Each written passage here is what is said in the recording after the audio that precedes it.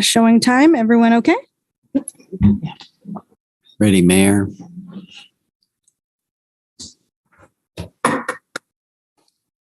Welcome, everyone, to the Tuesday, July 5th, 2022 Lawrence City Commission meeting. First, we will have some explanations from Porter Arneal about how we run the meeting. Hang on, Porter has to turn off his volume. There we go.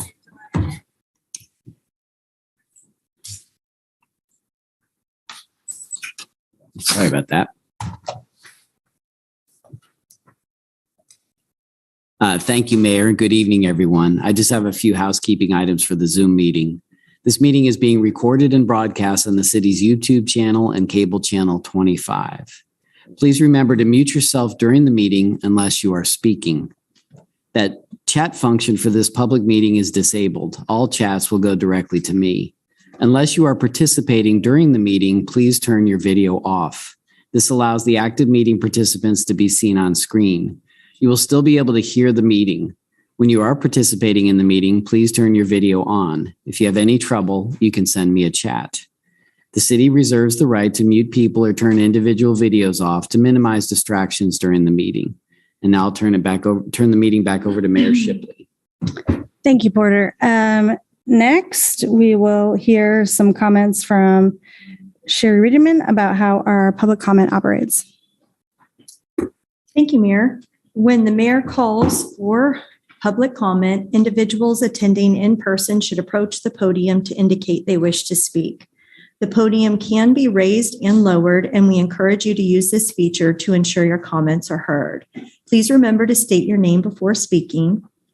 Individuals participating via Zoom should use the raise hand function to indicate they wish to speak. When you are called on, please unmute. And again, please remember to state your name before speaking. All comments will be limited to 3 minutes. Thank you. Thank you. Let's move on to approving the agenda. The City Commission reserves the right to amend, supplement, or reorder the agenda during the meeting. Do I have any motions to change the agenda or motions to approve? Move to approve. Second. I have a first and second. All those in favor? Aye. Aye. There we go. Thank you. Any opposed? None. That passes 5-0. Next is our consent agenda. All matters listed on the consent agenda are considered under one motion and will be approved under one motion. There will be no separate discussion on those items. If discussion is desired, that item will be removed from the consent agenda and will be considered separately. Members of the public wishing to speak to an item that has been pulled off the consent agenda will be limited to 3 minutes for comments. Are there any items on consent that commissioners would like to remove? Seeing none, are there any items in the room that Michael Lawrence Accountability, want to pull B as in boy, 2, D as in David. Thank you. Let's check online on Zoom and make sure there's nothing that anyone there would like to remove. Any items people online would like to remove from our consent agenda?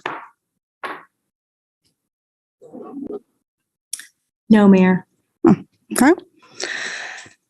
With that, I will entertain motions. Move to approve the consent agenda with the exception of B to D. Second. I have a first and a second. All those in favor? Aye. Aye. Any opposed? None. That passes 5-0. Then that brings us to B to D. Mr. Ravi, could you? And the reason that I wanted to pull this is I want to revisit the policy changes that were made at this meeting. There was a document put at each of you up on the dais today, and I sent Brad an email follow-up since I realized he wasn't going to be here. But this is Chief Lockhart at that meeting changing the use of force policy. We were reporting an addition of deadly force other than firearm, and then also changing language to reflect injuries seen by a physician.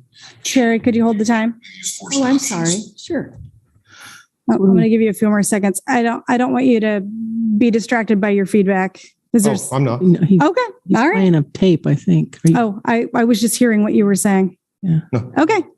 Carry on. I was apologize. confused. So at this meeting, Chief Lockhart made some changes to the use of force policy.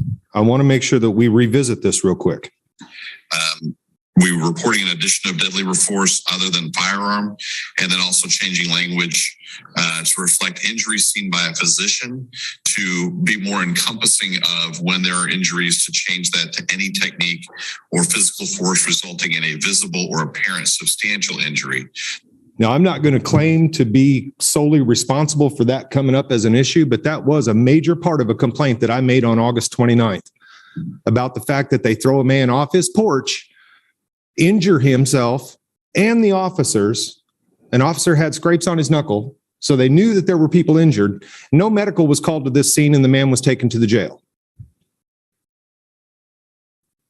My problem with this is that we're making policy changes after we've told Michael everything was fine.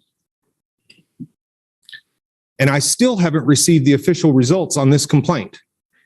We are almost a year in, and this department continues to come into this room and tell you guys that they follow their policies, that they strictly adhere to policy, and they'll go so far as to exonerate federal implicated crimes because it doesn't exist in their policy. The response to my complaint does exist in their policy, and I expect to receive that response. They may not like me. Matter of fact, I'm pretty sure most of them don't, but that's their problem. We didn't have to get to this point. They could have adjusted and treated me with some respect 2 years ago instead of just now finally starting to do that. I'm going to get these responses. And I expect somebody on this commission to push this police department, or maybe Craig Owens can push this police department to actually follow their policies and respond to complainants. They come in here and say they consult the complainants to the CPRB. I have never once been consulted about a complaint that I submitted, and I can barely get responses telling me that all the officers are exonerated. So when the police department comes in here and talks to you about policy, keep in mind that they don't always follow those policies they swear to. Do you have any questions for me about this?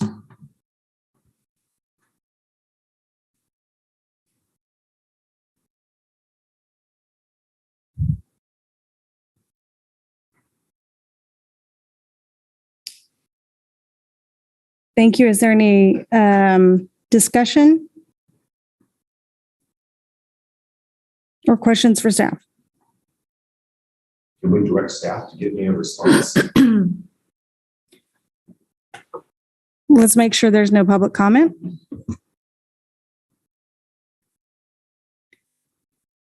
Is there any public comment online?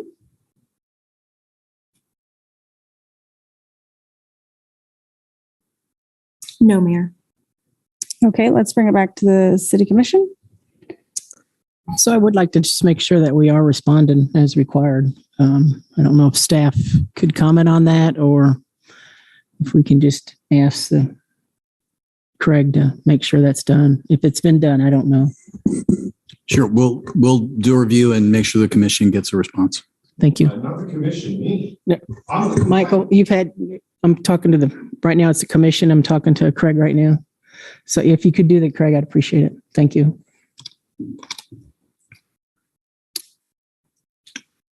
Thank you. Any motions? Mayor, you're not going to need, you're just receiving them. Receiving it. Okay, thanks. That brings us to public comment. Public is allowed to speak on items or issues that are not scheduled for discussion on the agenda. As a general practice, the commission will not discuss or debate these items, nor will the commission make decisions on items presented during this time. Individuals should address all comments and questions to the commission. Each person will be limited to 3 minutes.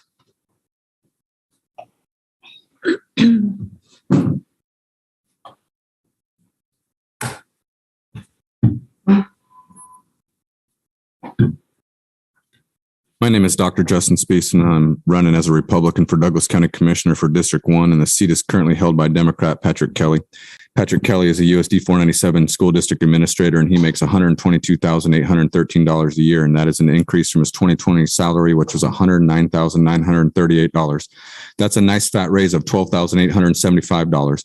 Seems like a good time for me to point out here that the USD 497 school district continues to be in a massive budget crisis that has led to an increase in teacher and staff resignations, combined classrooms, cut school programs, and increased expenses for families. Ask yourself, does that seem right? Why does Commissioner Patrick Kelly make so much money while the school district burns to the ground over lack of funding? Not to mention the outrageous sums of money he takes from the families of Douglas County in taxes. That shows what kind of moral character Commissioner Patrick Kelly has. Reminds me of Bob Marley's songs, "Them belly full, but we hungry."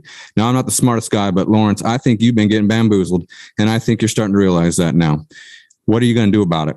My political message is simple. I will expose and oppose these sorry excuses for leaders. If they vote yes, I'll vote no. If they vote no, I'll vote yes. It's really that simple. They tax and spend like crazy, and I will not stand for that. And I'm not talking about exposing and opposing just the county commission, but I'll also expose and oppose those here on the city commission, the USD 497 school board and superintendent, and the local newspapers, and anyone else who's corrupt and incompetent around here. If you find yourself recognizing that things aren't right around here locally and in the nation, and you're not sure what you can do, but you're looking to get involved or are interested in joining a group that takes action, then come join my group.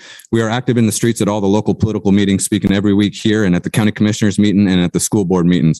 Right now, we are protesting the Douglas County Health Department infant and child vax clinics going on right now, and we do this in person. We are actively and openly opposing protesting against abortion and have organized a pro-life, anti-baby murder rally on July 31st at 4 p.m. at the gazebo in South Park. We are also protesting Dillon's and Kroger, who are now paying $4,000 to fund the abortions of their employees. We stand outside Dillon's on 6th and Wakarusa with a pledge that the now ex-customers signed, saying they will not spend their money at Dillon's anymore since it goes to funding baby murder.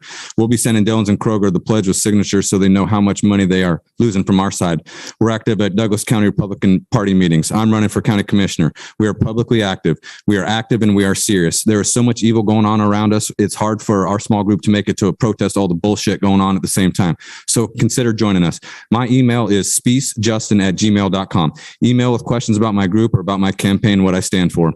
Always happy to hear from people. I will continue this exact same fighting spirit of unrelenting action if I'm elected District 1 County Commissioner this fall. I will stand up to what's right. I will stand up to what's wrong and we'll fight for what's right.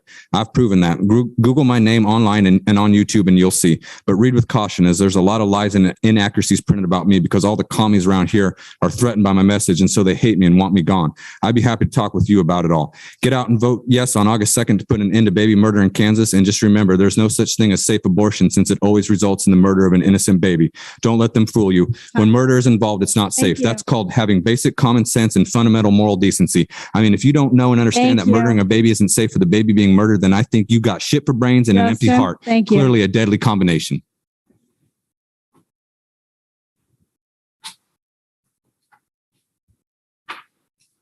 Hello. Excuse me. My name's Linda Weinmaster. I live at 321 Stone Ridge Court. And just a little over 23 years ago, we moved here when Lawrence was a nice little kind of a hippie town. The first place we went out to eat, the first person we saw was a man holding a sign that says honk for hemp. This was a great place for families with low property taxes. Now it seems to have moved towards a socialistic agenda. Property taxes are high with little care for existing infrastructure. I am one of the privileged select homeowners that was selected to pay additional money for Queens Road, which I am sure I'll be getting my notice soon. The thing is, I have high enough property taxes. I live on Stone Ridge. I have direct access to 6th Street. I've never driven down Queens Road in 23 years. If that's not enough, now I have to look at Fantasyland sculpture when I'm driving down Overland Park Road. That belongs in Disney World for $340,000. Couldn't we find dozens of artists here in this town that would have done something? It is so out of place out in that area. I can't even believe it exists. It was shocking the first time I had to turn my car around the roundabout and go right back and look at it again. And brought this in from Arizona. You are not good stewards of taxpayers' dollars. We all have tightened our belts. my husband and I are retired now for going on 4 years. We've lost our focus and direction in this city. We need to get it back. We need to get back to basics. We need to provide services that are necessities, but not your want lists. Get back to basics.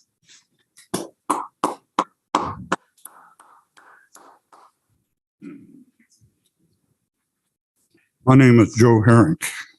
We, the people, are asking each of you to look at the data rather than following the propaganda dogma.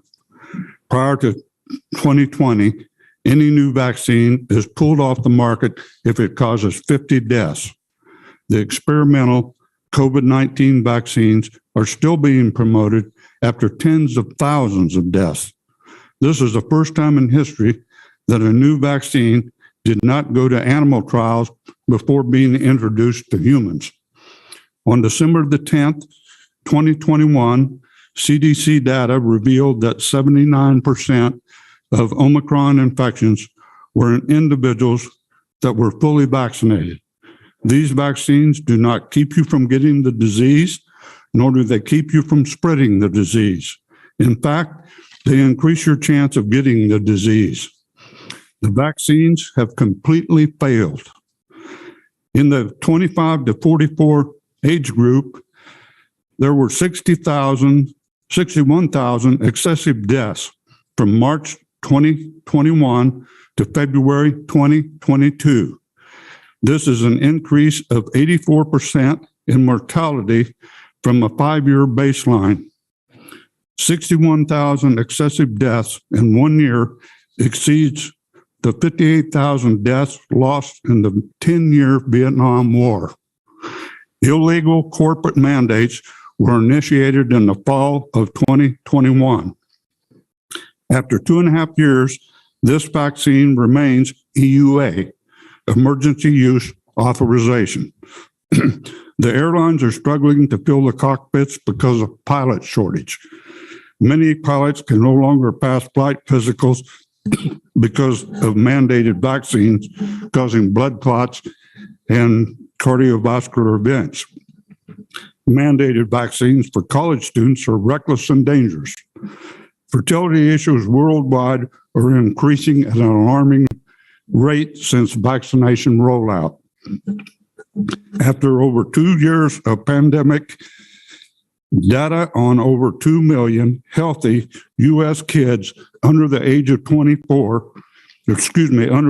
16, there have been 0 deaths from COVID-19. Not 4, not 12, 0.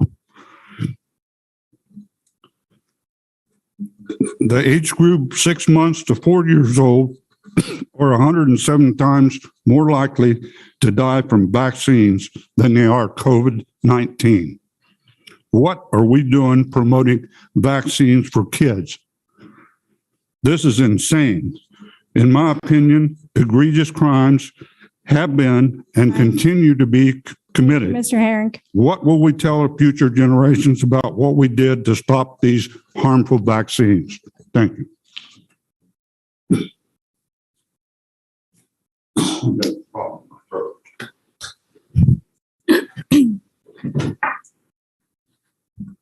Hi, everyone. I'm Yoav. Before I begin, I'd like to disclose my internship with the City Commission and say that all opinions following are my own, made in my capacity as a private citizen and not affiliated with, endorsed by, or otherwise put forth by the Lawrence City Commission.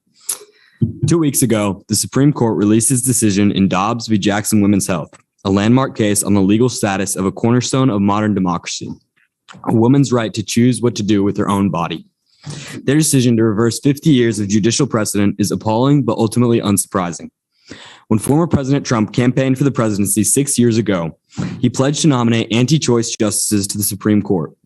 Kentucky Senator Mitch McConnell had blocked President Obama's nominee for nearly a year, a choice that paid off when his party's president nominated a drastically more conservative justice. 2 justices later, our nation's highest court has been completely politicized. We have to recognize the political weaponization of our judiciary. Today's court is not just apolitical, but fundamentally partisan. The majority views apoliticism in the same way they view judicial precedent, as a toy to be tossed aside when a more appealing option presents itself. They have made it clear Roe is just the beginning. The court's radical regressives would have us return to a time before federal protection of contraceptives, gay marriage, and gay intimacy. I realize calls to vote in this time of regression can seem patronizing. 5 of the court's 9 justices were appointed by presidents who lost the popular vote. But we can't abandon the ballot box. Curtailing our voting today only serves those who seek to take away more of our hard-fought rights. Making our voices heard may seem hopeless, but we face an opposition with no illusions as to the power of their votes.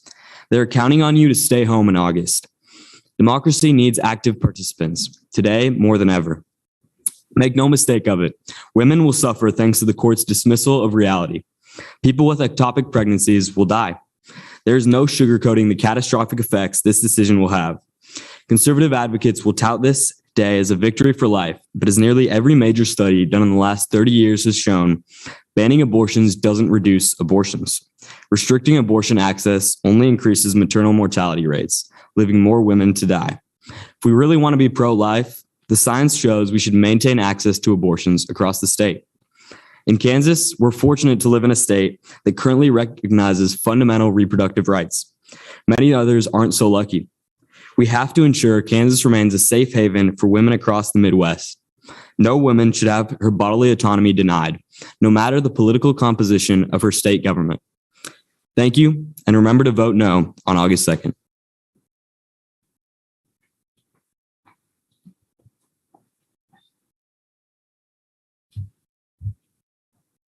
Maybe part of the reason I can't get the responses is because they just won't talk to me. Police, Craig, nobody. They'll give the response to the commission, but not to the guy that filed the complaint. Chief sat in here and said they'd take complaints anyway. When we submit a complaint to the commission or the CPRB, it just gets forwarded to the department. So unless we submit it directly to the police, we never hear back. Is that how it really works? The last 2 years have put me in a position of just having to accept the role that I'm in. They tried for a couple of years to put me in jail, and they found out they couldn't do it. They made fun of me. They decided to ridicule me in their online emails inside the department. So now my role is to ridicule them. And I'll willingly take that on, because they're not going to do a damn thing to me while I do it, because I have the freedom as an American to ridicule them.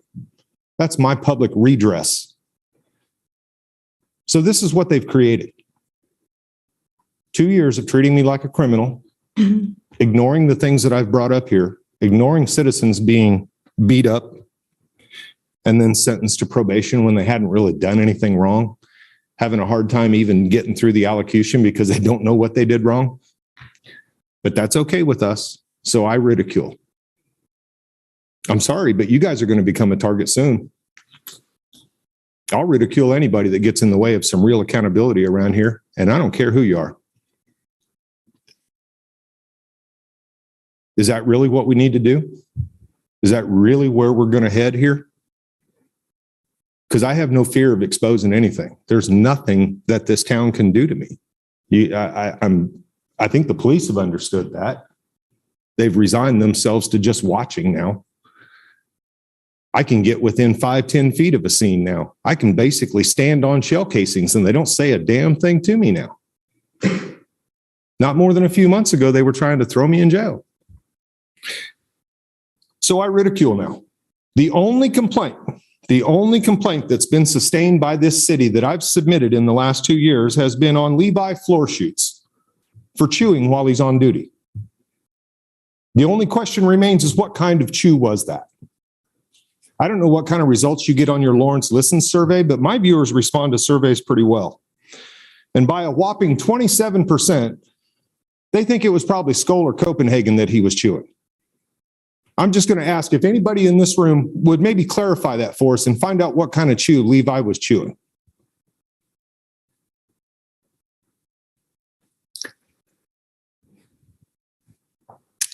Hi, I'm Chris Flowers. I came here to talk about fireworks. I appreciate the city's display. they were kind of near where I work. So we kind of went out to watch them, and we thought it was going to be 9:45 to 10. So like at 10, I'm ready for the finale, but it just kept going and going. I think 30 minutes is too long for fireworks. I don't want to be a buzzkill, but like, it's just this a color exploding in the air. It's like, oh, it's blue, it's red. Like, how after 15 minutes, it gets kind of repetitive. And here's the thing, we're spending money on that. I would rather just, I don't know, do it for like 20 minutes and whatever fireworks we have for the final 10, we just do it all at once and have a huge finale, or we just do it 20 minutes and spend 10 minutes, don't buy the 10 minutes worth of fireworks and put that money towards some other holiday we celebrate. And here's the thing, I was excited to watch them too. I could have switched that day, but I was like, no, I'll work it because I want to see the fireworks. It's just that once you start watching, you're committed to see the finale. But after 15 minutes, it's like, well, I'm ready for the finale now. And also, I do think it would be a better use of money to shorten it and have it go to some other celebration we do. But also when it comes to what the city permits, I just think it's weird that we're not allowed to shoot our own fireworks because it's too noisy, yet it's too noisy for those with PTSD, but we're shooting them off in the middle of the city. How come we can't allow residents to shoot theirs off during like a certain time when we're shooting ours off? Because theirs is going to be less loud than the cities. And also, if you look at the cities, the fireworks page they have, like saying that fireworks are banned except what's allowed. It says that they're not allowed, I guess, because of the noise. And also it says smoke, like that people with respiratory problems, you got to be courteous and not shoot off the fireworks because of the smoke. Yet what is allowed are smoke bombs. So that kind of it's kind of weird. You can't shoot off Roman candles because the smoke might interfere with your neighbor's respiratory problems, but go ahead and light all the smoke bombs you want. I think that's kind of BS. And also on the city's thing, it does not mention that the reason they are banned, I thought, is mainly because of the fires they start. I just think that's kind of weird that we won't allow some fireworks, but we'll allow smoke bombs, even though it's supposed to be about respiratory problems. Thank you. Thank you. Is there anyone online who has public comment?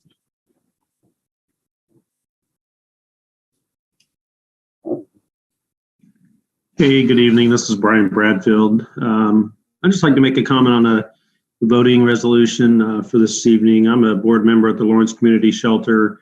Just want to give my support. Oh, I'm sorry. I apologize, Brian.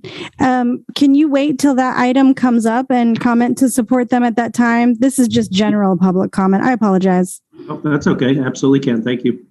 Thank you. Is there any general public comment not on items that are already on our agenda for this evening?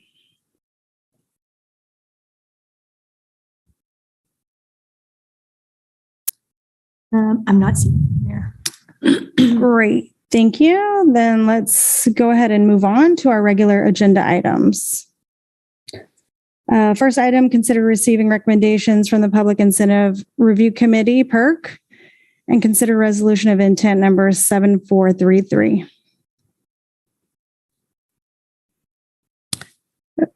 Is Brent available? Oh. All right, good evening, Commissioners. Sam Kent, Economic Development Analyst.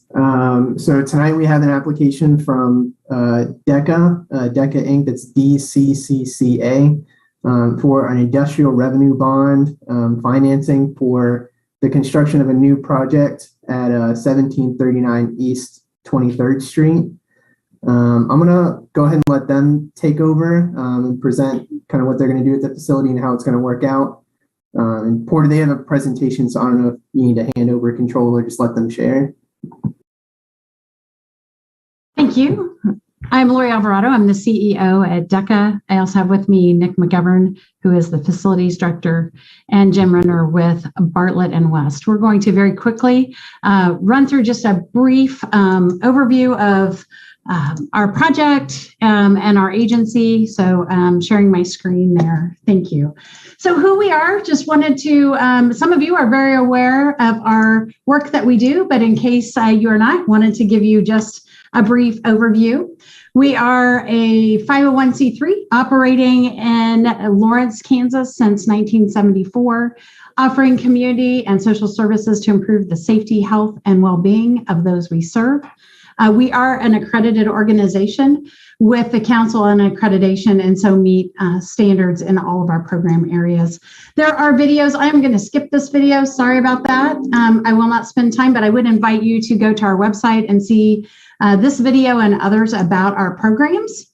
Just a brief history, you see there, 1974 is when we were founded, and you see that we have accumulated a lot of service delivery, both here and across the state of Kansas, with our biggest footprint being here in Douglas County. We provide behavioral health services in Lawrence. We have a residential treatment facility at First Step, and it's located on 31st Street. It says 23rd. That is where we're building our new one. But 31st Street, it's a women's treatment facility, and then an outpatient treatment facility at 23rd Street. You see there the services that we provide in behavioral health, and all of those services are provided in Lawrence. We also have prevention services seeking to address the challenges of substance use, as well as promoting mental health wellness, working with youth and adults in the community to address evidence-based strategies that will help young people and adults make good decisions about use of substances. We also have traffic safety work, working to keep highway safety is safe. So we will do things around texting and driving, drinking and driving, impaired driving, distracted driving, senior driving, and we do work around child safety with passenger seat safety installation across the community. Family preservation services funded by the Department for Children and Families at the state. This is really designed to keep families together, those families who might be having challenges. So our work is to strengthen the family. We do have a specific piece of that work that brings our treatment and our family preservation work together with sobriety treatment and recovery teams with START. We also have a child placing agency, which means that we train, recruit, and support foster parents across the state. But we do have a great group of foster parents here in Lawrence and work with Bert Nash on providing respite care for children on the SED waiver. And again, you see many of the services we provide. So what we're here to talk about tonight is a new facility at Harper and 23rd Street. And I will hand it over to Nick at this time to just give us some brief overview of the facility itself. Great, thanks, Lori. So a lot of these programs that Lori just mentioned, if you'll head to the next slide, Lori, a lot of these great programs that Lori mentioned there, we're going to encompass here in this new facility. So it's a good service building for DECA. So it is 17,200 square feet in size. The lot size at the corner of 23rd and Harper is currently 5.23 acres that has been owned by DECA for about 25 years now. In this design, we have really put an emphasis on trauma-informed care. So we really have thought about how we want to treat our clients and customers. DECA currently owns this property, but that being said, when the design came up and we started having the conversations about building a new facility, DECA's research and evaluations team kind of did a heat study to decide where the best location for DECA was to build this facility on. And we really honed in and really liked the current property that we had. It just checked all the boxes for us. So Currently, we offer service at this location, and we are just looking to continue to offer service at this location, just in a new facility. So if the very top picture is the front of the building, so we've kind of turned this around so the back of the building faces 23rd and Harper. And we kind of asked why, but one of our key objectives is privacy when it comes to treatment and service. So that is kind of where we're at. Two other things. We have a lot, you might think that 17,200 square feet sounds large. It is large, but we've also included a 3,000 square foot conference room for conference meetings for us for 50 to 60 person capacity. And then we've also added a 3,000 square foot shell for future expansion for our business. This being said, DECA has currently partnered with Bartlett and West on a design build, and we have Jim Renner here on Zoom to discuss some of the sustainability issues that we tackled during our design. Yeah, hello, my name is Jim Renner. I hope the echo here doesn't bother you too much, but I am the design build manager for Bartlett and West. I lead all construction efforts for the company and have enjoyed working with Lori and Nick from concept through development of design and now preparing for construction. Some of the, they're a great organization and they're really wanting to do the right thing for this building and for the community of Lawrence. And with all that in mind, we certainly kept in mind sustainability concerns. I have a lead AP registration that came with some knowledge about sustainability, but we really wanted to accommodate a number of things with this building. And the very first is one that Nick mentioned, that find the right spot, do a good site selection, services the community that's going to be serviced well. But we're going to be offering electric car charging. There's bike storage. We're using efficient lighting throughout the building. DOC has engaged Steve Hughes. He's a local engineer as the owner's rep to oversee all of the design and construction. But he's provided a lot of, he's been encouraging all along the way efficient lighting and power and low CO2 systems throughout design. We focused on good sun exposure and efficient use of sun exposure and daylighting throughout the building, both for energy and for human interaction. We're going to be recycling as much construction waste as we possibly can, use low VOC materials in the construction.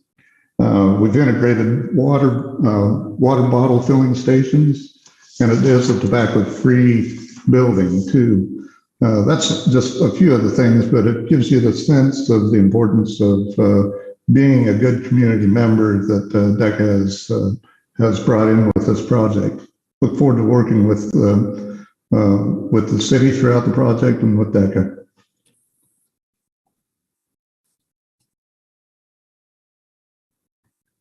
All right, so I think at this time, Lori and the DECA team are finished. We can go ahead into any questions the commissioner or the public has.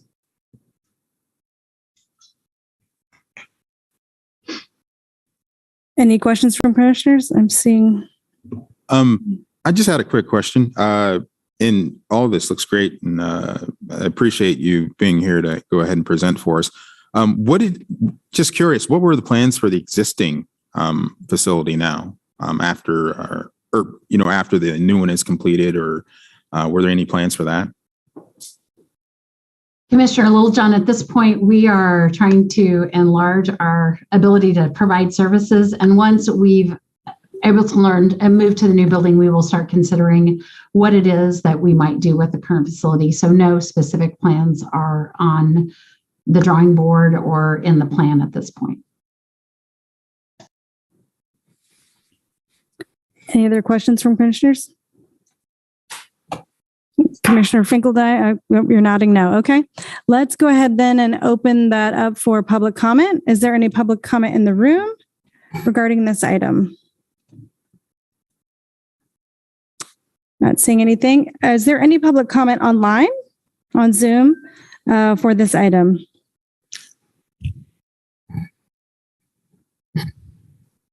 There's no public comment. Okay, everyone. Let's bring it back to the commission. Any comments or discussion? I think it looks like a great project. I appreciate your discussion of your sustainability, what you're going to do for sustainability and your efficiency. I really appreciate that. And I just know that the services you offer are stellar. That's been my experience. I do appreciate it. So I don't have a problem moving forward with this.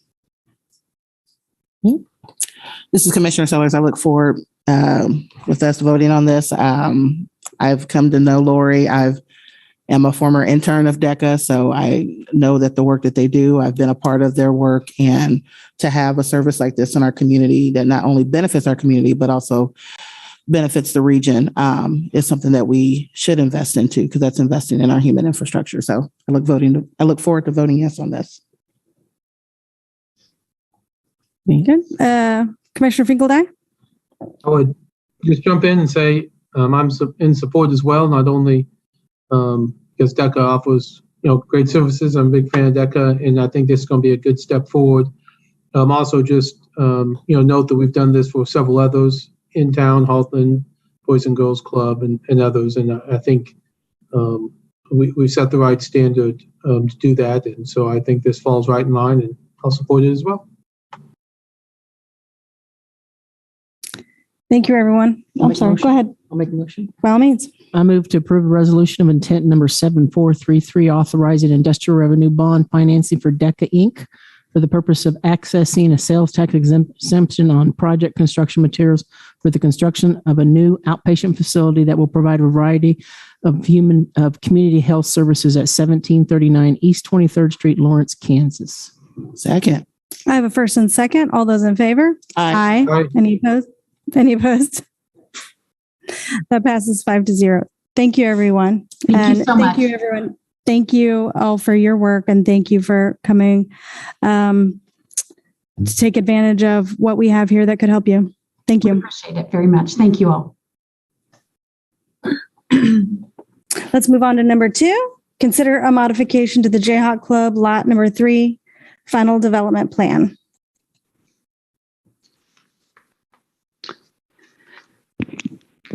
Good evening, Commissioners. Sandy Day with the Planning Office. This item for consideration is a revised final development plan.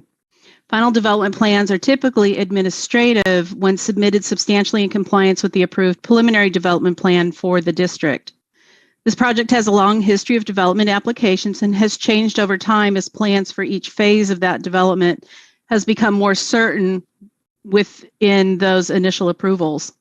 The earliest preliminary development plan was approved in 2015, revised in 2016. The 2015 plan included multi-dwelling residential development uses on both sides of Birdie Way. In 2016, the east side of Birdie Way was revised to include mixed residential uses, including duplex and independent living units. Each phase of the plan development has its independent final development plan. Final development plan for this phase was approved in 2021. The application is a revision to that approved plan that included detached dwellings and independent living. The Land Development Code provides a process for applicants to revise the phase without restarting the process with a preliminary development plan, but exchanges that administrative process for a public process in front of this governing body. Section 20-1304 of the Land Development Code dictates the process as it pertains to plan developments. Final development plans may be submitted for consideration after the preliminary development plan has been approved. This step was completed in 2021. The request by the applicant is to consider the revised final development plan that is not substantially similar to the approved preliminary development plan. This application, instead of the proposal for the detached and independent living that was proposed in the previous drawing, is for a multifamily residential development. The code describes a major change as one that increases the residential density by more than 5%, increases the proposed floor area of non-residential uses in a phase, increases the ground area covered by buildings, changes the residential use or building type, increases the building height, represents a change to the preliminary development plan that creates a substantial adverse impact on the surrounding landowners, or changes a residential building type by more than 10% in size. Any of these conditions is considered to be a major change. As noted, this project does change the residential building type and the land use to all multifamily. The code goes on to recognize that changes may occur within any given development and provides a path forward to accommodate those changing demands while protecting the integrity of the process by establishing a method to make those changes. The code states all provisions of a final development plan may be modified upon the finding by the city, followed by the public hearing, which is what this item is, that the plan is consistent with the efficient development and preservation of the entire plan development. Does not adversely affect the enjoyment of land abutting or across the street from the plan development, is not granted solely to confer special privileges to any one person. The Jayhawk Club, also known as Alvamar, was always intended the east and west sides of Birdie Way to be developed with multi-dwelling residential uses in some form. The west side was developed with 3 multi-story buildings. The east side has been modified several times to show that mix of uses I described and is described in detail in the staff report. The north end of the development has included both duplex or detached dwellings in various versions. Multi-dwelling and independent living have been shown in the center and southern portions of that development. The current iteration of the multi-dwelling residential use is for single use, scattered multiple buildings. This makes the overall appearance of the development less massive compared to what's on the west side. Buildings are only 3 stories compared to the 4 stories on the west side. And additionally, the smallest building is located at the north end of the development, providing a more modest transition to the north. The design or layout of the building and the parking are intended to have the least impact on the areas to the north and to the east that are outside of the planned development district. The overall density is also less than the original designs, while higher than the 2021 plan, is still lower than both the existing development to the west and the overall project than originally approved for. The process outlined in the development code provides for an appropriate notice to property owners and the ability to participate in the public discussion about the project without unduly delaying through regulatory review by first submitting that preliminary development plan before proceeding with a new revised final development plan. This is more efficient to the developer and still requires all the notice as well as full project review.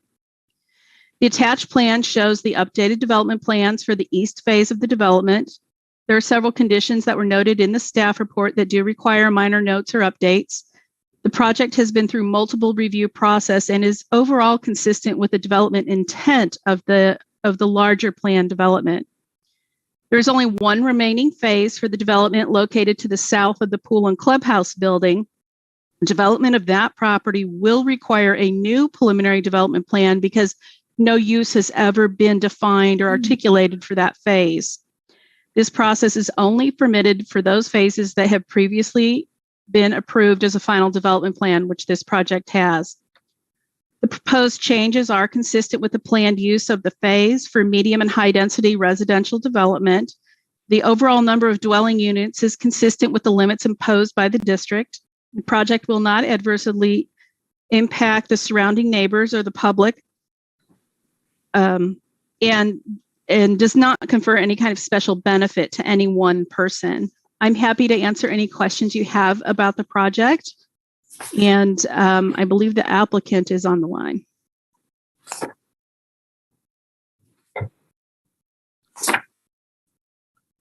I have a question. How tall are the proposed buildings going to be? I thought I saw 45 feet. That's the maximum height allowed in the district. I believe at 3 stories, we are looking at closer to a 35-foot height. Okay, what was it proposed? What was the approved plan proposal for height? The earliest plan back in 2016 had 4-story buildings on that west side. So that would have been closer to that 45-foot. At the middle and south ends of the project, they've also had larger buildings at 3 and 4 stories. But the plan that was approved in 2021, what were the heights of those? In 2021, that project included 3 detached dwellings at the very north end, and it included an independent living structure. And I think the applicant could probably confirm, I can't remember if that was 3 or 4 stories at the very south end.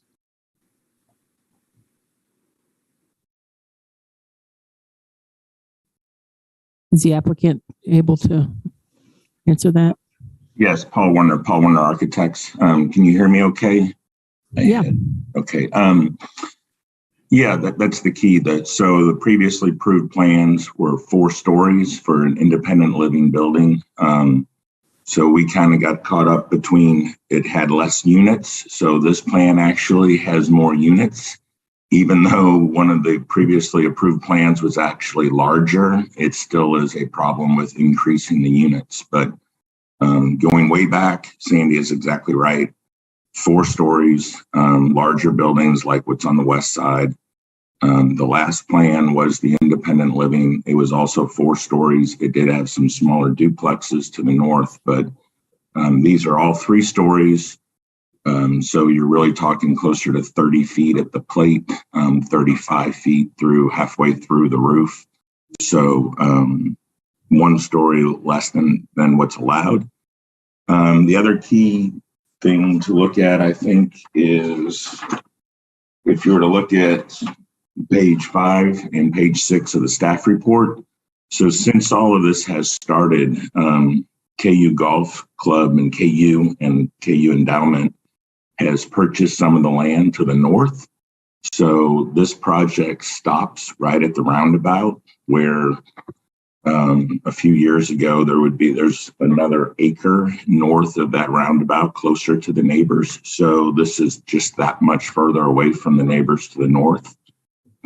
These are all 3-story, 12-plex buildings, mostly 1-bedrooms. So while there are several buildings on this site, it is and should certainly be perceived as a much less dense project. And we would probably argue, I think it's better for the neighbors to the north, and it's certainly better at this time than building that large of an independent living facility. So hopefully that answers your question. Thank you. Yes. Any other questions from commissioners? This is Commissioner Finkeldye. I wanted to follow up on that. It looks like Randy has a comment. But I was wondering about that when I looked at the area north of the roundabout. Are you saying that area now is owned by KU? So it won't be in a future phase, right? It's owned by KU. It is owned by KU as that is their that area to the north, and to the east is the outside practice facilities for the golf team. Yeah. So it is out of our ownership, and it's in KU and KU Endowment. So it will be there for quite some time with nothing else on it, but this facility for the golf team. Okay, thank you. And then, Mayor, I think Randy had something to say. Yes, Mayor, Commissioners, this is Randy Larkin, Deputy City Attorney. And looking at this matter and making a decision on it, you're going to be applying the law to facts as you hear them. So this is a little more beyond administrative. It goes into the quasi-judicial. So it would be a good idea probably at this time to disclose any ex parte communications that you may have had. Thank you, Randy. Mayor Shibley, I've had none. Any other commissioners? This Commissioner Sellers, I've had none. Commissioner Larson, I have had none. Commissioner Littlejohn, I have had none. Commissioner Finkeldye, I have had none. Thank you. Thank you, Randy, for reminding us. I appreciate that. Any further questions from commissioners? Sandra, this is Commissioner Sellers. I wanted to make sure I heard you correctly in the presentation.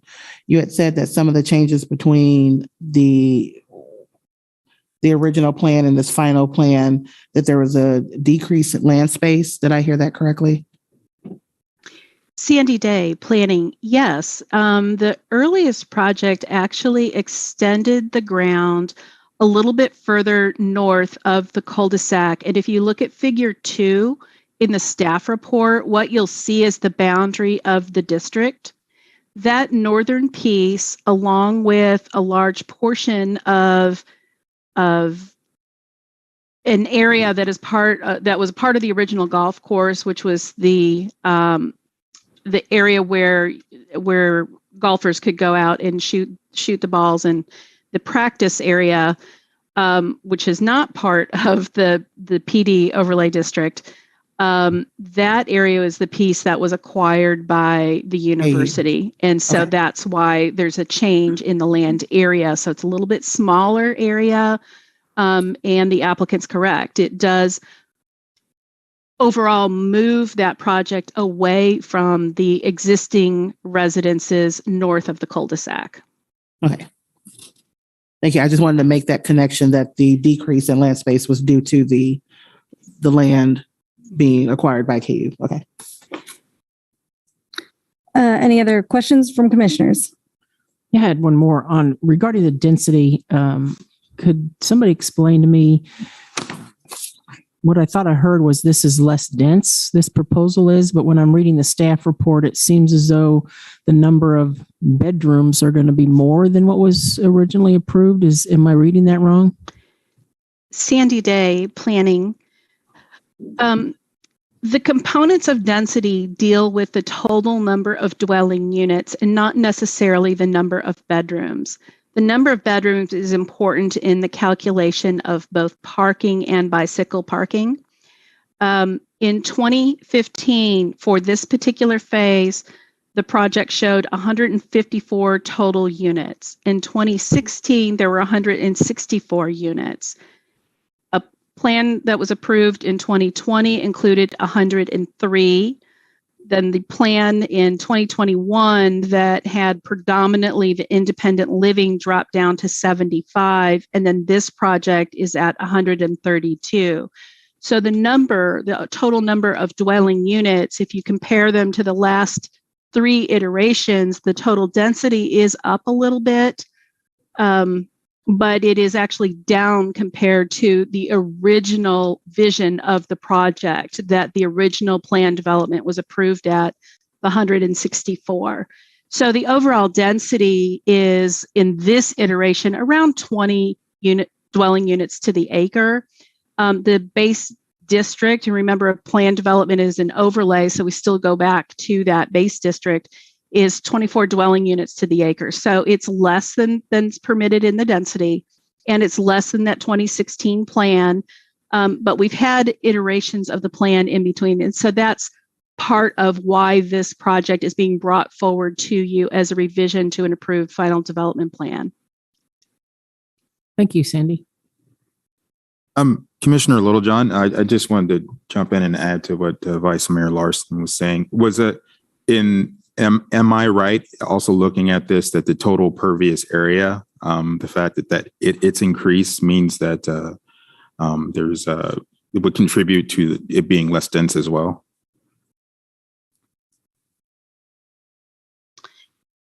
Sandy Day planning. The impervious surface in this particular design has a lot to do with the requirement that the parking be provided for the residential component. This was a very unusual and unique plan development in our community. It has multiple phases. It had 2 phases that had the clubhouse kind of to the southwest, and then all of the pool and amenities buildings immediately to the south of this phase. A requirement of the early project required that all of the residential parking be provided on the 2 residential lots, because this project also includes on-street parking. Now, that happens to be a private street for that segment of Birdie Way, and that parking is shared throughout the development. So you could have multiple events going on, but the early iterations of the project from the Planning Commission discussion and ultimately in those approvals required that the residential parking be met on those pieces without the shared parking. So it does drive up the impervious surface a little bit. But again, this project has been looked at holistically, not only by its phase, but by all of the lots that were included in the zoning.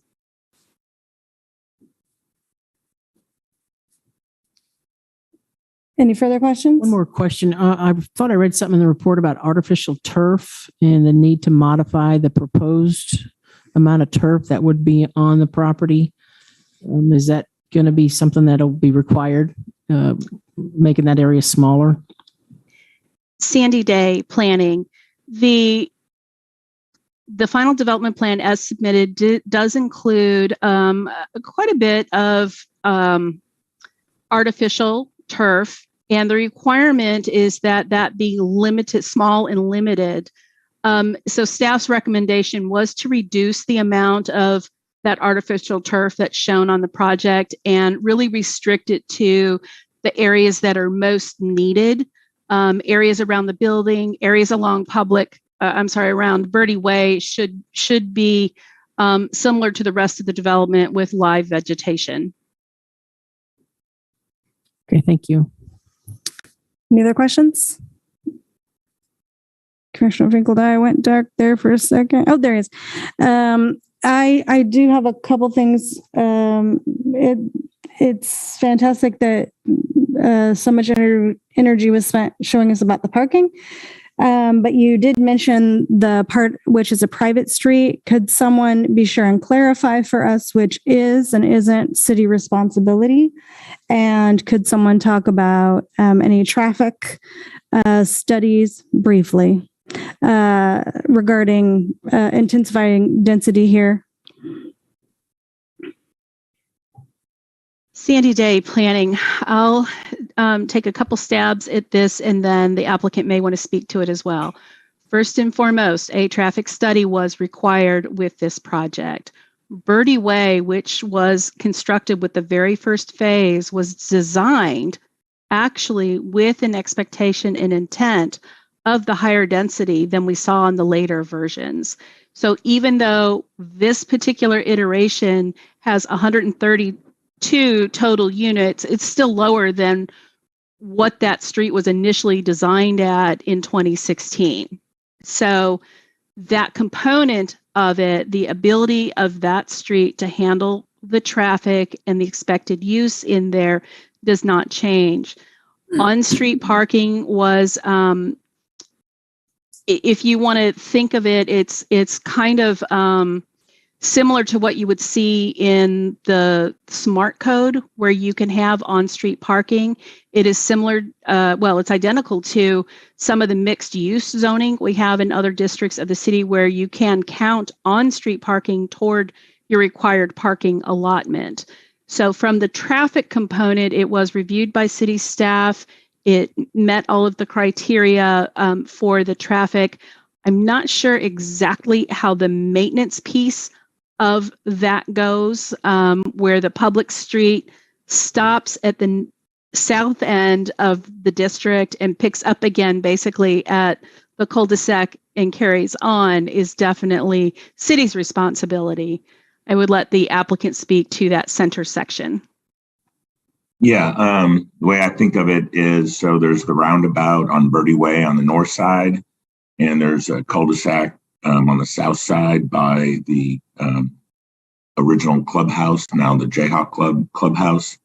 And the street in between all of that is private. And so the owners of this lot, the lot to the west, the other lots that Sandy mentioned, they all get to maintain the street. And if for some reason, if it didn't, whatever, the city can certainly chime in, but it's a brand new street. It is meant to handle all of this traffic. You may remember, so Birdie Way is a brand new street to get you to 15th or Bob Billings. And we managed to get rid of the little goofy part of Cross Gate that you used to wind around on the houses to the north. So they essentially have a private access to the roundabout. and then go out to Bob Billings Parkway.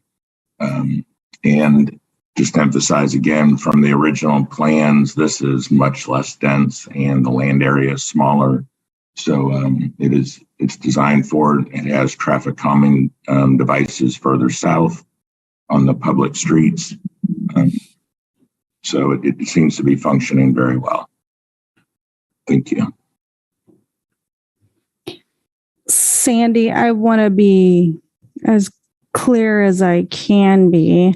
I want to be real clear about what the city will never be responsible for.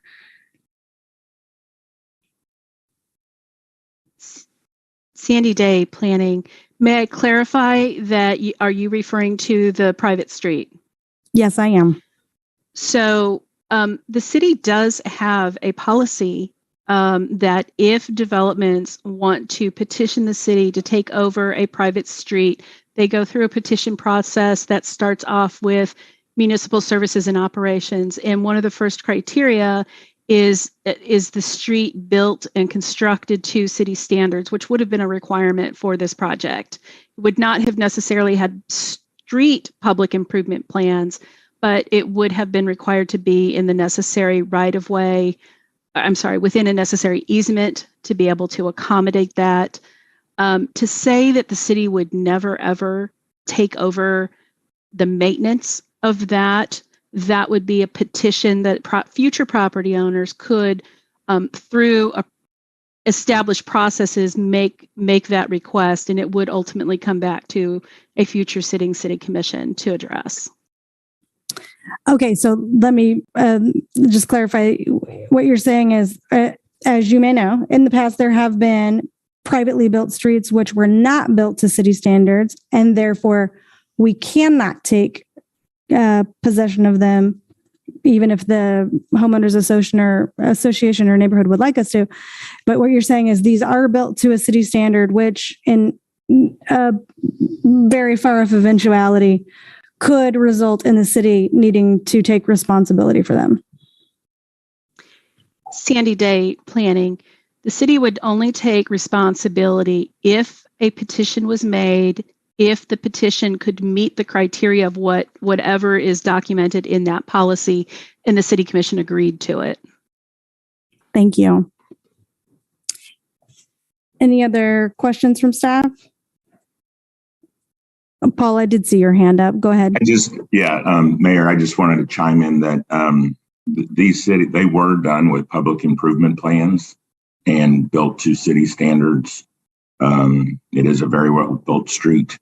I would think, to Sandy's point of a petition to a city commission, we can obviously never say never, but with all of the parking on both sides of the street, the way it's laid out, I think it would be a pretty hard sell for anybody to try to convince MSO or the city to take this over. So I would hope that alleviate your concern, but it is built, public improvement plans, well built, completely different system today than 20 years ago with private streets and stuff. So it is a well built street. Hope that helps. Thank you. Thank you. Any other questions? Commissioner Finkeldye, I lost you. Are you there? You're good? Okay. Let's make sure there's no public comment.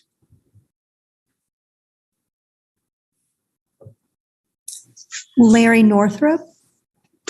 Yeah, I had a public comment. Larry Northrup, 1560 El Dorado, immediately north of the project. Just found out about the project through the newspaper last night.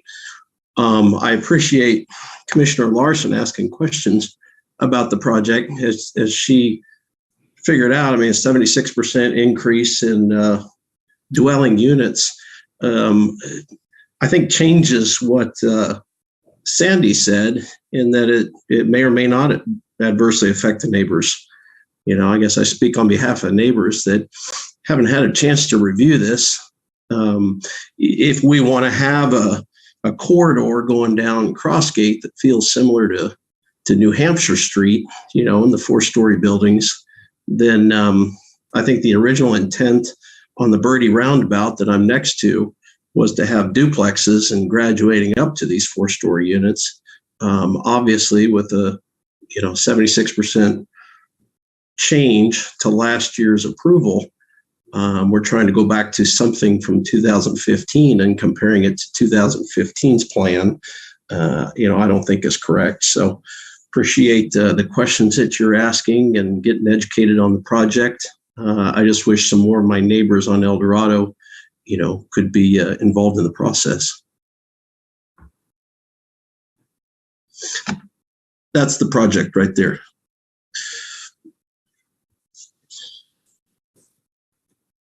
Thank you. Anyone else online?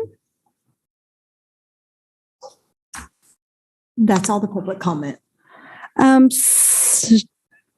Staff, I want to make sure that we're all clear about the rules of, or the protocol for who is and isn't notified for situations like these.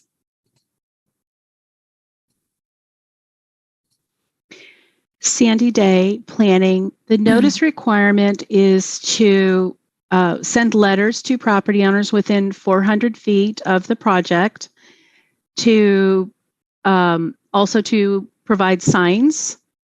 And I believe there was a notice in the paper of the proposed use. So those are the requirements that are set out in the Land Development Code for notice.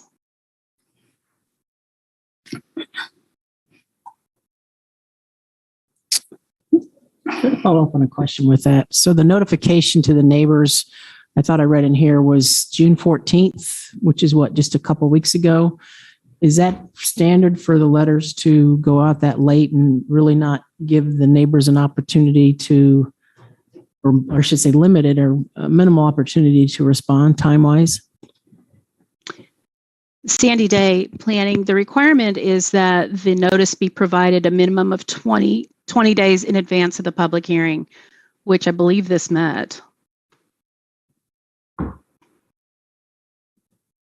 So there's no requirement for them to have a neighborhood meeting to let the neighbors know? There's no requirements like that, I take it? The Sandy Day planning, there is not. I have to admit, I'm really surprised that that is a very active street. I hear from the neighbors over there all the time. They, I think, communicate pretty well with each other. I'm just surprised that the comments is that they're surprised about this project. So we were actually supposed to be even on in June. So I think the signs have been up longer than they were supposed to be. Again, the city staff does the notification, but this is it's a better project than the previous one, just height wise. So I just want to emphasize that. But thank you. Staff or Mr. Warner, are those people in that neighborhood in a homeowners association that they pay dues to? I am not aware that they are, but Mr. Northrup could probably address that. But I just know several of the people that back up to the practice facility, and we discuss this project, every now and then. So that's just a little bit surprising. Mr. Northrup, I'm going to make sure staff doesn't have a response, and then I'm interested in your comment. Go ahead, Sandy. Sandy Day planning. I cannot confirm if there is a homeowners association in that particular area or not. Thank you, Sandy. Mr. Northrup, could you comment on the homeowners association? Yes, we have a homeowners association with El Dorado Drive and 3 cul-de-sacs that come off of that. And do you have a board that meets regularly? We do. And is it operated in any way by the same owners of these properties, or is it separate? The homeowner association is not operated by the Jayhawk Club owner, I don't believe. Okay. I don't know who the applicant is for this project other than Mr. Warner that's representing him. Thank you. Any other questions or comments among commissioners?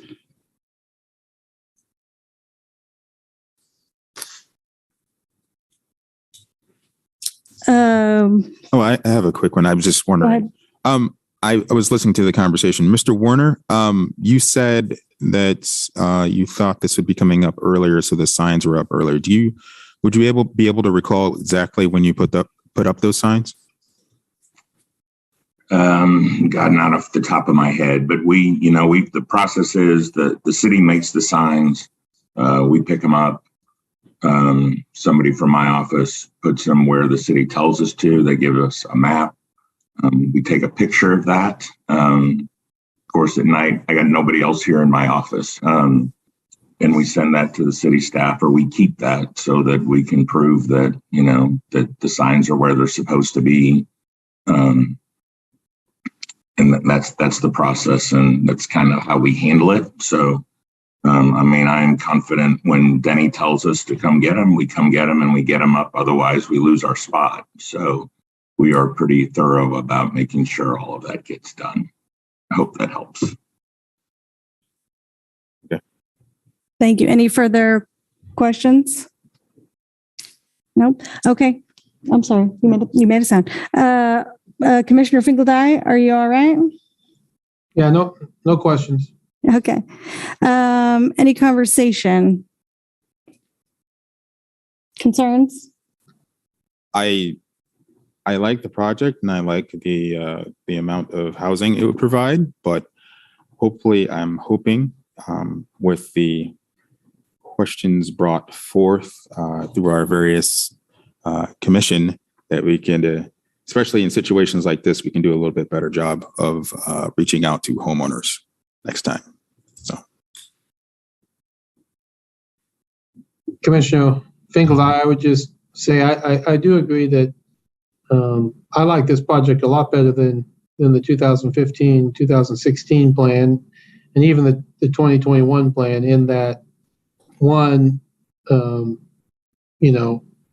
if you drive down that road, the buildings to the west, the 4-story buildings in the west do loom high over you. If you line the street on the other side with 4-story buildings, I do think that would have a whole different feel. And so I do like these 3-story buildings, these 3 stories. Not only are they 3 stories, but they're separated buildings. And I think that will break up and be much more residential-like as opposed to apartment-like.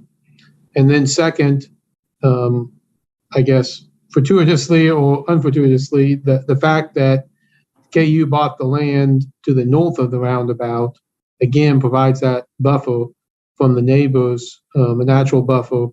When you look at those 2015 and 2016 plans, you were building new structures right up against the neighborhood.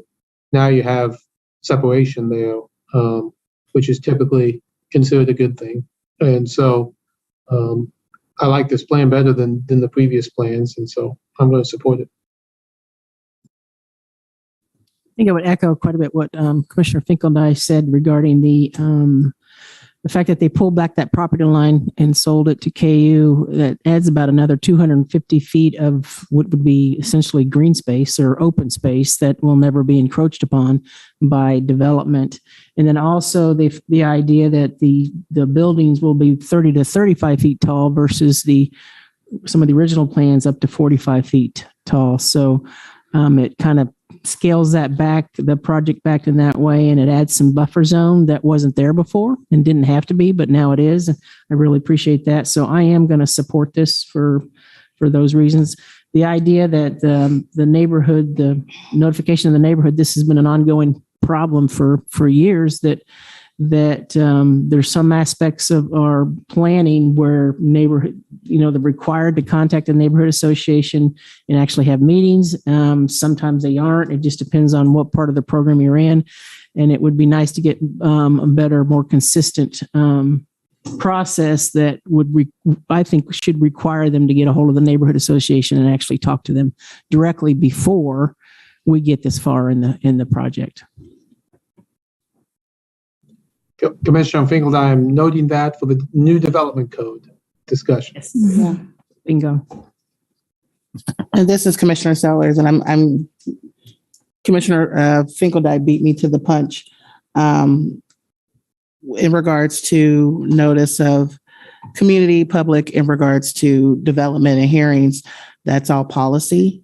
And so there's never been, I don't know if there is a blue ribbon process in regards to notifying the public, especially of development. It's something that we learned in school that has been the great mystery of local government, is how do you ensure that you reach the public. And so it's always something that you're trying to attain to, whether it's community engagement for services or it's engagement around infrastructure and housing. So, it is good if we make a point to know that is looked upon in our policies and in our codes, how we engage, because it's different, whether it's a HOA. So if you're talking about a subdivision or a community that may or may not have a neighborhood association, because most of our neighborhoods here don't. So it's going to look different, and it has to be able to be equitable and impact and be intentional in a way that it meets the community where they are. And these are things that ever change. So I'm glad we brought that to the attention, and that when that time comes, that we need to look at that we ensure that staff or the steering committee does look at that, and that if there's opportunities for us to provide input, that we need to make sure that we provide that input to staff. What are we looking for in regards to engagements? Is it a bigger sign? How do we identify those groups? So it's good to say it, but it's more important for us to direct staff on what is it that we're specifically looking at in regards to that. So I have no objections to the plan. I did notice there was a piece in regards to interior and perimeter with the parking about the shrubs. And I remember in a previous commission meeting in regards to trees and shrubs and making sure that we are accounting for what is required to be on the development. And I did see that it was noted in red that the shrubbery did not meet the requirements as noted in the plan. And so I would like to direct staff to ensure that that shrub count is as recommended, which was, I do believe, was 66, but the plan set for 59. So outside of that, I have no objections to this proposal. I do want to return just for a second to some of my questions. As other commissioners will know, in our CIP neighborhood that was in an HOA was so underserved in their road structure that they asked that to be added to our CIP. The confusing nature of private roads is one that we should consider. I think, considering in the last few years, we have been approached by neighborhoods who paid dues or paid extra fees for roads to be cared for by an alternate source, and then ultimately needed to come to the city to ask for that to be taken care of. I think that's important. I appreciate Mr. Warner's comments at how high the quality is of that build. Nevertheless, in 20 to 30 years, they will break down. And even though I would also point out, especially with some rental situations of other larger apartment complexes, as time goes by, when they're not taken care of by the proprietors, they've had to come together and put pressure on them to do their work. So these are things that I can't tell you what to do, but I'm bringing up a real concern that will come to you, as it does to us every year, to replace roads and take care of parking and curbs and gutters. And I will not like to see the city have to take responsibility for a road that is currently private.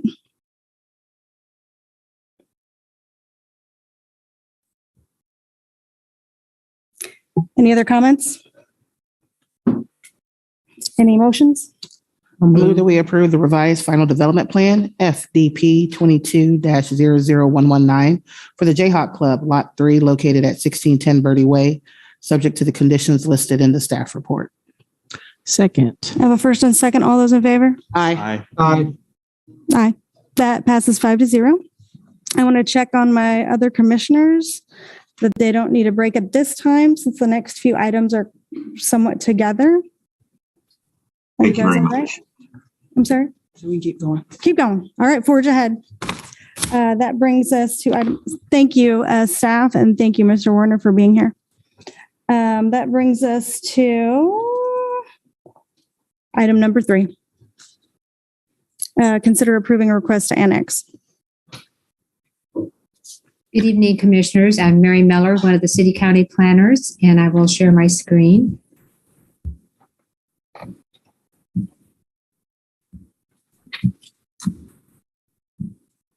And as you noted, there are quite a few items in this together. We have the annexation of about 61 acres, and then there are 3 rezoning requests that make up the property within the annexation. Oops, get that better. The subject property is located just south of Interstate 70 and it's on the north part of Lawrence. The blue areas in this graphic are areas that are within the city limits, and the area outlined in green is the subject property. So it is bounded on 3 sides by property within the city limits.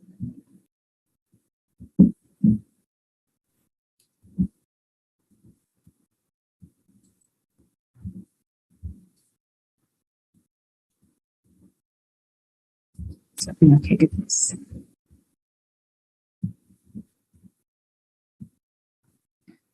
So with every annexation, it's necessary to request rezoning to a appropriate urban zoning district. So this was provided in the staff report, and it shows that they're proposing a school use in the northwest corner.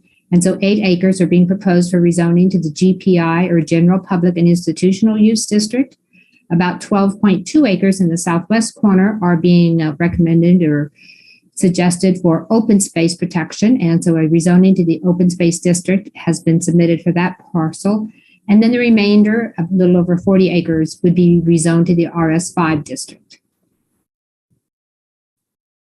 So one of the crucial things we look at when we look at annexations is, are city services available to serve the property? So the subject property is outlined here in bold, and we see the city utilities. The yellow are the sanitary sewer lines, and the blue are water lines. So with the adjacent neighborhoods, these water lines and sewer lines have been brought to the edge of the subject property.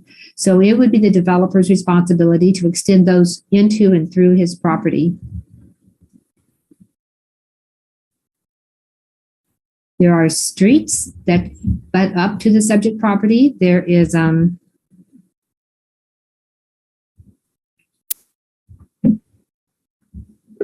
Hillsong Circle and Blazing Star. These are local streets. And then there's Hunter's Hill, which is a collector street, which would cut through on the bottom side of the property. So this would actually improve the coordination of the circulation of the area.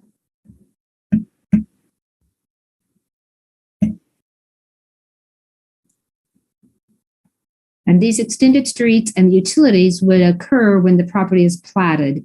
With the final plat, you're required to do public improvement plans showing how the utilities and the streets would be constructed. And also you have to provide the means of assurance of completion, which could be a letter of credit, funds in escrow, benefit districts, but something to show that you have the means to complete those improvements. And that way we're ensuring that when this is platted, it is possible for them to be served with utilities and streets. The fire marshal noted that the department would be able to provide coverage to this property, and city services are immediately available to serve the property and would be extended by the developer.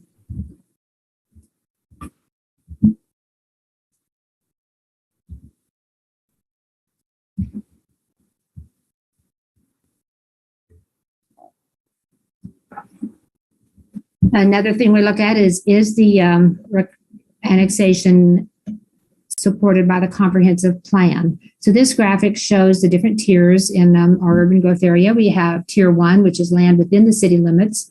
Tier 2, the green area, is land that's required to annex prior to development. And then tier 3, which is north of Interstate 70, is land that's not expected to annex during the lifespan of the comprehensive plan. The plan also notes that proposed annexations shall be considered when they are in the best interest of Douglas County and Lawrence residents. And the plan notes in action item 2.2, the city may, at its discretion, annex tier 2 land. When addressing the annexation of tier 2 land, the city shall consider factors such as, but not limited to, community land use inventories, market sector help, residential valuation to income ratio, and the community benefit provided.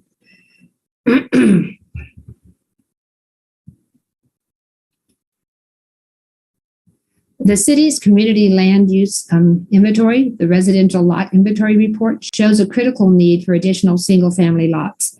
The current inventory indicates that residential lots available in newer subdivisions represent 2 years of inventory.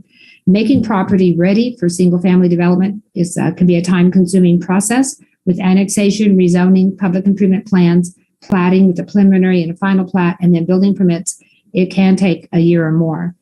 So given the time needed to make property ready for development, staff recommends taking steps to increase the inventory of single-family residential lots in order to keep up with the housing demand, which includes the annexation of property when appropriate.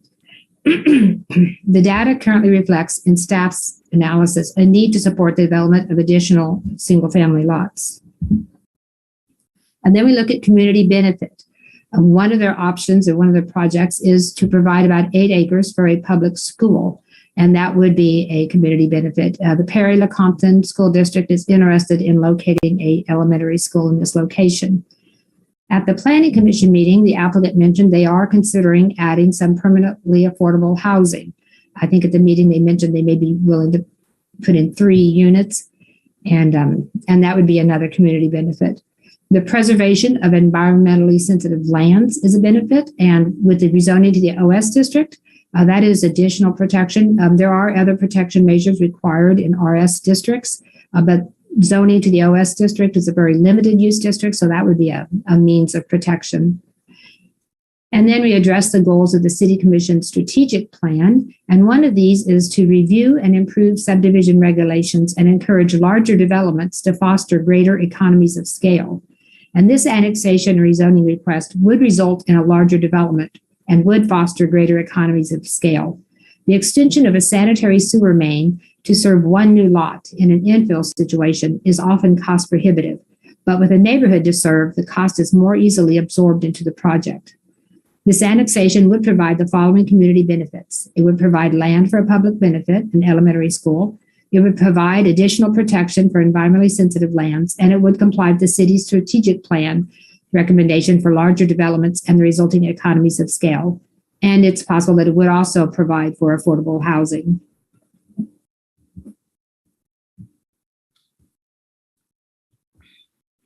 The comprehensive plan also notes we require development contiguous to city limits to annex and develop to urban standards when city services are reasonably available.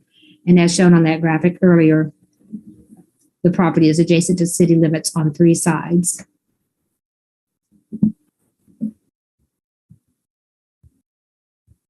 Another factor we consider is the annexation compliant with the recommendations in the area plan. And this property is part of the K10 Farmers Turnpike Long Range Plan, which recommends a low density residential for this area.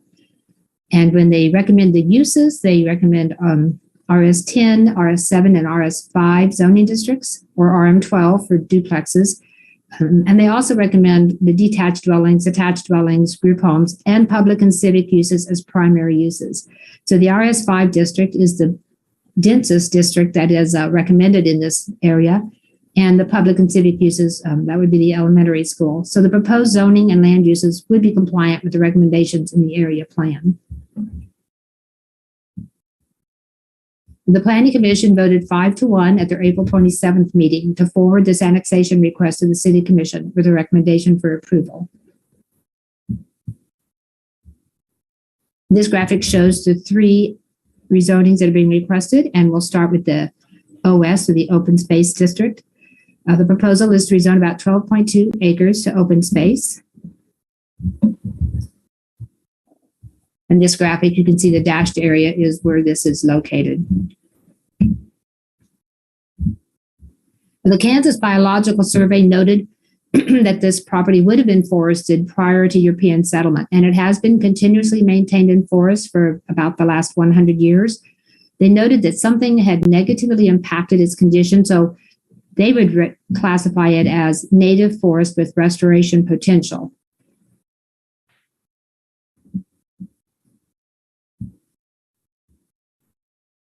As far as looking at the current zoning and land uses in the area, and I'll just use this graphic basically for all the rezonings rather than discussing them all, but the property is zoned CP for clustered preservation, which is the rural residential district.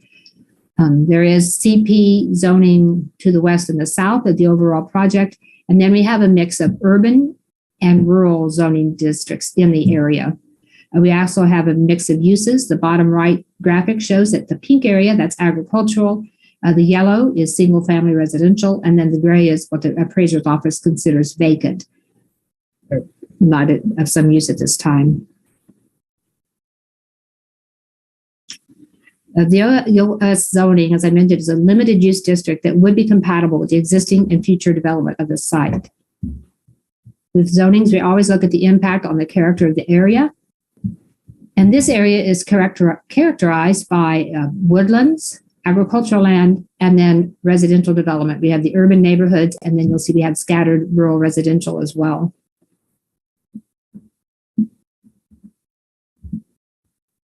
So evaluating the impact on the character, we'd want to evaluate the impact it would have on the woodlands, whether it would remove significant areas of agricultural production, and whether it would be compatible with the existing and proposed residential neighborhoods. The proposed OS zoning would maintain the character of the area as the zoning is being requested as a means of protecting the woodland. Then we have a set of other review criteria. One is a compliance with the comprehensive plan. And the comprehensive plan recommends that open space be located near subdivisions to provide recreational opportunities and to create an aesthetically pleasing environment. Where this open space is being proposed, it would be south of an elementary school and to the west of a proposed new residential development. So it would be a aesthetically pleasing feature for the area. It's not known at this time if it would be used for any recreational purposes, but that would be determined later. And the comprehensive plan identifies native woodlands as an environmentally sensitive land. And so, as I mentioned, the OS district has a very limited range of uses. However, staff would recommend the stand of mature trees or native woodland would be placed in a tract or easement with the platting of the property to ensure protection of this feature.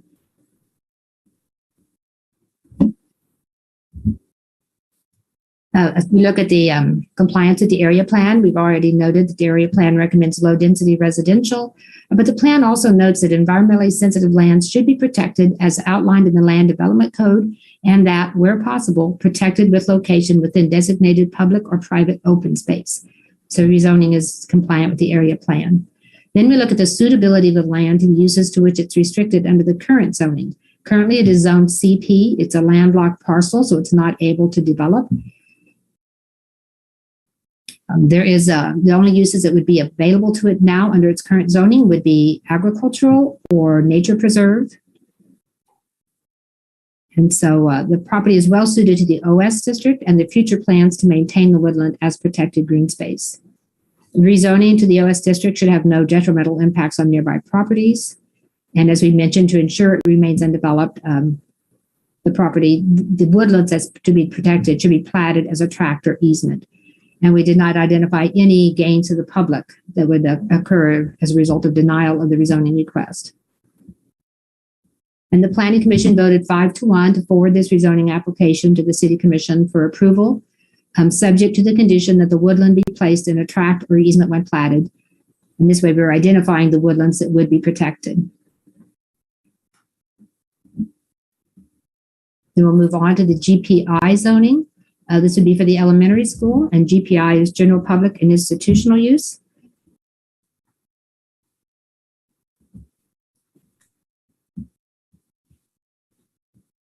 This is just a reminder of the land uses and zonings in the area.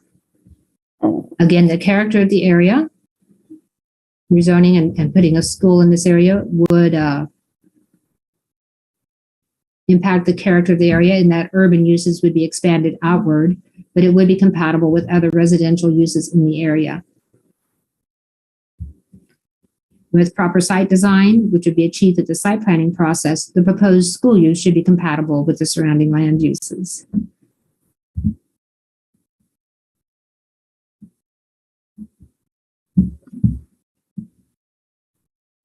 So again, we look at Plan 2040, the recommendations, and they have locational criteria when siting a community facility.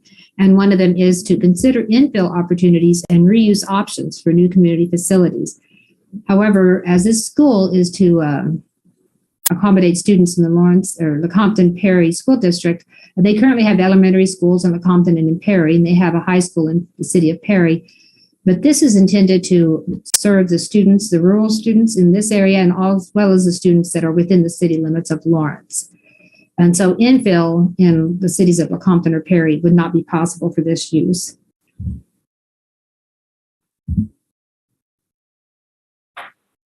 And locating a school within a neighborhood requires an assessment of anticipated traffic on the traffic routes through the area.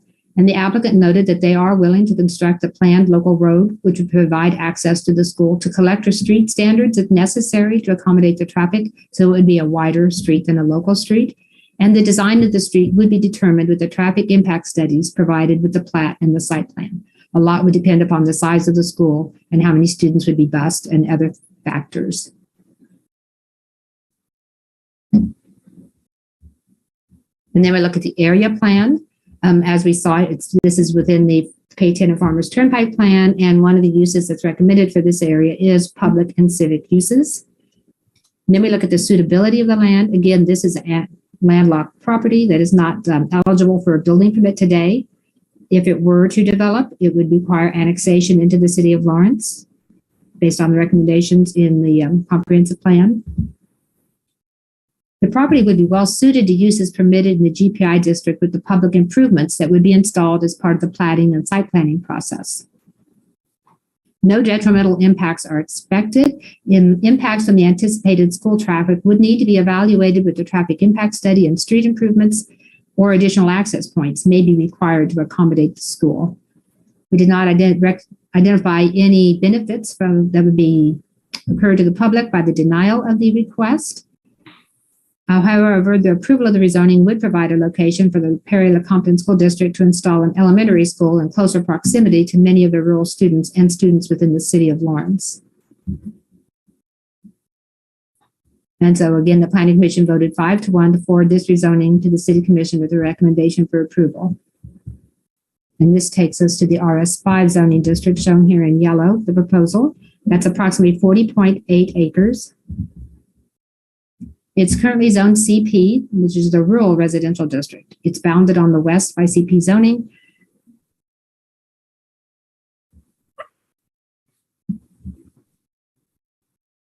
Similar to the other graphics we've seen, it shows the character of the area. It is immediately adjacent to other residential neighborhoods. And as the land is not in agricultural production and is currently zoned for residential uses, the rezoning and proposed development would not remove land from agricultural production. The proposed residential development would be similar to and compatible with the existing residential neighborhoods, and access into the new residential subdivision would be taken from city streets to the east and south and would not impact the county township roads in the area.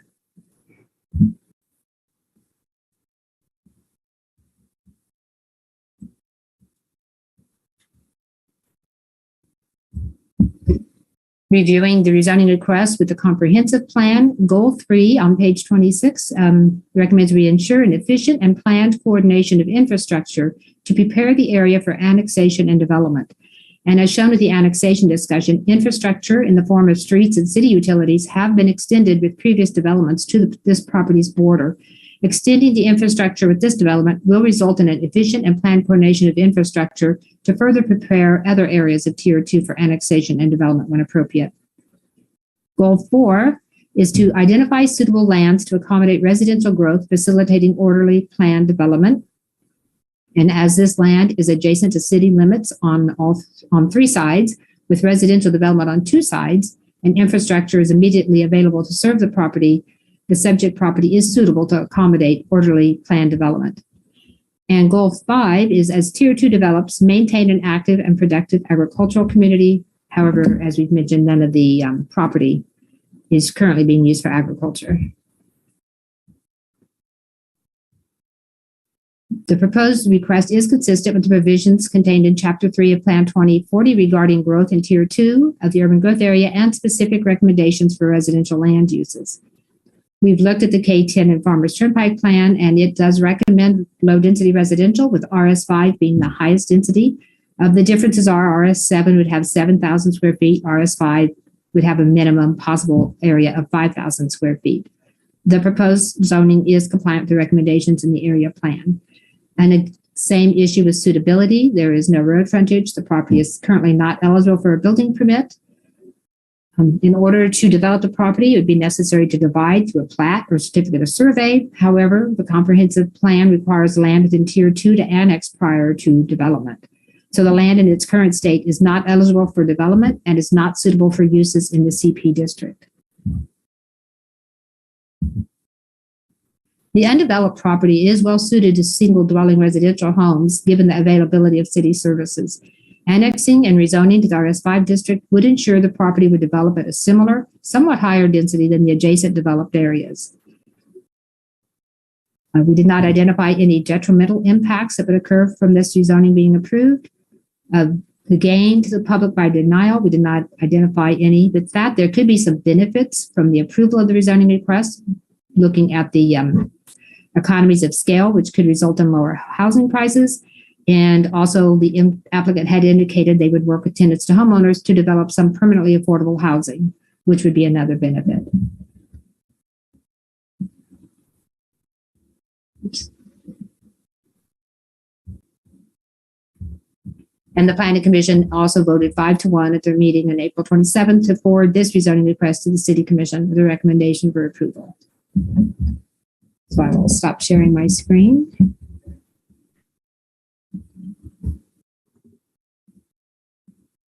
And I'll be happy to answer questions if you have any for me. Thank you, Mary. Questions? Yes. Thank you, Mary, again for that presentation. And I know you were talking about the affordable housing component of it. Could you go into a little bit further detail of how many units that have been agreed to so far, and out of how many units proposed being built in that 41-acre lot? Well, the concept plan shows a number of units. However, that's primarily to show that it's possible to develop. You know, once they do the actual engineering, they may be able to develop less or more. So I don't recall the total number off the top of my head. I'd have to look that up. But they were discussing perhaps 3 permanently affordable housing units that they would be willing to install. Okay. And also, I just had a further question on that. I had an opportunity to see that meeting, and Rebecca had stated that she'd alluded that there might be an opportunity for more, considering that the developer was providing those at cost. I didn't hear anything necessarily from the developer, but is that on both sides there? I think that question would have to be for the applicant. I think Tenants to Homeowners is willing to work with them if they're able to purchase some of the land and do some of their projects, but the applicant could probably explain that better. And that would be David Hamby speaking here for the applicant.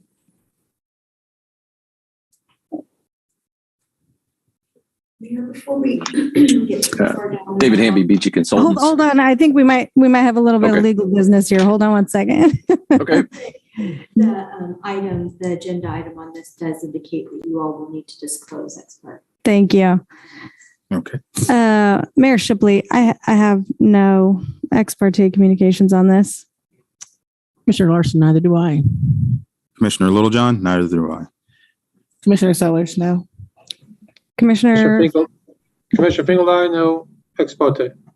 Actually, I need to correct that statement. I just remembered I had a conversation with Michael Allman about it yesterday. Okay. And we just discussed the zoning as well as the density concerns. Great. Thank you, Randy. I hope that's enough for you.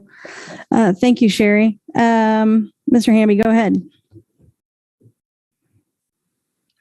David Hamby, BG Consultants. I would just want to thank staff for their work on this, and I'm looking forward to moving it on ahead. So that said, I won't go into a whole lot of the details on this. I do have the developer of the property on the call here, as well as I believe Tenants to Homeowners and some of their supporters, as well as the Perry-LeCompton School District. But just a couple quick items. As Mary mentioned, this is a site that's ready for development.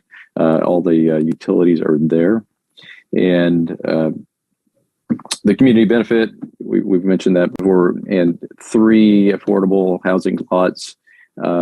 I'd say with the possibility for more, again, that's up to the developer. And I don't know that he's fully talked with Rebecca about that to this date, but he's committed to 3 on that at this time. And this would, just noting, this is the first time a developer has provided affordable housing lots in any type of development. So I wanted to just recognize the developer for that.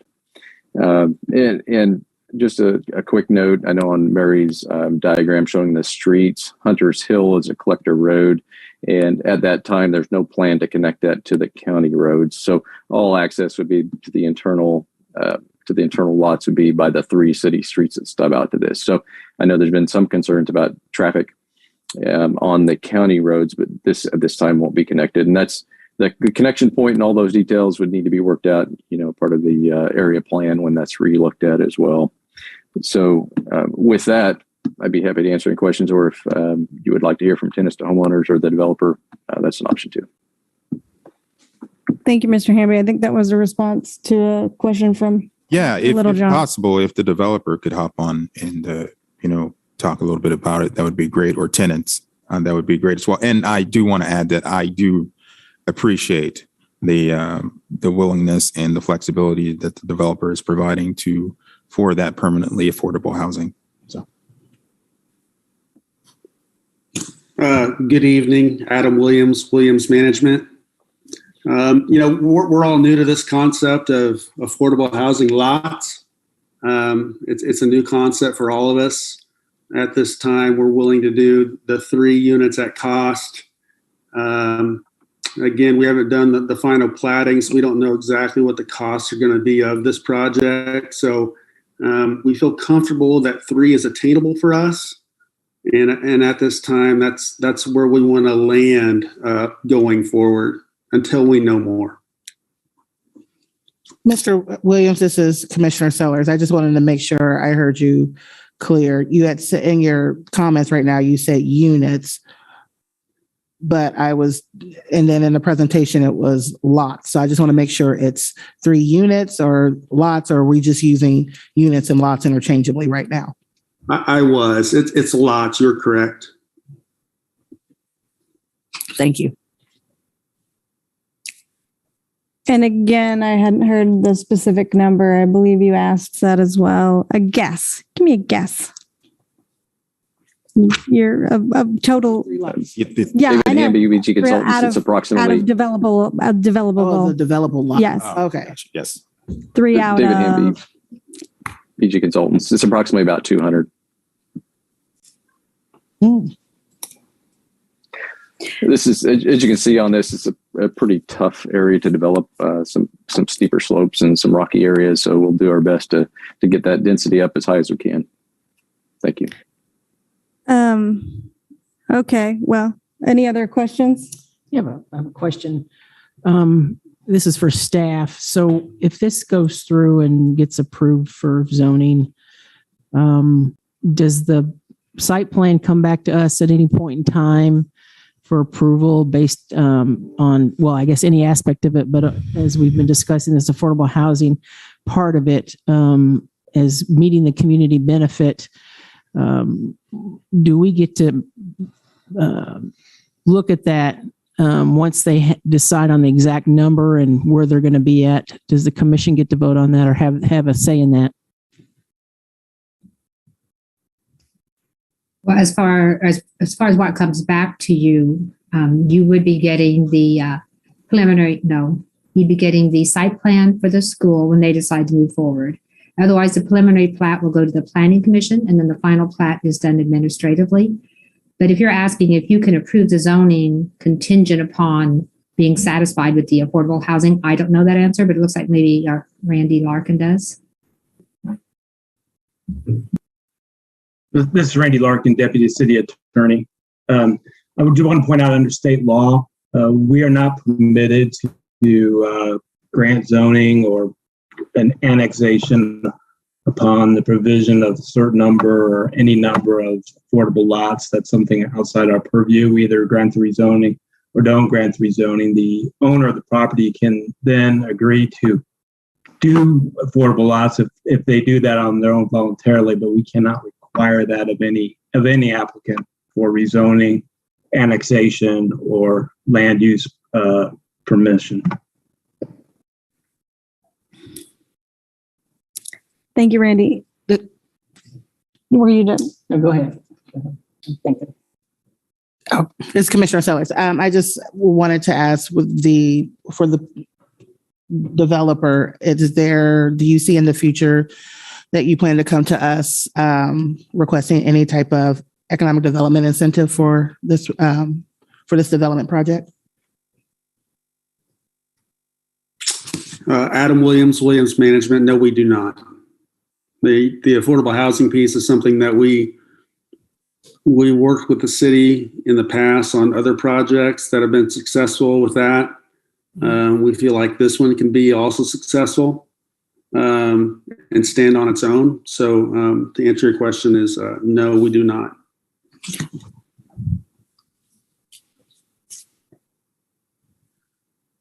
Go ahead.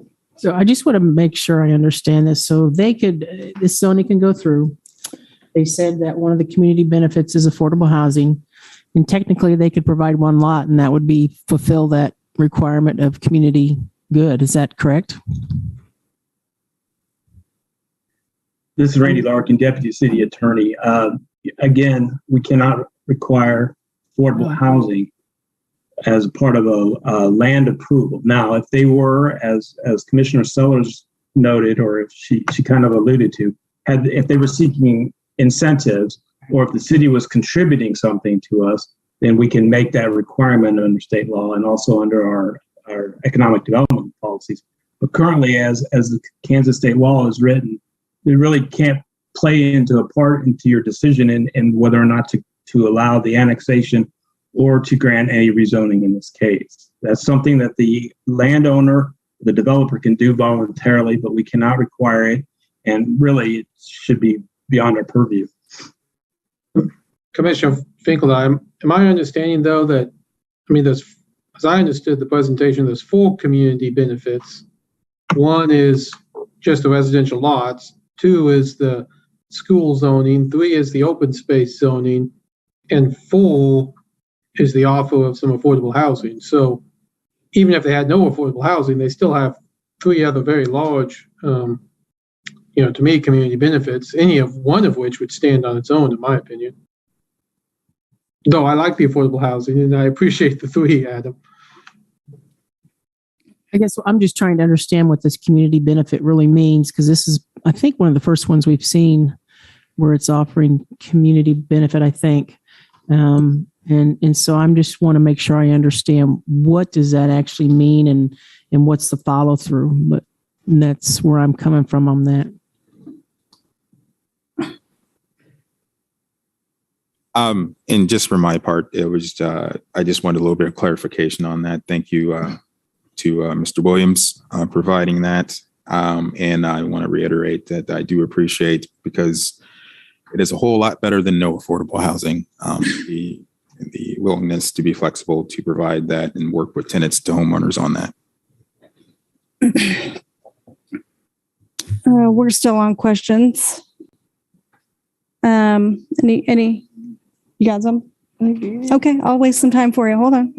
I want to talk, if I may, about the road that you indicated on page 6, figure 7, and you made some comments. I'm going to start with Mary. The OS zoning would not be subject to environmental study if it was residential. But I'm seeing here, at least provisionally, that we would run a road straight through that OS area, although interestingly, not in a space that appears to be a road already. Does somebody want to talk to me about that? Mary Miller, planner. I wanted to point out in the staff report that we only require environmentally sensitive lands to be protected in residential zoning districts. Mm-hmm. However, this could be included in the residential zoning district. And then they could have just put it into a tract for an easement, but they wanted to zone it specifically to open space. And then our suggestion was, and then go ahead and put what you're protecting into a plat or easement so we don't have the roadway counting as your protected environmentally sensitive lands. So this will count toward the environmentally sensitive lands in the residential area. So since we're doing it with that understanding, they have to make up 20% of the total site area is the maximum we can require. So we would have to calculate how much the site is. There may need to be additional environmentally sensitive lands on the residential portion that is also protected. But so this is one way, you're right. If they just zoned it OS, we wouldn't have a code requirement for them to protect environmentally sensitive lands. They may agree to do it anyway, just as they are now. But the code requires it only in residentially zoned properties. Thank you, Mary. Not 100% sure that I am catching up with the logistics of what will happen in reality when you need to build a road. Can you've drawn a little dotted line here, and then later in the OS, the way they show it parceled out, they still need, theoretically, we still want to access that neighborhood from both sides, regardless of the green space. I'm trying to understand. Are you saying if they had to put the road where you have this gold dotted line, they would have to replace 20% of trees somewhere? Just anywhere? Well, the platting and the tract, putting it into a tract or an easement will happen at the platting stage. So at that time, we'll have the information. The engineers will be looking at it, and they will say, well, here's where the road's going to go. And we would not count the area that would be within the road right-of-way as protected tree area, because anything can happen in the right-of-way. So I see what you're saying, yes.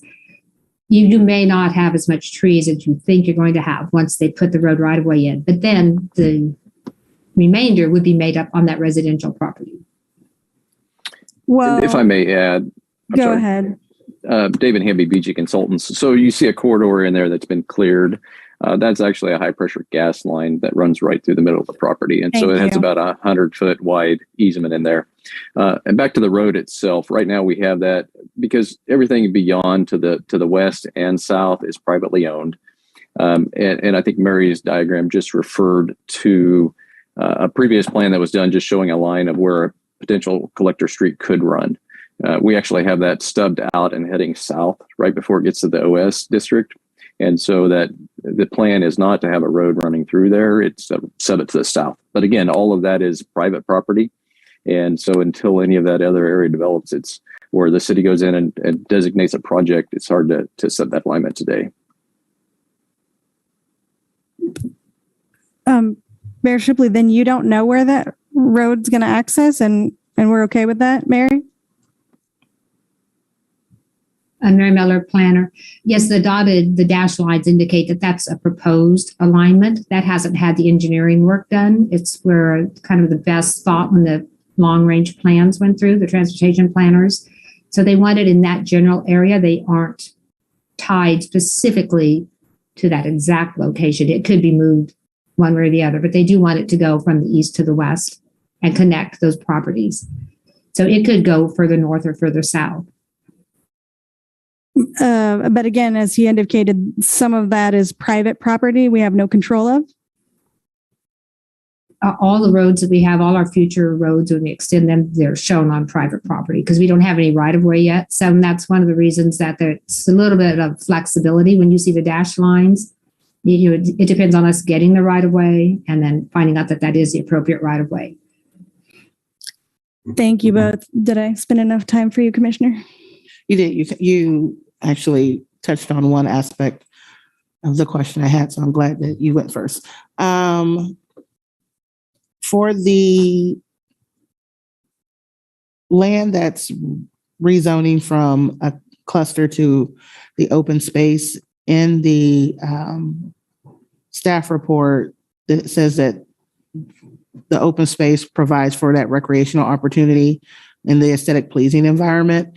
And I know that in the presentation, Mary, you discussed, just the age and aspect of that area. So I and I can't recall if you said in the presentation, would that open space be left as is? Is the developer plan to leave it as is, or is there discussion of creating some type of recreation piece on the open space part? Or is it just the recreation and aesthetic piece is just the fact that it will be left alone? That was the part in your presentation that I got a little turned around on. Right. I think the developer could give you a good idea of his plans. It's just that it would, without question, provide an aesthetically pleasing viewpoint. Whether or not they intend to install trails like along between the trees, that would be up to him to decide. And I don't think he's got that far in his plans yet. Okay. But Adam, do you want to add to that? Adam Williams Management. There's a lot of pieces that go into this project. One is talking to my existing neighbors in that area. And, when they bought their homes, they liked the fact that that land was set aside for environmental sensitive area at the time. And planning has also recommended that we set that aside for something like that. And our plan is to follow the Planning Commission's advice and place an easement on that property to where it is maintained exactly as it is today with no development. That way we protect as many people in that neighborhood that have been there a long time. So that is our plan today. Thank you. Any other questions? Mary, you did mention, so I'll be clear that I appreciate that I'm bringing up something you mentioned. They're asking for RS5 here. How do we reconcile our consistent desire for higher density with neighborhoods that are previously developed? So they're asking for RS5. Why not RS7? You did mention, but I wondered if you could tease it out a little bit better for the public for me. Sure, Mary Miller, planner.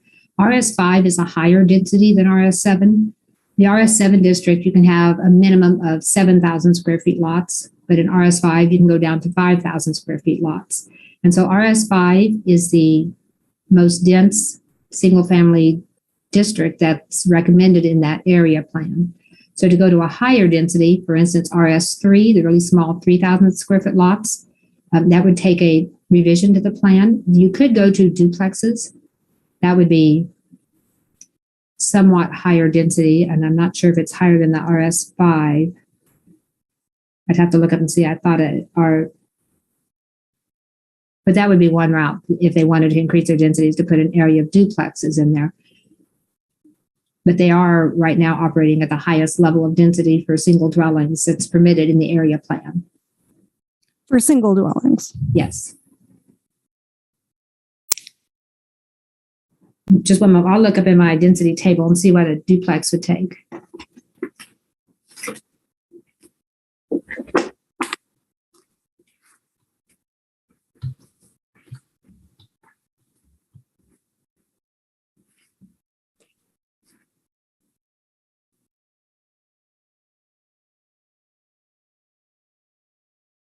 Yeah, RM12D, you can have up to 12 dwelling units an acre,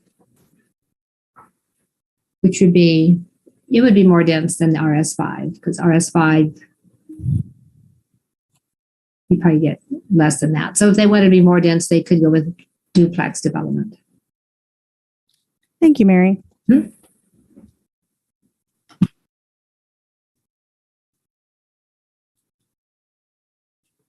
Oh, I hate to go into this, but I'm sure I'm not the only one who wants to be sure. And I appreciate that the other school district is here, although I can't see them.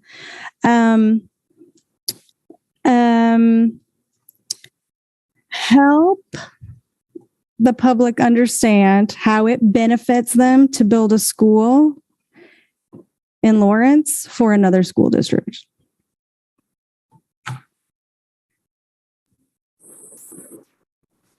Hi, this is J.B. Elliott, Perry-LaCompton Superintendent. See if I can answer that for you. As far as benefit for another school district, I think you have to realize now that we already have students with Lawrence addresses in our district. For example, the Links apartment, which is probably just over 700 units there, is actually in the Perry-Lecompton School District. So we already serve students there. So as far as a benefit for us to do that, as far as looking at that school, as you continue to get development within that area, the Northwest Lawrence going closer to Lecompton or going a little bit further west into our district, it means less travel time for students. Anytime you can cut down travel time, that means it's a safety issue for us if we can keep students off that. And again, I'll point out, building that school, there's a couple of things involved in that. One is going to be you need students, obviously, to justify building a new school building. You also need those homes filled up with voters in order to pass a bond issue. Bond issues is what enables school districts to build there. So I hope that answers your question. If not, I'll rephrase it a little bit.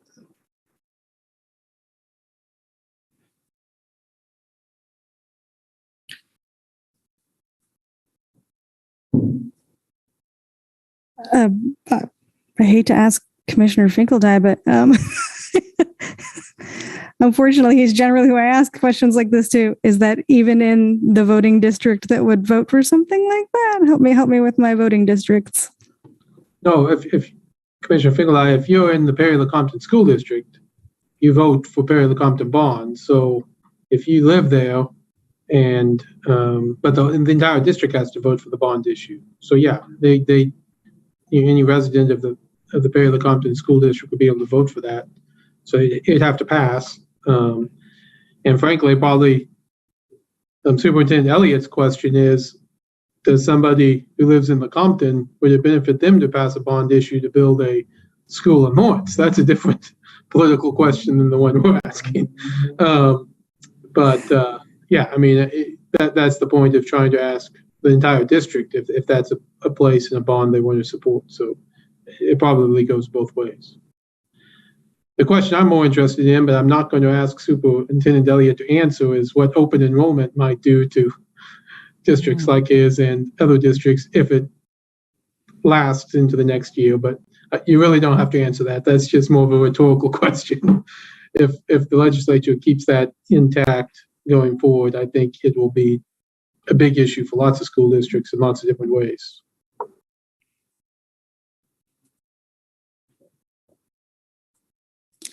I've got one more, and then I'll check with my commissioners again. One thing we've talked about in the past, or a lot of people talk about, is staving off food deserts. So let's say we do manage to put this many units or lots. You have space for a potential school in a potentially other school district, but is almost definitely outside the food desert area. Is any consideration ever given? I understand the different market pressures that make big box stores or grocery stores available or not available, but I do want to bring it up because we don't want to create food deserts if we have an option not to. David Hamby, BG Consultants. So it's kind of a bigger question. Right now the comprehensive plan doesn't support any type of commercial zoning in this area. And so that would have to involve a comprehensive plan amendment to change the plan to do that. And if that happens, that's something I think the developer would entertain. But, right now the comprehensive plan doesn't support that. Mary. Yes, I think CN2, that's one of the neighborhood commercial centers that allows grocery stores, but then it has specific criteria to look at. So if we were going to put a grocery store there, we'd want to make sure we had an adequate, usually it's at the intersection of an arterial and a major collector. We want high classification roads just to handle all the traffic that you would get with a grocery store. A smaller grocery store, like a convenience store just for the neighborhood. And a lot of times you'll see rezonings when you have a project come through. Someone identifies a corner that they'd like to put a convenience store at, and then you'll see a rezoning to CN1, just for something for that neighborhood itself, or CN2, something a little larger. But I don't think at the moment with the degree of the, I don't know what the words are, but I don't think that commercial has been identified as a good use for this land up at this extremity. It may want to be down closer where it's surrounded by houses rather than having I-70 just to the north, so you have a more circular pattern to draw from. But it would be possible at some point, like David said, it may require some amendments. The long-range plan would need to be amended because it does not recommend commercial uses in this area. So there would be some changes that we would have to do if we wanted to be able to approve commercial or recommend approval of commercial zoning here.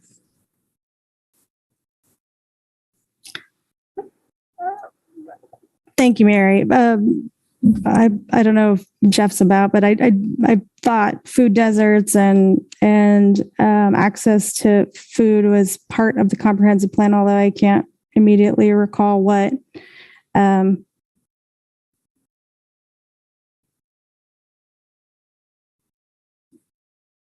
Well, it would be one of the goals of the comprehensive plan. And, there's a lot of different steps. So that may be one argument a person could use if they're attempting to revise the area plan, which is going to be revised. I think it's on the slate for next year to get that one updated, to revise that and to identify areas that might be appropriate.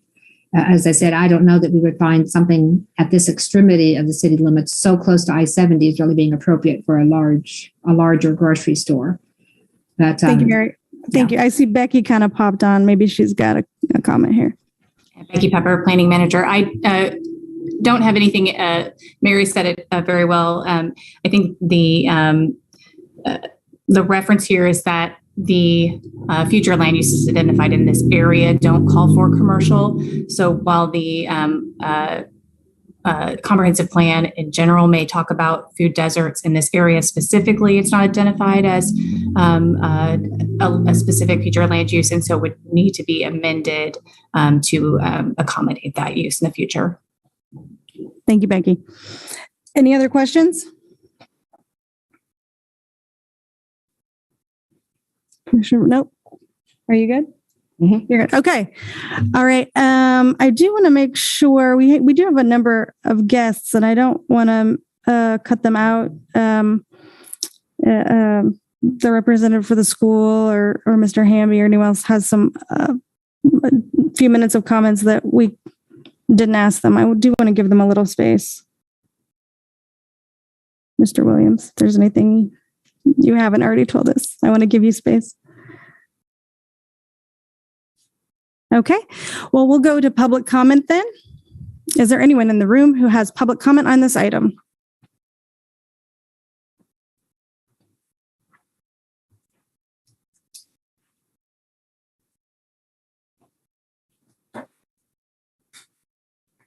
So I saw the preliminary plan for the residential zoning area, and I was wondering if the conceptual diagram for the houses is set in stone, because it seems like there would be a way to save a few more trees if they kind of shifted the big open space in the middle of the houses to the top and put the.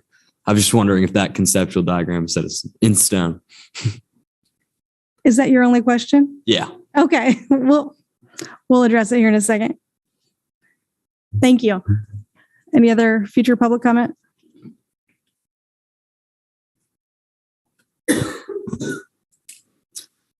Good evening. My name is Michael Allman. The Sustainability Action Network requests that you deny this annexation as exclusively a single dwelling development and send it back to the Planning Commission to consider be developed as a mixed-use, multi-dwelling zoned neighborhood. We encourage the Commission to view this annexation through the lens of what's called missing middle housing, more affordable units generally defined as duplexes, triplexes, quadplexes, cottage clusters, and townhouses.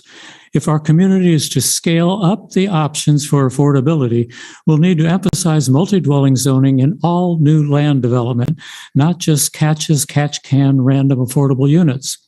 As admirable as it is for the Affordable Housing Advisory Board or tenants to homeowners to cajole developers into building maybe 1 or 2% of units as affordable, that isn't viable as a strategy or a policy. For dozens of communities in some states as well, single dwelling density is now an anachronism. The Lawrence Home Builders Association and prominent developers continue to portray our community's housing crisis as a shortage of building lots for single dwelling homes, whereas it really is a shortage of affordable units as well as available land. Consider this markedly different view from the National Association of Home Builders. The NAHB recently released a report diversifying housing options with smaller lots and smaller homes that details these missing middle housing types and how the lack of it has exacerbated housing shortages and acted as a barrier to housing affordability. One of the supposed community benefits that planning staff attributes to the annexation request is that the development will be a strong and welcoming neighborhood. First of all, that's not quote, above and beyond that required to serve the development as Plan 2040 requires, but merely meeting expectations. Secondly, the term strong may apply, but welcoming certainly does not. The development may not be gated community, but the vast majority of low moderate folks will be excluded by the single dwelling price points. Rejecting the single dwelling zoning format for this annexation would provide multiple gains. The number of affordable units would increase significantly. More units per acre would use our scarce land more efficiently. Housing more densely concentrated would leave more open space. More compact neighborhoods are more walkable and bikeable and enable transit use. And because electricity use for water and sewer increases exponentially per linear foot as far as it's extended, greater density translates to greater reduction of energy use, climate emissions, and utility operational expenditures for the city of Lawrence. So once again, please deny this annexation request. Send it to the Planning Commission to consider as a multi-dwelling mixed-use project. Thank you. Thank you. Is there anyone else in the room? Is there anyone online who wants to make public comment on this item?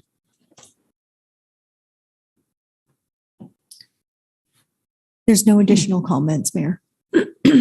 Okay, let's bring it back to the commission.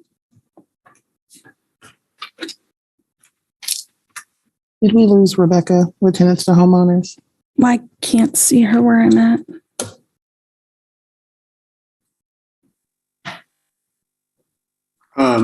Adam Williams Management. I reached out to Rebecca today, and she sent me a text back that said, "I'm on vacation, Adam, so I will not be able to join, but please share that we are in support and we'll be there, but are on a holiday." So she is not with us tonight, according to her text. Well, thank you, Adam. Thank you.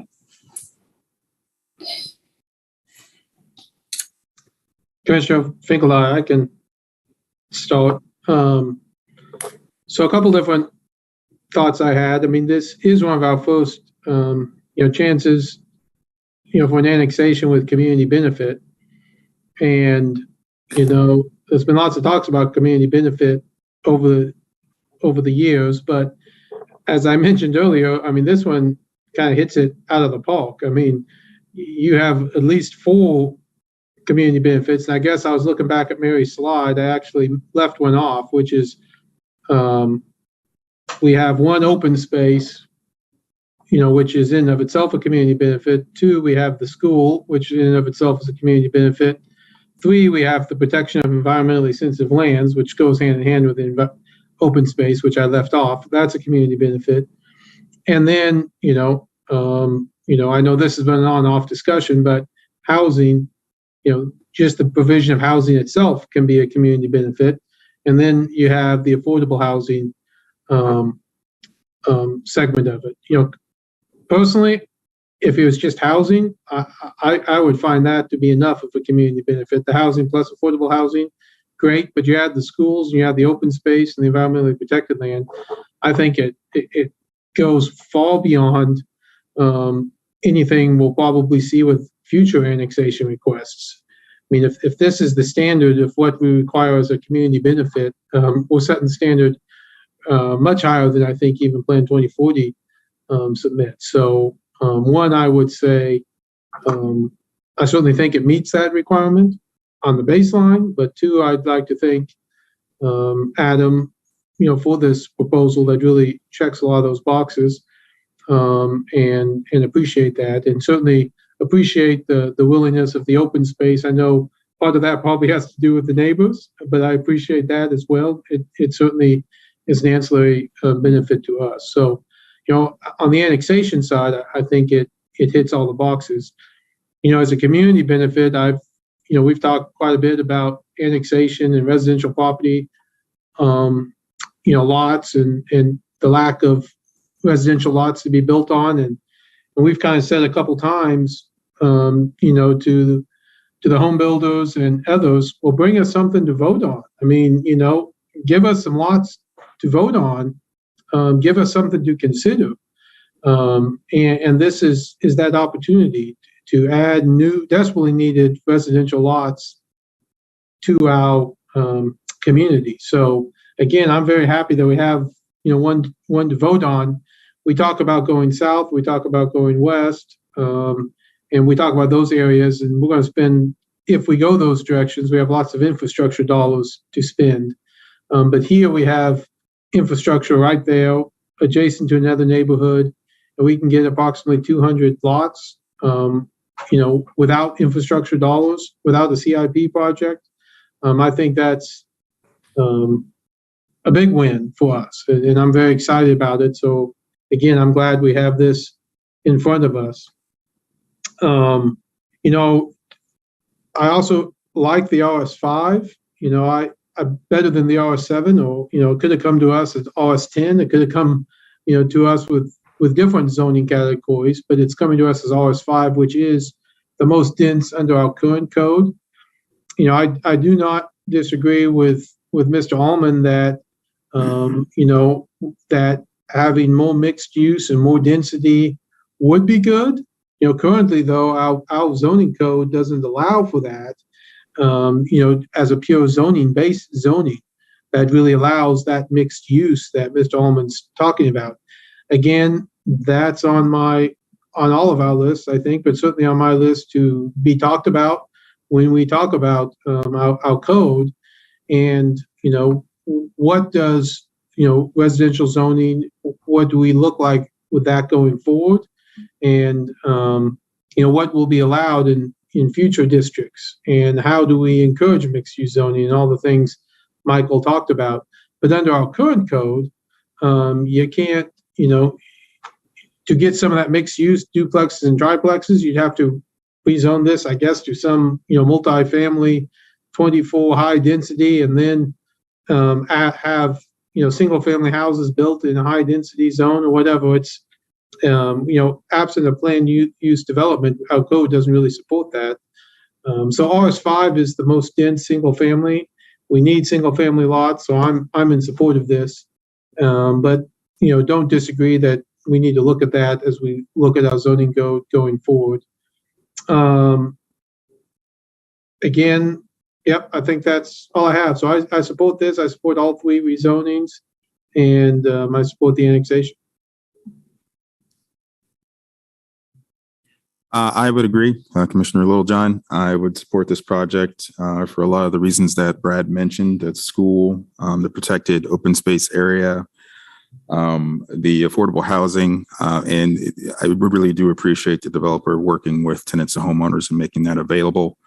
And he does provide a good point that currently the way our code is situated doesn't make it very accessible and easy, but that's why we're working on developing our code and redeveloping our code. So to Mr. Allman's point, to make sure that we're including mixed use development as a part of our priority. So, but the 200 units that we would be adding would be very, very needed for this community. So of all the points that Brad mentioned, and I did have another that I was able to view the planning board's notes. And one aspect that I caught that was very interesting, and I think that we'd mentioned before, I believe the mayor had mentioned before, would be a joint meeting with the school board potentially somewhere down the road. I think that would be a benefit to us just because of the school aspect of it. But I think that reconnection is needed. So, Commissioner. Yeah. So, Commissioner Finkelstein brought up an excellent point in regards to our code and why we are taking on the monumentous task of doing something that I get to do every day in my life, which is review regulations and to ensure that they meet best practice and current climate. And so with that being said, it's going to require us when we talk about addressing affordable housing in our community, it's not binary. It is so multidimensional, and it's going to take so many different elements, policy elements, as far as our codes, variances, incentives to make this happen. And so, I looked at this proposal as something is feeding something. And so when you bring in the element of a school that can dictate what a developer may want to zone something for, when you add the element of affordable housing into it, this is an area that many communities are going to trip a little bit about how do you make that happen. And so having a land trust such as Tenants to Homeowners in our community to work with developers, and I applaud Mr. Williams again for wanting to work with Rebecca with Tenants to Homeowners, because it is a land trust that will, by securing those lots, he is partnering to ensure that we have permanent affordable housing in our community. And that's huge. To be able to do that is huge. And so, the RS5 speaks to the landscape of the area. You have a school there. Commissioner Finkelstein spoke to, whether it's bond issues or things that will come to play with that area. So I understand why the rezoning for an RS5 was put there. I don't know if I fully agree with it, because again, we're talking about affordable housing piece, and to try to balance that. And this is an awkward dance that's happening right now, is how do we balance creating a community or a neighborhood that will be able to support the school that was within the neighborhood, while also ensuring that there's equitable access to housing. Now, we don't know what that housing is going to look like, and we don't know what the housing is going to look like for Tenants to Homeowners, because with those 3 lots, they're able to do something creative with that. It doesn't necessarily, I don't know if that means that they are hamstringed to the RS5 zoning, but they're able to do there'll be aspects to it that will be very creative, that will be density on their part. But again, it shouldn't fall on the affordable housing partner to speak to that density piece. So that's just kind of what's going back and forth in my head. I appreciate Randy alluding to what I was alluding to was the economic development policy around affordable housing. And so that's why I wanted Mr. Williams to clarify the lots and not units, because again, Tenants to Homeowners might be able to create dense units if this is to be passed as an RS5, and what that looks like. And we would be able to see that in the plans later on down the road. The mayor brought up food deserts, and I wanted to speak to food access as a greater piece.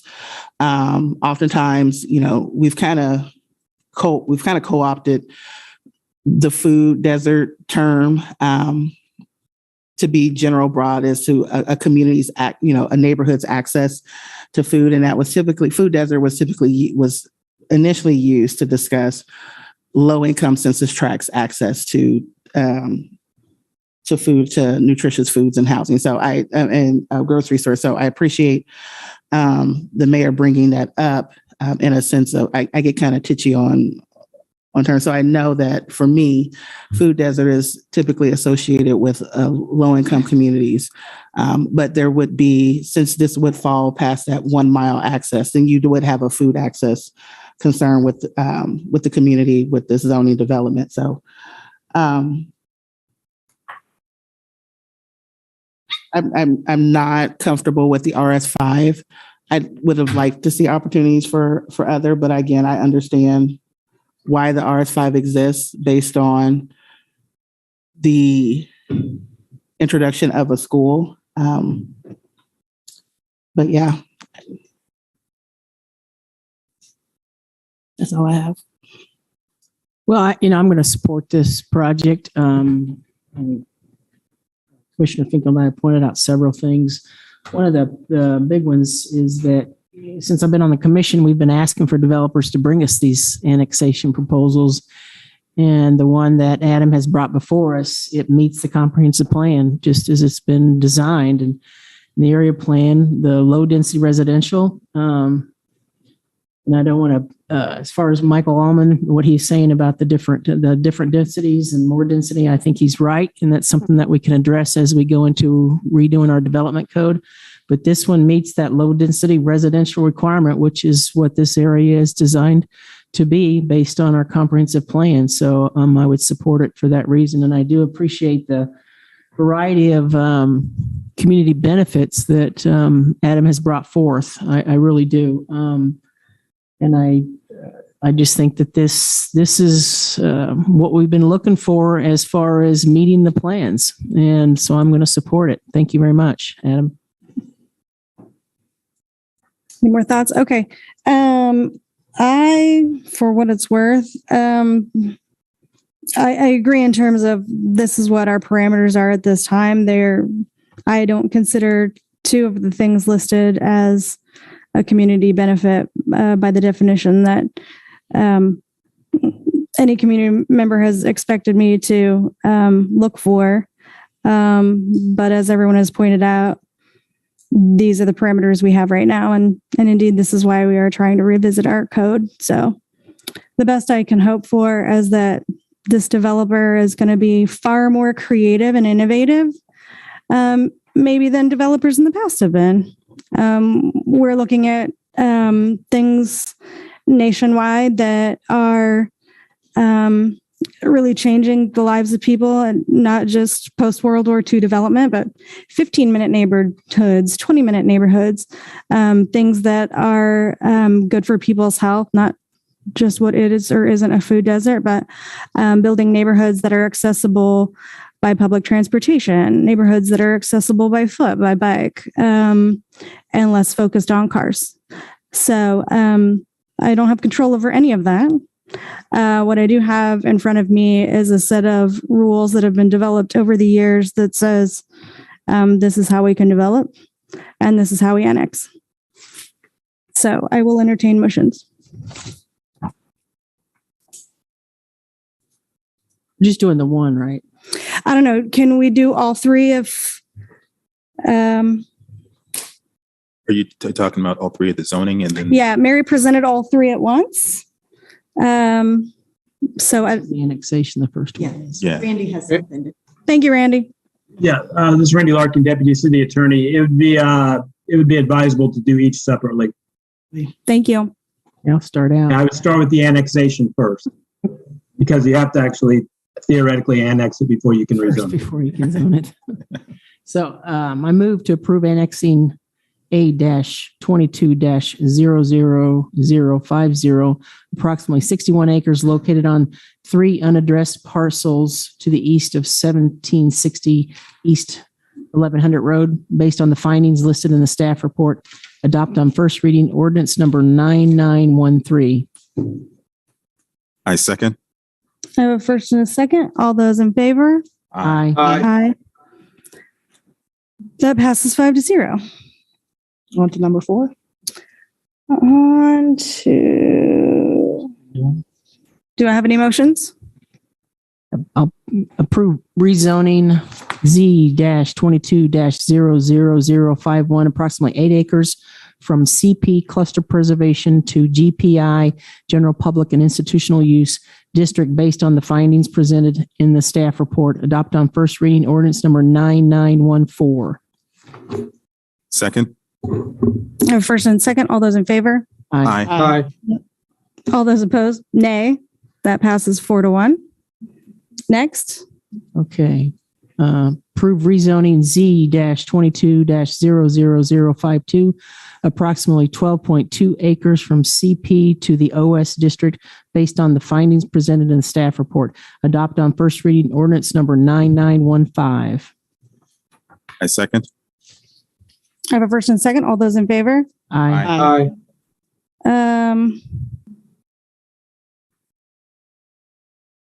Nay. That passes 4-1.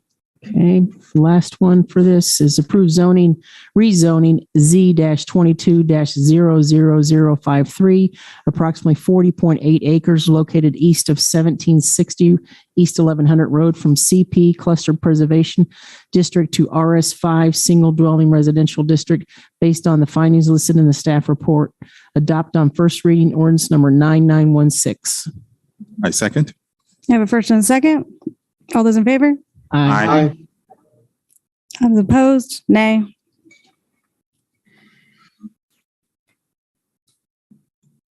All right. Thank you, everyone. I'm hearing people say break. I apologize to the people at the shelter. No, I'm not apologizing to you. I'm apologizing to the people at the shelter who are waiting for us. But we have been at this for a while. So if we could return at 8:35.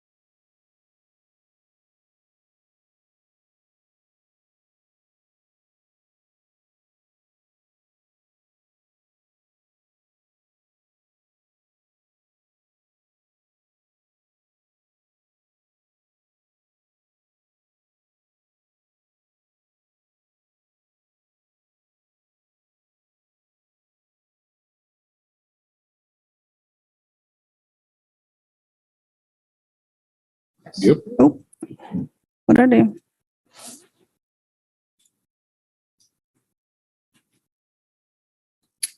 Okay. Welcome everyone back to our meeting. We are on our final regular agenda item, which is to receive a presentation from Lawrence Community Shelter. Good evening, Mayor, Commissioners. My name is Danny Walters, and I am with the Housing Initiatives Division of Planning and Development Services. And tonight, the item before you is the mid-year report from the Lawrence Community Shelter. The purpose of this item is for the Commission to receive an update from LCS on their operations and accomplishments over the last 4 months, as well as receive information on their operational vision moving forward. Staff has been working closely with LCS, as well as aligning our work with the county in this space for the continuum of services in the community available to those experiencing homelessness. If the Commission is in agreement, staff requests the approval of the second half of the 2022 LCS General Fund allocation that would be distributed to LCS on or after October 1st of 2022. A new agreement would be drafted for this amount for the remainder of 2022, and that agreement itself would come back to the City Commission for approval in the early fall. The agreement would be a collaborative effort with the agency, the city, and the county to make sure that we're aligning our goals, outcomes, and expectations. If the city wishes to confirm allocation of the remaining $145,000 to LCS, it should be noted that after that is fully committed, there is a remaining amount of approximately $215,000 that staff had originally intended would be intended on allocating via a request for proposals based on the assessment that was provided by KU. So as of now, this is still staff's plan without different directions. So when the RFP itself is currently under development, and we're just kind of awaiting that final report to bring something to you. If the Commission wishes to see those funds allocated in a different fashion, let us know and we can move forward as directed from you. Thank you. And if there are no further questions for me, I will turn it over to LCS staff to go through their presentation, and both their staff and myself will be available for any follow-up questions and discussion afterwards. Thank you.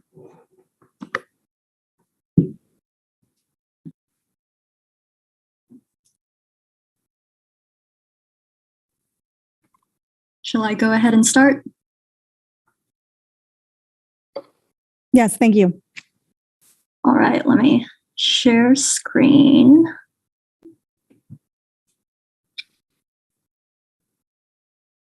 There we go.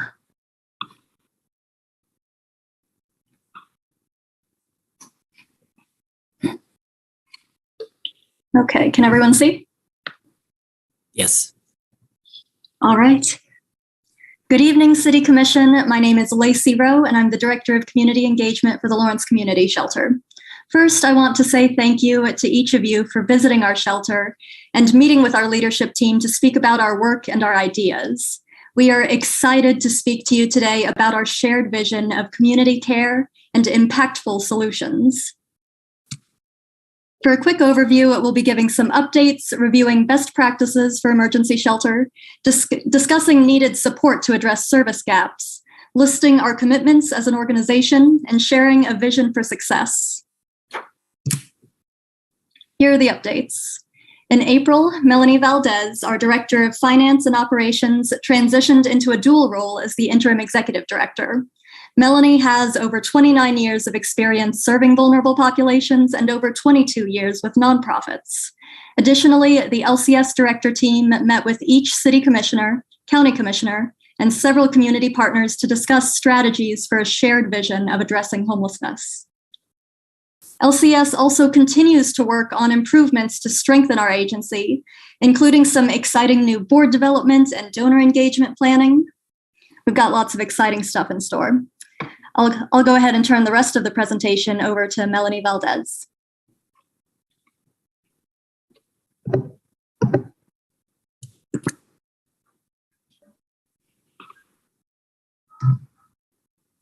Hi, this is Melanie Valdez with Lawrence Community Shelter, and I will be sharing my screen as well.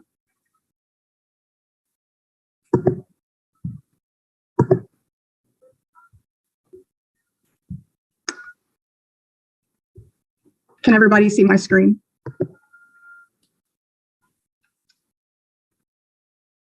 We lost Not it. yet. I think that was still Lacey's.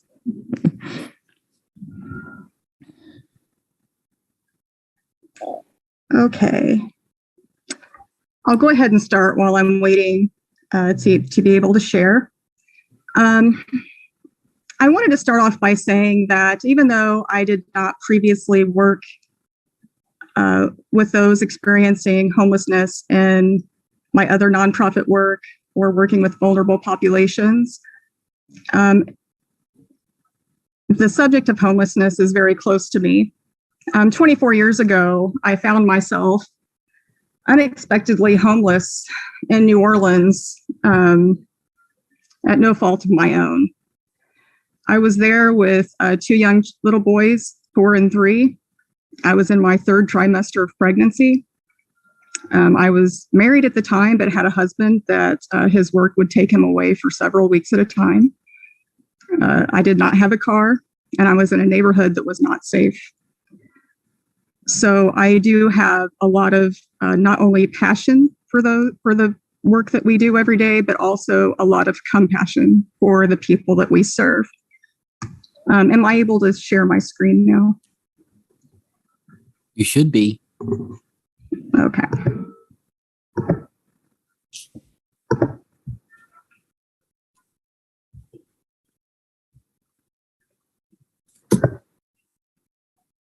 Okay.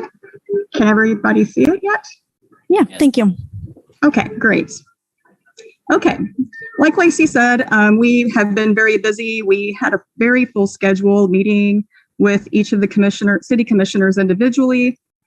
We met with each of the county commissioners, met with community partners and other stakeholders to take the opportunity to discuss concerns, hear suggestions, and hear about the vision of how others see LCS best meeting the needs of our community. We also spoke to our current services, some of our challenges, and our dedication to working together towards the shared goal of ending homelessness. Every day at LCS, we are making changes that will strengthen our foundation to not only be sustainable, but to begin to thrive. So as one of the primary components and a very critical role in our community's homeless crisis response system, we need to be an effective shelter model. And to be an effective shelter within the crisis response system, there are 5 key elements that must be present. The first one is a housing first approach that is focused on rapid exits to housing. And this just isn't specific to the shelter, but it should be a systemic approach. We should have safe and appropriate diversion.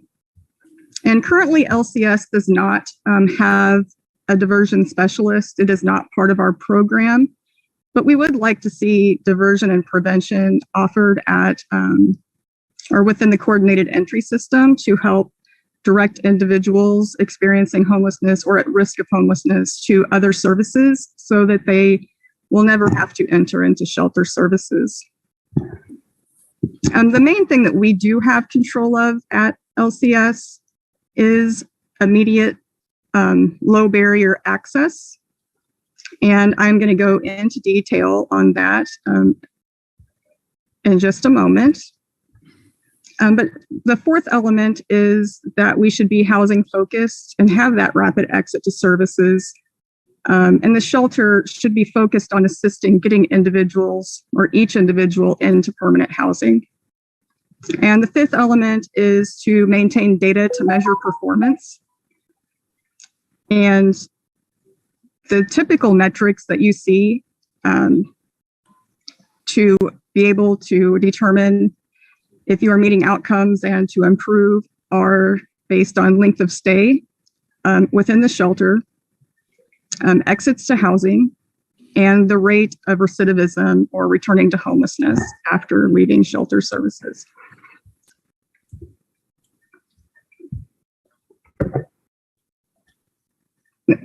In the low barrier shelter model, we prioritize those that have the highest level of need.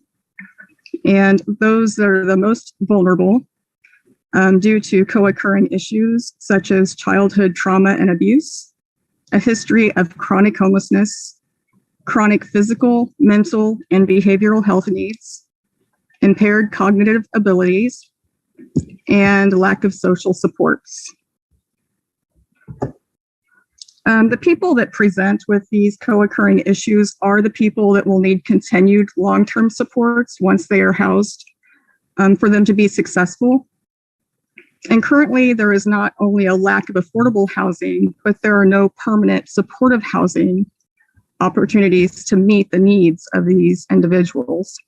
And that's why it's so important for LCS to really reduce barriers, gain the trust of those that are service resistant so that we can connect them to other resources and prioritize access in an unhindered way so that all of those people are able to access services. Low barrier access includes things like no employment requirements, no income requirements or service participation, no identification requirements. Entry is not denied if an individual is impaired by drugs or alcohol. Rules are based on safety alone and not based on control. And no longer exclude those with violent criminal backgrounds or individuals required to register as sex offenders. And a couple of other things that really help people access services is becoming pet friendly and providing sufficient storage to secure their belongings. Now, some people might wonder that if we are shelter-based services, why we need a housing team. And having a housing team allows us to really assist people in several ways. One, a lot of our folks need help filling out applications because they may have difficulty reading or writing, or they may not understand the importance or significance of filling in different sections and just might need a lot of support for that. Also, we are able to engage with landlords and provide advocacy. Sometimes someone might have a felony that happened years and years ago, and a landlord might be hesitant to rent for them, and they need someone to advocate for them. Also, we are in an agreement with the Housing Authority as a sponsoring agency when we refer someone and they become eligible for a voucher. If that person chooses us to continue with case management services, we will provide 2 years of case management. And also it allows us to provide other stabilization services to reduce the rate of recidivism. While providing sheltering services, we don't only assist with identifying housing for those with the highest barriers with limited options for assistance, but we also find a way to meet any of the other needs of the people as they arise. These things may include getting identification, birth certificates, social security cards, covering prescription costs when they do not have any insurance, paying for counseling services, or purchasing work-related clothing. Sadly, we also had to support 2 individuals in hotels recently that were in need of hospice services. Lawrence only has hospice services that provide hospice in a patient's home. But what do you do if you don't have a home? This is a very big service gap that we did our best to meet, but we really need to come together as a community to make sure all community members can receive hospice in a comfortable and dignified space.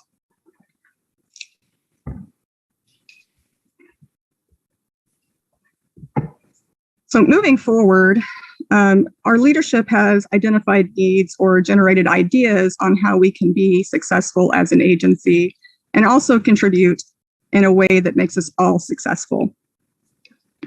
Moving forward, we would like to see a formal community housing plan that has a systemic alignment with Housing First. We can clearly define each agency's roles, responsibilities, collaborative efforts needed, and identify all resources available to be the most effective. We are also asking to be given the opportunity to rebuild trust. And we know there have been past promises, commitments, and rebrands that have fallen through. We know this has damaged trust and relationships, and we cannot change the past. We currently do have a very strong leadership team, and we want the chance to show the community and community partners that we are committed to being a strong and dependable presence. We would also like to incorporate more interagency training and education to strengthen the services of all partnering agencies.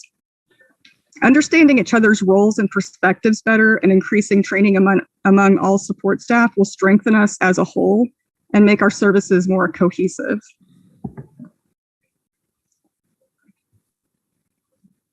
Everyone at LCS would also love to have more community involvement.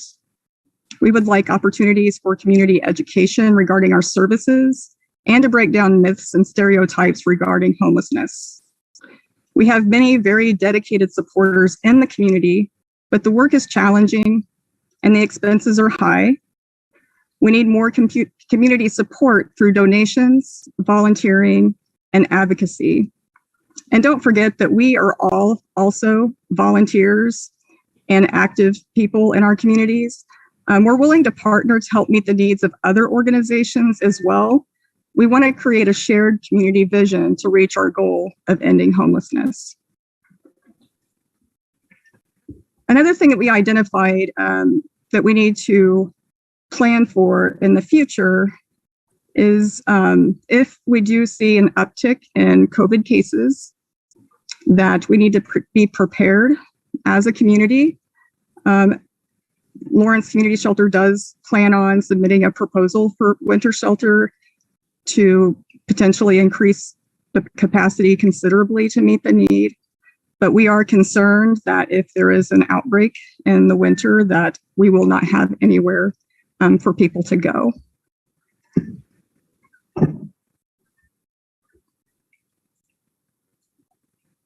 There was one part about the funding that I did want to get into a little bit further that I did miss.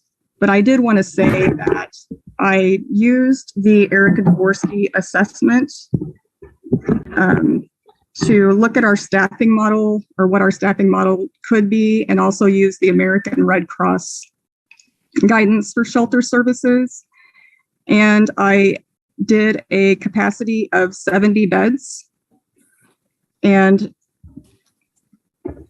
using the current wages that we offer, which are not competitive and not able to bring in qualified staff or offer the supports they need to maintain staff and decrease turnover.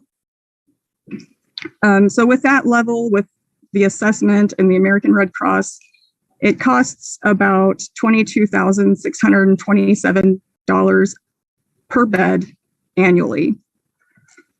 This means that at our current wages and salaries at LCS, if we were to implement that model, advised to us that the city general funds would cover about 12.82 beds annually.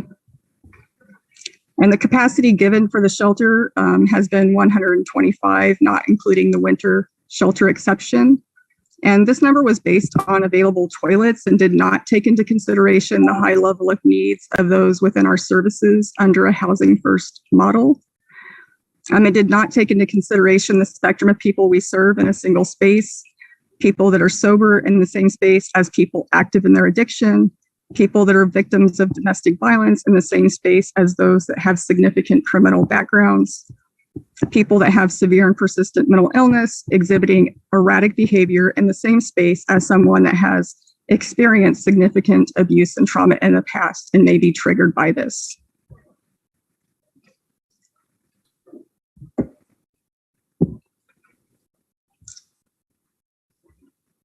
We also wanted to point out that even though we use metrics to measure success. And I know the city had said before that they wanted to add some accountability measures. And I believe that Erica Dvorsky assessment also recommended this. The typical measures that we have been using is not really a demonstration of the success of LCS. It's really reflective of the entire crisis response system because we are not determining the length of stay on our own. It's dependent on a collaborative effort to get people exited to housing, and also based on the availability of affordable and appropriate housing.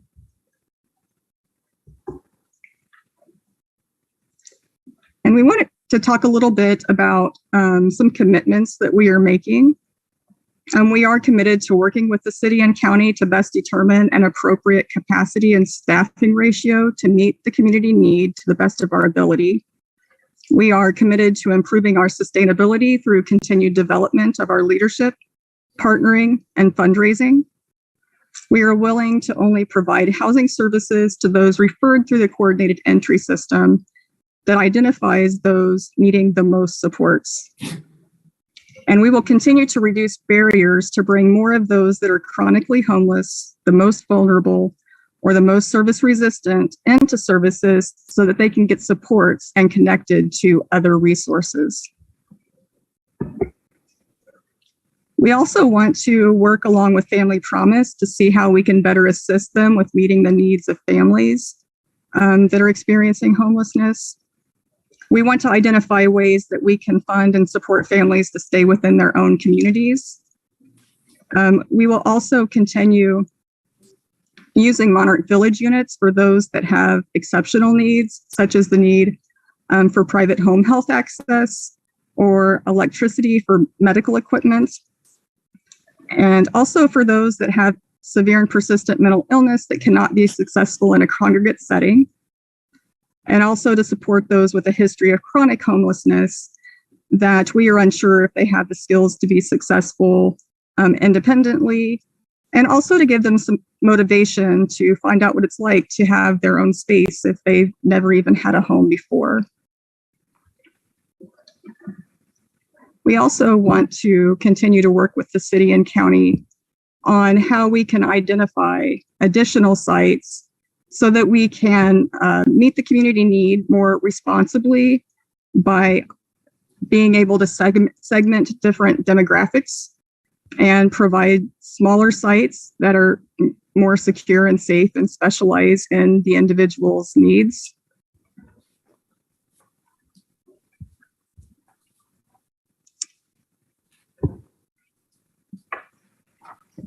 Sorry, I just lost my place. Okay. We have been told before that we just need to focus on shelter, but all of the people at LCS, we don't want to be just a shelter. We want to truly be part of the solution. We provide services to those experiencing homelessness. That is all we do.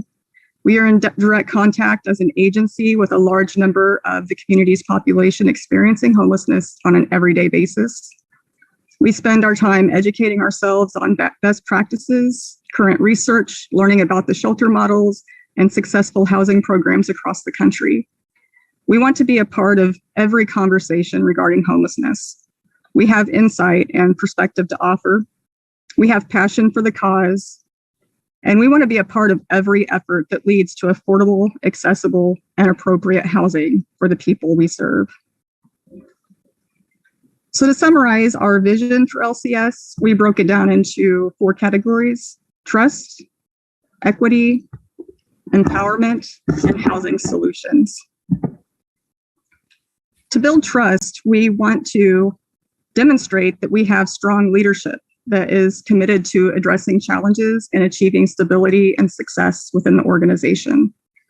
We want to continue to build organizational structure through development of policy and procedures, and also continuing to develop our leadership and governance through the directors and the board.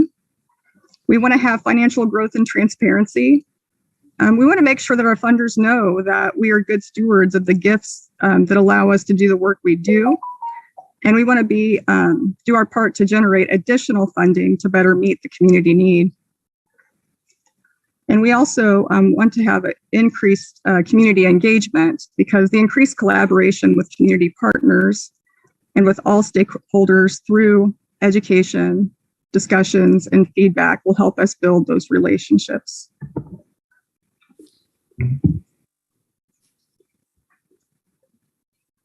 We want to promote equity and access to services.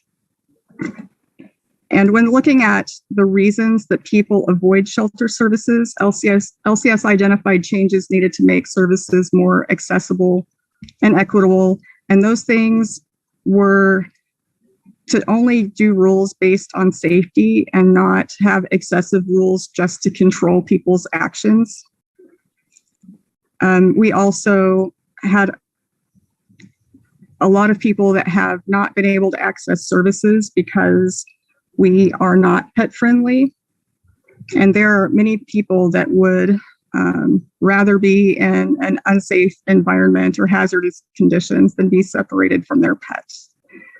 Many people also carry everything they own, all of their belongings on their person or with them at all times.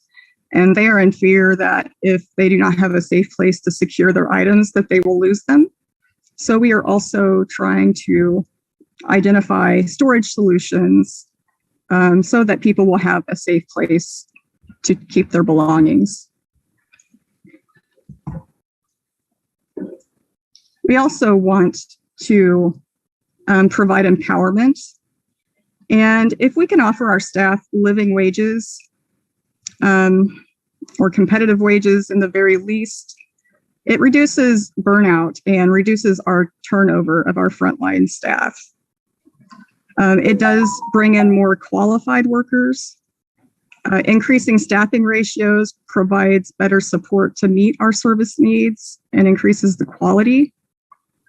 And also providing more training will give our staff the skills to handle de-escalation, to have trauma-informed care, to engage in harm reduction, so that they are empowered and feel confident in their jobs and they're more likely to stay. Whenever we empower our staff, we are also empowering our guests. Having those well-trained, consistent staff improves the services we have to offer.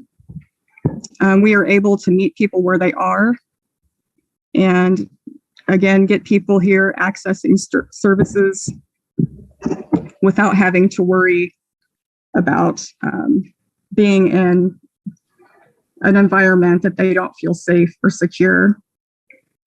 And staff would also get trained more in motivational interviewing, which allows them to speak to people in a way to get them to engage in services on their own and without any coercion.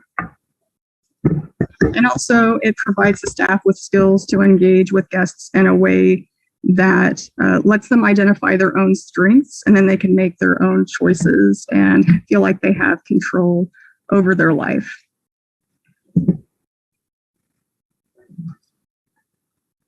Also, for success, we really want to work on housing solutions. The shelter should be more than just a destination.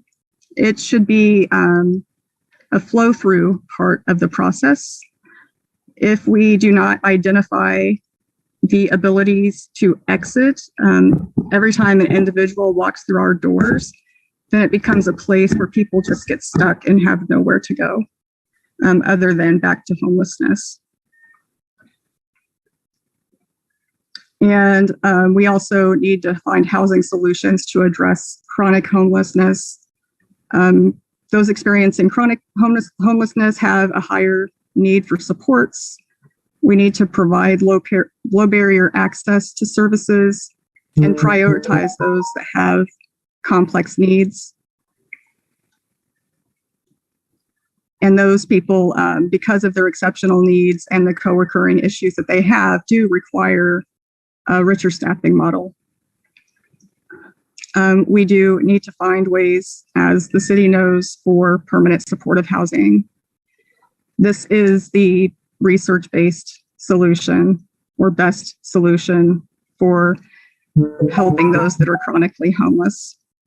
And I, don't need to say it, that we just don't have the options that we need right now. I know in 2020, the county did join the Built for Zero initiative, and everybody is, from what I can tell, getting on board with housing first and understanding that we have to meet the needs of the most vulnerable in our communities and get them into a place where they can focus on other needs. And LCS is willing to be a part of the work to find those effective solutions as a community. And we are making our commitments to do whatever it takes on our end to do that, as long as we are doing it in a safe and responsible way. And I do thank the commissioners for meeting with us individually and just taking the time to get to know us and hear some of the challenges we were facing, and also listening to our presentation tonight and your continued efforts to end homelessness in the city of Lawrence. And I thank you.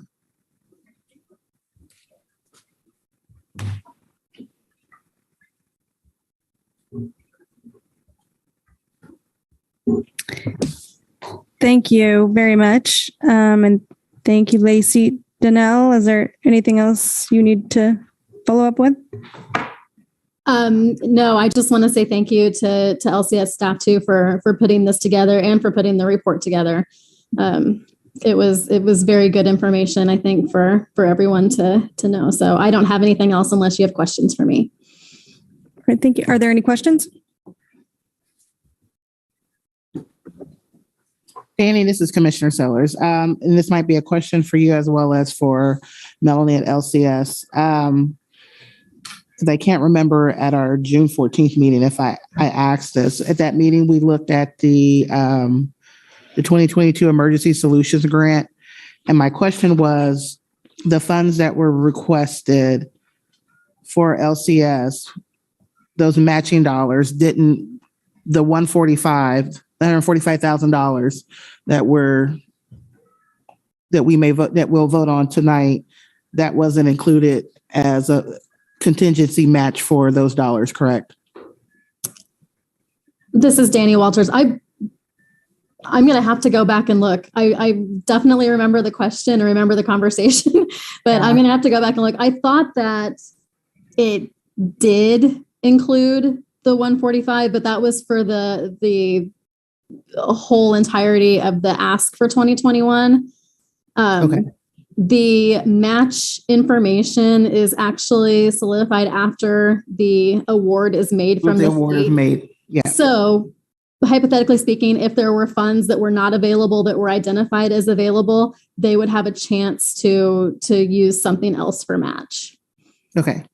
And we have not heard back on ESG 2021 yet. Everything was due to the state at the end of June. So okay. we're patiently waiting to hear. So.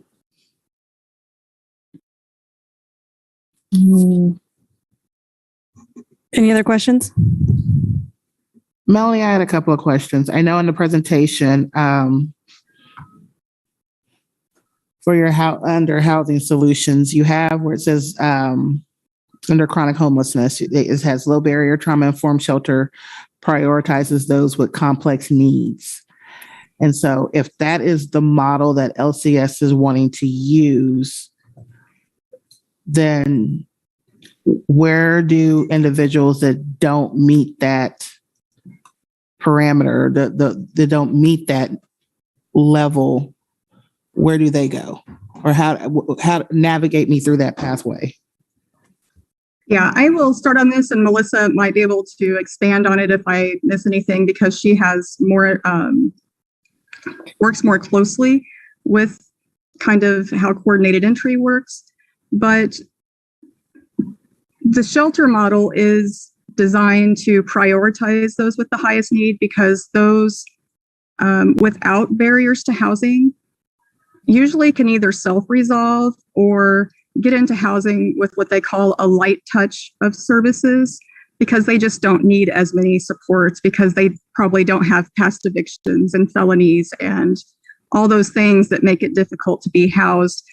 So ideally, the coordinated entry system would divert them to other resources and supports so that they never reach shelter services. Okay.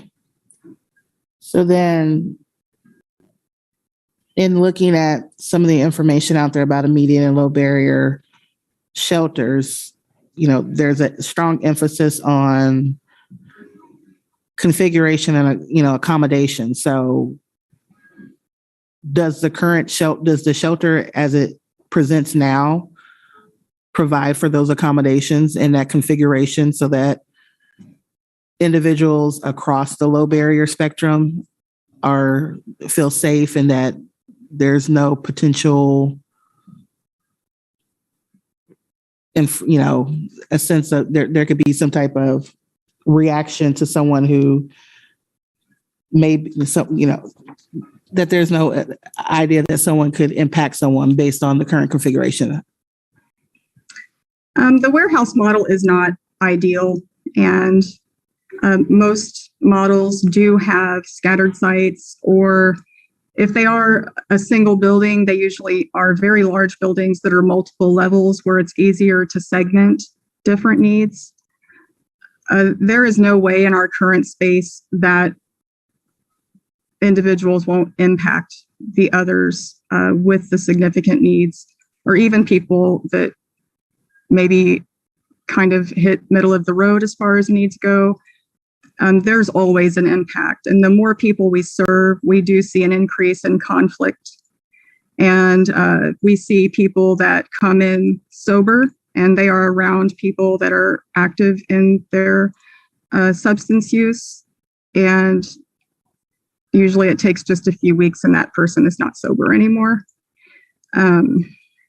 So we do see things like that frequently, which is why as we increase capacity, we really have to up supports and increase with staff and volunteers to really have kind of people interacting and in multiple spaces to keep an eye out for potential conflicts or any other issues that may come up. Okay, so you have a group, so you potentially have a population that is high complex needs. And I would imagine that would require staff to have a specific type of skill set, which to what you allude to in training opportunities for trauma-informed care and motivational interviewing and whatnot. So does the current staff as it stands meet those capacities? Meets those, do they have the ability and the skill sets to do that? And what are you doing now to mitigate that if they don't? We do have weekly meetings with our frontline workers to offer them training and supports and allow them the opportunity to have conversations directly with leadership to support any questions or training needs that they may have. And we do offer different opportunities for training. We just recently, staff came in and did a training for our staff. It is one of the struggles or challenges that we have is because we can't offer competitive wages. We can't bring in or find people that are already qualified or have experience. It is an entry-level position, so people do not have like certifications or licenses, but they're being asked to support people that otherwise licensed practitioners would be working directly with. So it is a very stressful job. The skills needed are trainable, but the turnover rate is exceptionally high among emergency shelters. It exceeds 50 or 60%. So while we're trying to keep staff trained, losing staff So we're not able to maintain that knowledge, which creates a huge burden on the entire agency. It creates a burden on the other workers that are trying to stay. So we know as an agency that we have to continue to focus development and increasing our revenues and diversifying our funding and building it up, because we know that we need to offer competitive wages to get qualified staff, to increase training and supports so that we can meet this need. Okay. And I'll ask one more question, and then I'll yield to my other fellow commissioners. So you laid out several pieces in your presentation around, increasing staff training, staff knowledge, board training, board knowledge, while also alluding to other key structural components needed for the agency around funding, securing funding, diversifying funding, building up culture, morale, implementing a new model. Those are a lot of balls being juggled around. So help me understand how your team, how LCS is operationalizing this, implementing this. There seems to be a lot of divergent pieces here. So help me understand how you're processing through this. And that's why we spoke a lot to it being a vision. It is our goal. It is the Housing First guidance for us to remove as many barriers to services as possible. And that's how within Housing First that we will best meet the need of the community. But we also know that we need to strengthen as an agency and build up our foundation. And we have been extremely focused on that with really working on internal policy and procedure, board development, leadership development, building, these relationships, or trying to rebuild relationships with community partners, because we know we can't do it alone. We need supports. We need to build up trust. We need to focus on the agency, get that foundation strong so that we can move towards this vision and meet the needs of the community. And one more quick question, an addendum. So with that being said, have you and your team, even the board, put together some type of comprehensive budget of what it would look like, ideally with the staff needs and everything? If you had a fully functioned Housing First, low barrier shelter that was fully staffed, what would that look like funding wise? Do you have that available? Well, I probably don't have it available in a format to pull up just immediately right now.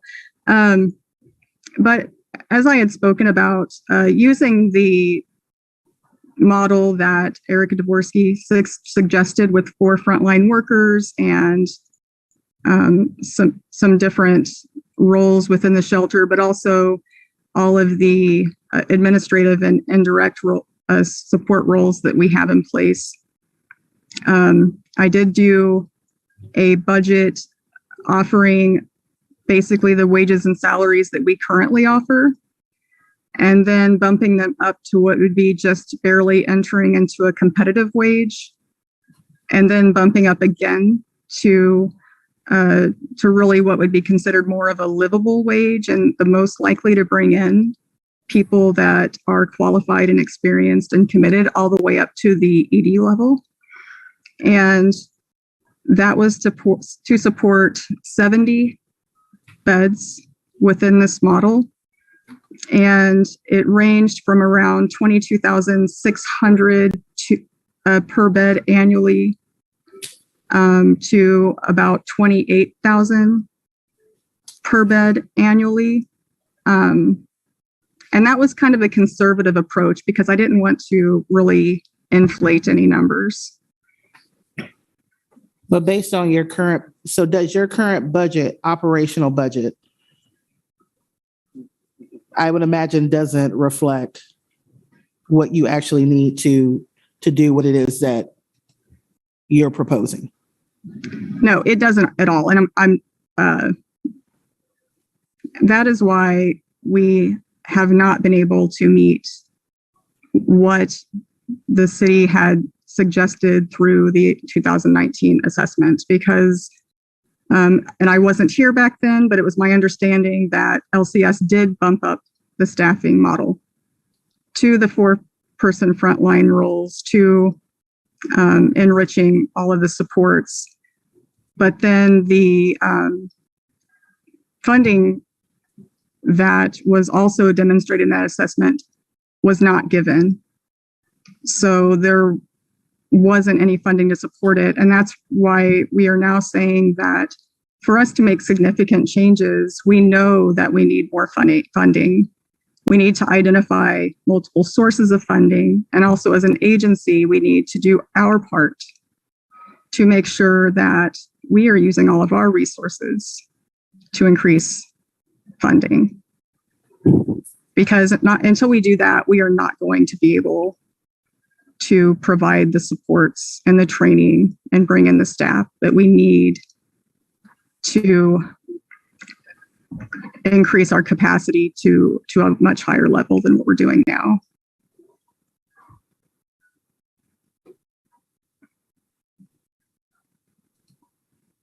I have a lot more questions, but I'll yield. Commissioners, other questions? Commissioner Finkeldye?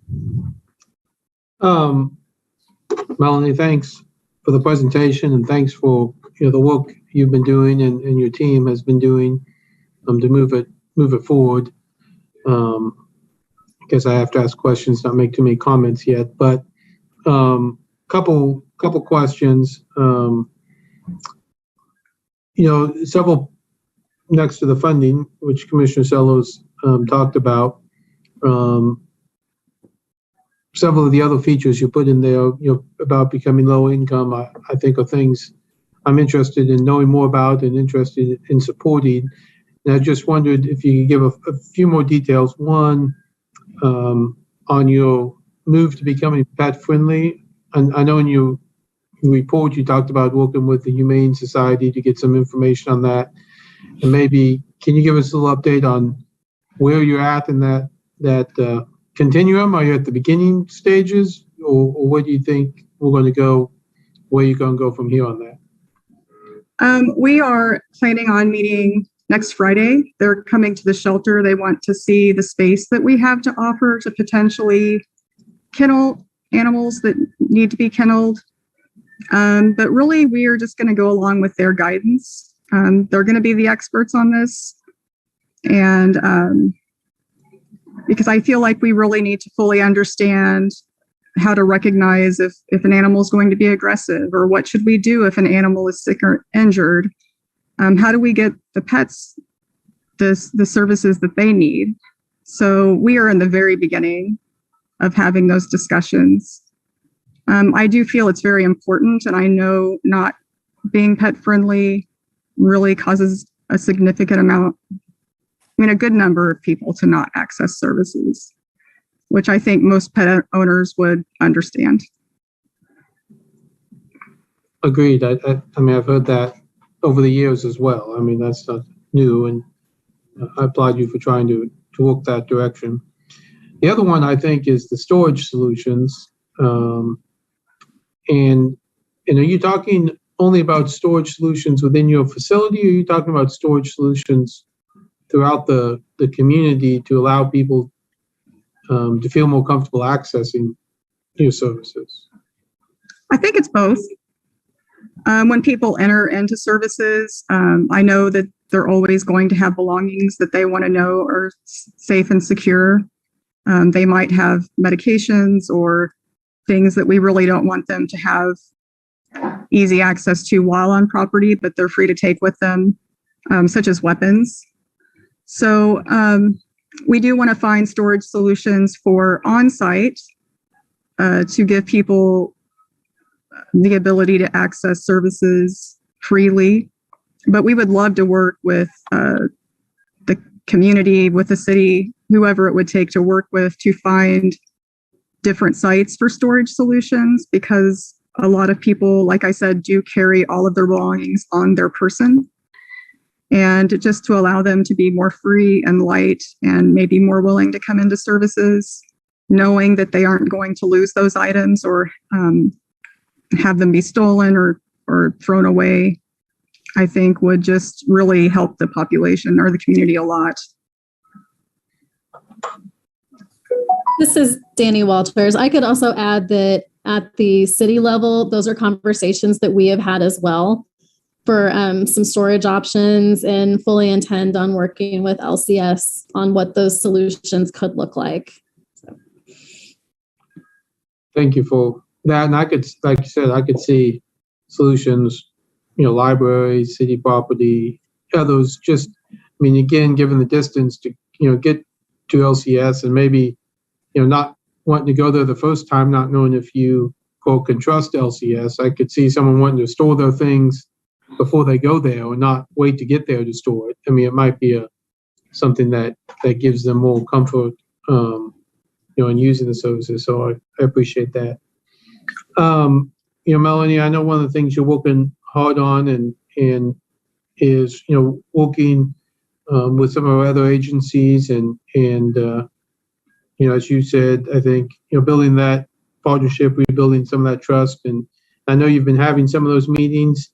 Can you give me a little bit on how that's going, or how that's being received, or what's the next steps in that process as well? Yeah, I think we've met with almost every agency. There was some reluctance with some, but we, just got in there and had them give us a chance, and we've had some really good conversations. We do want to move forward with Housing Authority to possibly use some Monarch Village units for transitional housing for those that have been approved for vouchers but are having a difficult time finding a landlord to rent to them. Some people just need some of that stability behind them for a landlord to kind of get that trust to lease. And maybe in the future, whenever we can find a way to secure funding for an expansion, that would also contribute to more people receiving vouchers so that they can get into homes. And like I said, we're working with the Humane Society. We've initiated conversations with Family Promise. I still need to call Dana back again to talk more about helping families be supported in the community, because we feel that is the best place for them, especially as we move more and more low barrier at the shelter. It's just not a place for children. And trying to think of the other agencies. We've met with so many people, it's hard, but we're also working with Bert Nash. We've had some conversations about how to better meet winter shelter needs, and how we could do some collaboration on that. And we'll include that, both of our pieces and a proposal. We have also talked about collaborative efforts in the future when applying for grants, like the Home ARP, and really working together as agencies to meet all of our needs, because we all need housing. That is the one thing that is really holding us all back and not able to meet the needs of the people we serve. And we've also been working with reentry to make sure that we have spaces available for people that are within the reentry program, but are exiting into homelessness from the jail. But yeah, we've met with so many people. Just listing it right now is very hard, but we have been working together.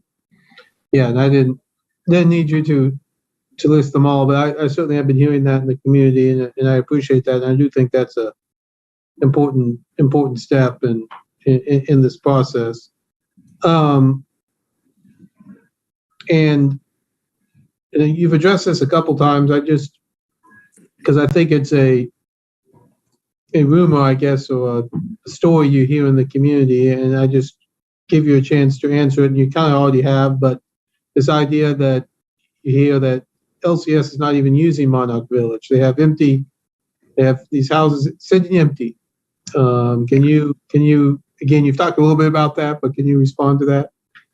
I can. So as we have been saying, we have always kept some units available for COVID isolation because that was their original intended use. And whenever they were designed for us by Dan Rockhill and dedicated to us from the School of Architecture, that was what they had in mind, and then said that after the pandemic, which we're still kind of waiting to see when that's going to happen exactly, but that we could identify the best use. But they were marketed as for families, and the community intended them to be for families. So when I came and other leadership came and I saw the units, and they are extremely small. And I'm not saying that they're not better than being unsheltered and homeless, but they are very tiny. And then we had to put these very large sprinkler systems in them, and we had bunk beds with sprinkler heads right accessible to where the kids would be. And it just seemed like it just was not an appropriate option space-wise, safety-wise, and also, again, serving families on the property with the things that we work with every day, like the people that we work with every day and the needs that we're meeting. There's conflict, there's yelling, and there might be different things on property that indicate substance use that we don't want children finding. Children would not be able to play freely on site. And also, they're away from their community and their peers, and they have to be bused to school, and it can take like a very long bus ride for young children. So we were trying to move away from the idea that Monarch Village, the best use for Monarch Village was for families. So we started really using them to meet people with the needs of people with exceptional medical needs. A lot of people experiencing homelessness have significant health needs due to the lifestyle and being out in the environment a lot and not having access to medical services or preventative medical services, I should say. So we have people come that have significant health needs. They might need access to electricity to plug in medical equipment all the time. They might be receiving home health services where they really need a private, more dignified space to receive those services.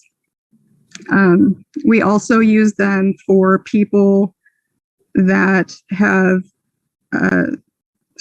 severe and persistent mental illness, that have been in the congregate setting but are not being successful. They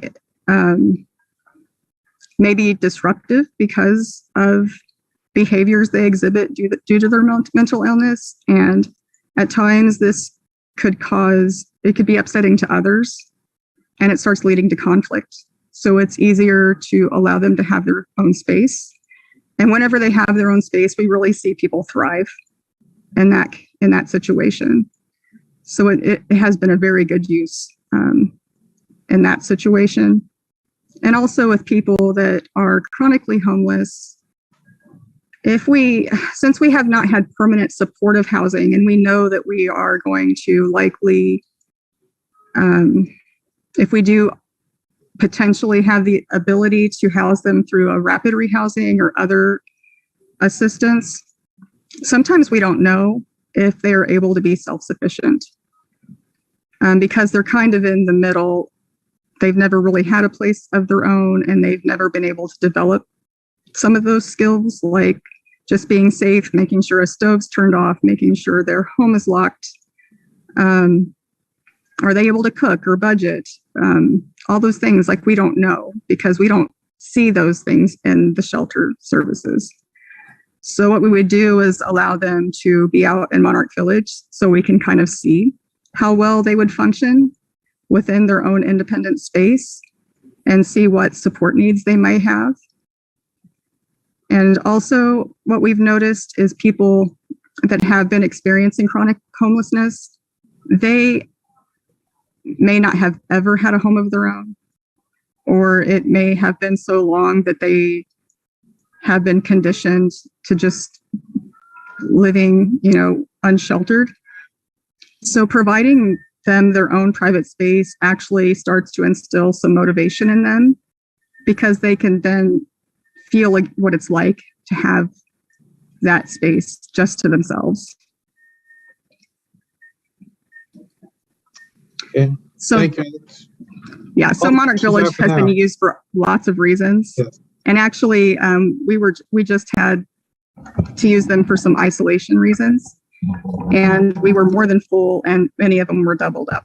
So we thought we were going to exceed our capacity for Monarch. Okay. Thank you. Those are all the questions I have for now. Melanie, I have one more quick question. Under the infographic that you provided that discussed safe and appropriate diversion, and that's for individuals that might be, having you said a housing crisis. So can you explain, and this is for my personal edification, but also for our community as well, is there a centralized contact or resource for individuals who are experiencing a housing crisis? There is not, and that's been a conversation that we've been having within the shelter that would be really something that I feel like we should prioritize as a community to have. Many cities do have like a hotline that is part of the coordinated entry system. So if people are experiencing homelessness or at risk of homelessness, can call one central line, and that line will then direct them to the appropriate resources and the ones that provide, like I said earlier, the lightest touch to get them stabilized. And that prevents people excessively entering into shelter services unnecessarily.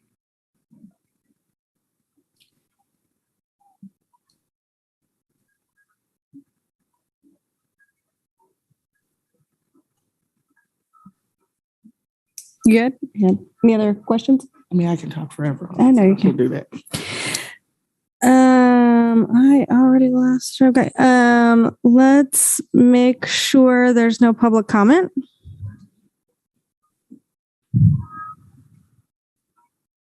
Hi, I'm Chris Flowers, and I'd just like to voice my support for giving the funding, I guess. But also, it just seems kind of troubling that if it's going to cost like what was it, over $22,000 per bed for I guess, and over $22,000 cost per bed for the city for each person staying there.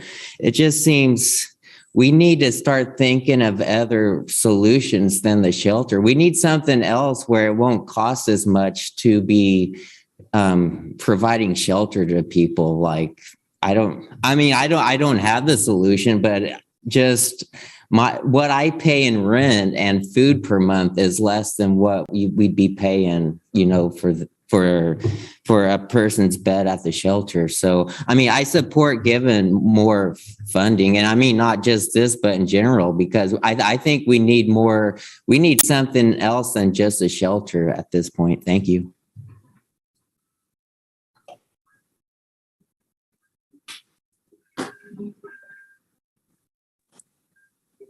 Good evening. Thank you.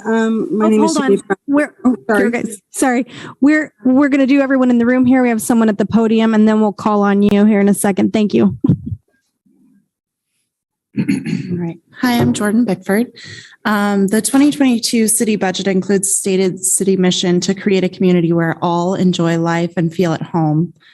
One of the strategies of the city's strategic plan is to create a strong and welcoming neighborhood with an equity and inclusion strategy to create lasting solutions to connect people to housing, to make houselessness a rare, brief, and one-time experience.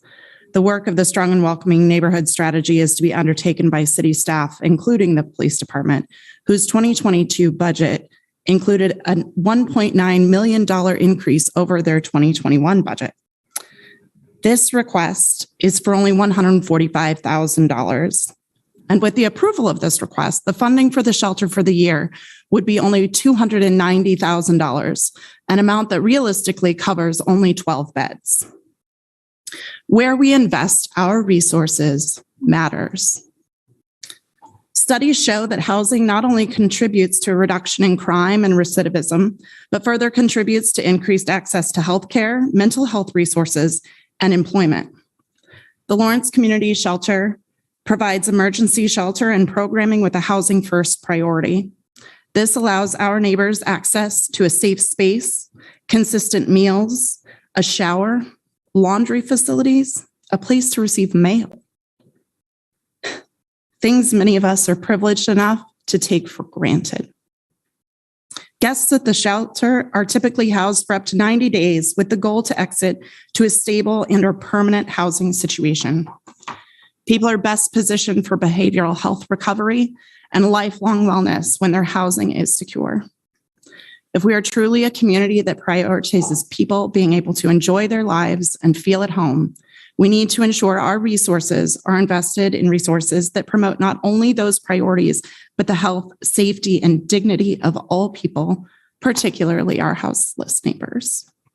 I encourage the Commission to approve the current funding request and encourage city staff to work to identify additional resources to support the life-saving work of the Lawrence Community Shelter. Thank you. Okay, now we'll go to the online, and I'm going to let Sherry call on people. Thank you, Mayor. Let me just expand this so I can get to everybody.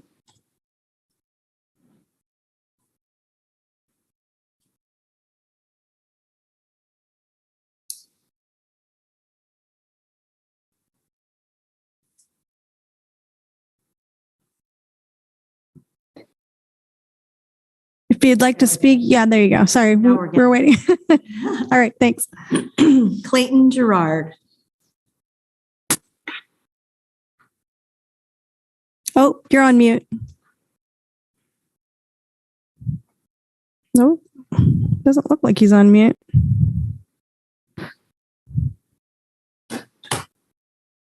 You might check your computer mic and make sure it's on the right setting.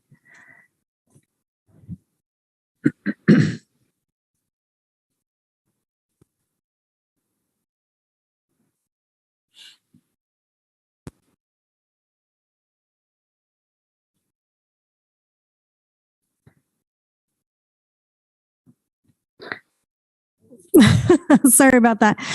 Maybe you could do some testing there, or log out and log back in, and we'll move on to the next person, and we'll look for you here in a minute, Clayton. I'm going to go ahead and call on Jamie Price, but if anyone who's wanting to provide comment could please use the raise your hand function. It's easier for us to know who is wanting to provide comment. Thank you.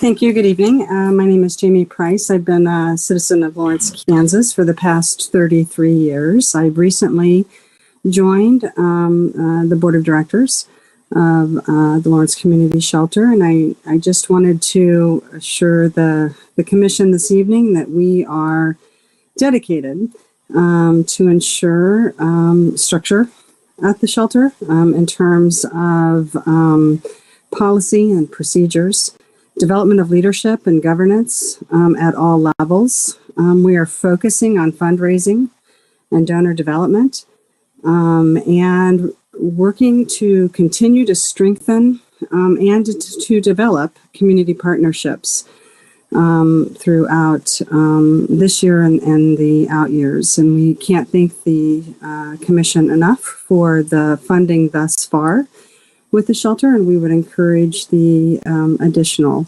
funding that's being requested. Thank you for your time this evening.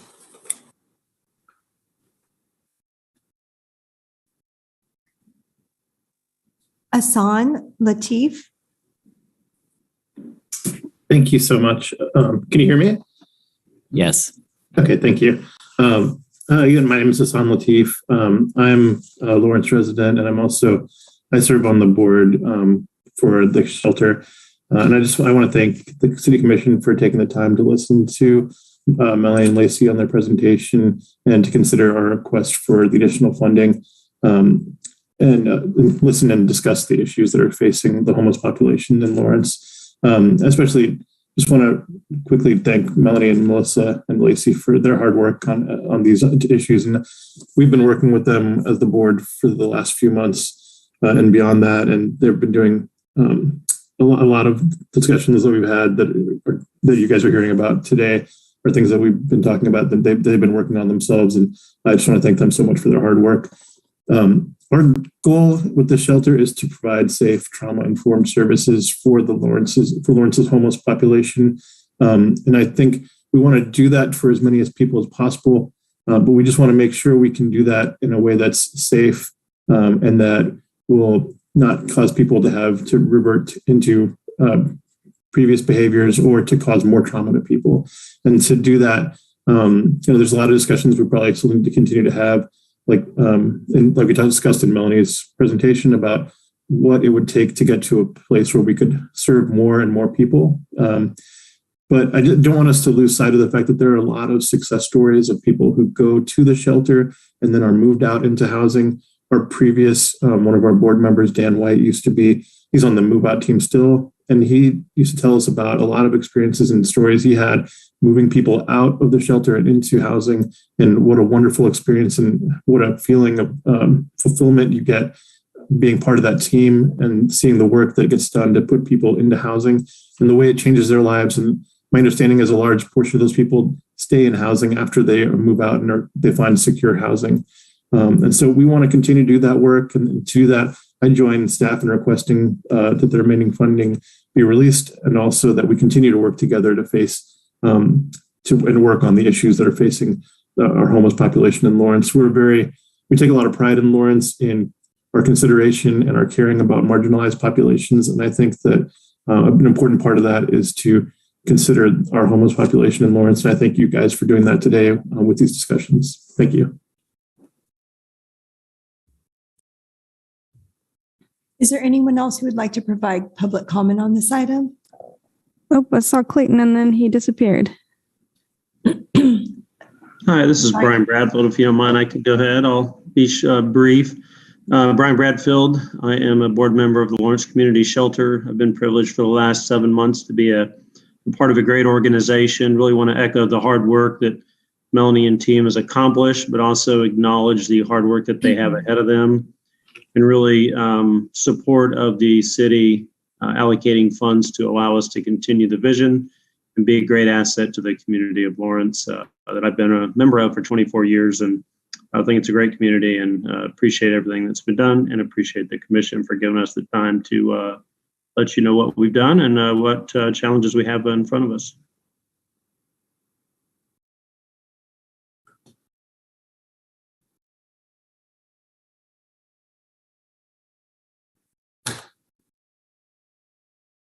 Clayton Gerard.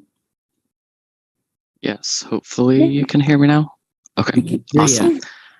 So my name is Clayton Gerard. I have been a volunteer at LCS since last fall, and I just wanted to speak to a little bit about the funding piece and ensuring that LCS gets more funding. To begin, I wanted to share a personal experience. About 2 weeks ago, I had a family member pass away, which required me to travel out of state and help with funeral arrangements, had to stay at hotels and relatives' homes, and constantly interact with different people. Upon returning home last week, I laid in my own bed in my own home after sleeping in my car for the previous nights, and I was surprised when I started crying and couldn't stop for a few hours. But this was when I realized that it was only in this space where I could experience privacy and a sense of safety that I was able to have the release that stress and emotions require. I'm very privileged in that I had this space to process and a job that could be flexible and allow me time off and people around me to offer emotional and material support. The congregate shelter as it is built to store products and not people, which means that no matter how many volunteers and staff and how hard they work, which they work very hard, the shelter is a very difficult place to live. And the approach to store as many people as possible is the opposite of solution. I've been working with leadership at LCS on ways we can try to implement trauma-informed design in the shelter to provide a more effective environment that supports people in their difficult times and positions them to successfully transition out of the shelter. The recent Douglas County Homelessness Needs Assessment affirms the importance for trauma-informed design in homeless shelters. And in their report of trauma-informed design research for homeless shelters, Jill Pable and Anna Ellis say, people experiencing trauma are often understandably distracted by the nature of their situation, sometimes needing to spend their mental bandwidth on securing their next meal or dry place to sleep that night.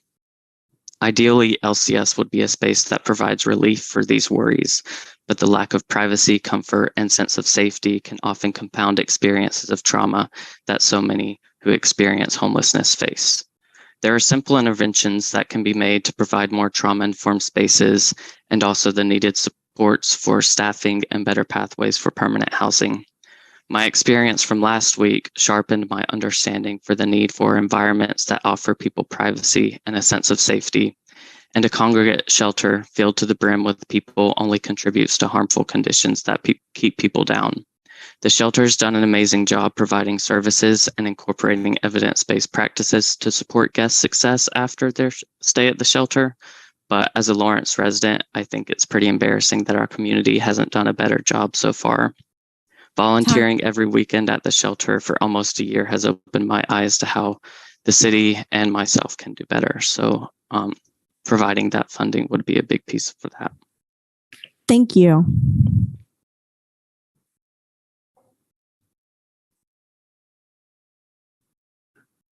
That's all the comments, Mayor. All right. Thanks, everyone. Let's go ahead and bring it back to the commission. Any further questions or comments? I just want to thank Melanie and her staff, and as well as the board members, for the information they've brought to us. The report that they presented, I had a chance to read through it, and I thought it was very thorough and answered a lot of questions that I had. I had an opportunity to meet with them one-on-one a while back, and I really appreciated their thoughtfulness during that meeting and presenting information to me very freely. The report that I read, they are very cognizant of the issues that they have at hand from building relationships, and I think they're doing a very heartfelt job of trying to do that. I'm supporting this, releasing the rest of this money, and I encourage you to continue on your path that you've outlined in your report, as well as the projects you're trying to bring forth. So I appreciate it, and I'll support this. Yes. Real quick, Commissioner Beglar, it looks like we had one more person raise their hand to speak right as we were closing public comment. So I wanted to, one advantage of being on Zoom is you can see this a little easier. You can see everybody. I apologize. Oops. I think it was Brian's. Thanks. So, well, her hand just went down. Maybe not. Oh, okay. Oh, it's back up. I see it this time. Ashlyn Graham. Okay.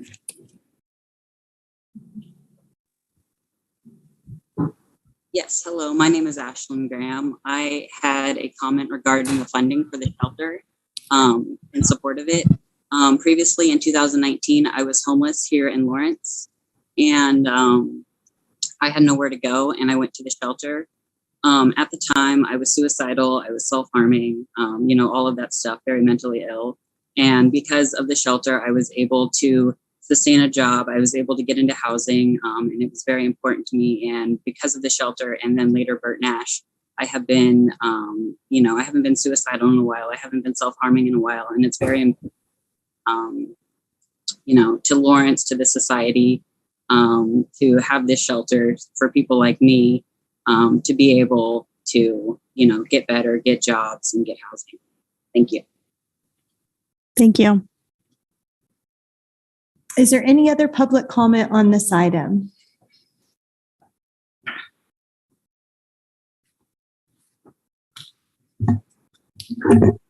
Commissioner, were you saying something? Oh, yeah. Just a couple of items that I want to echo the same sentiments of Vice Mayor Larson.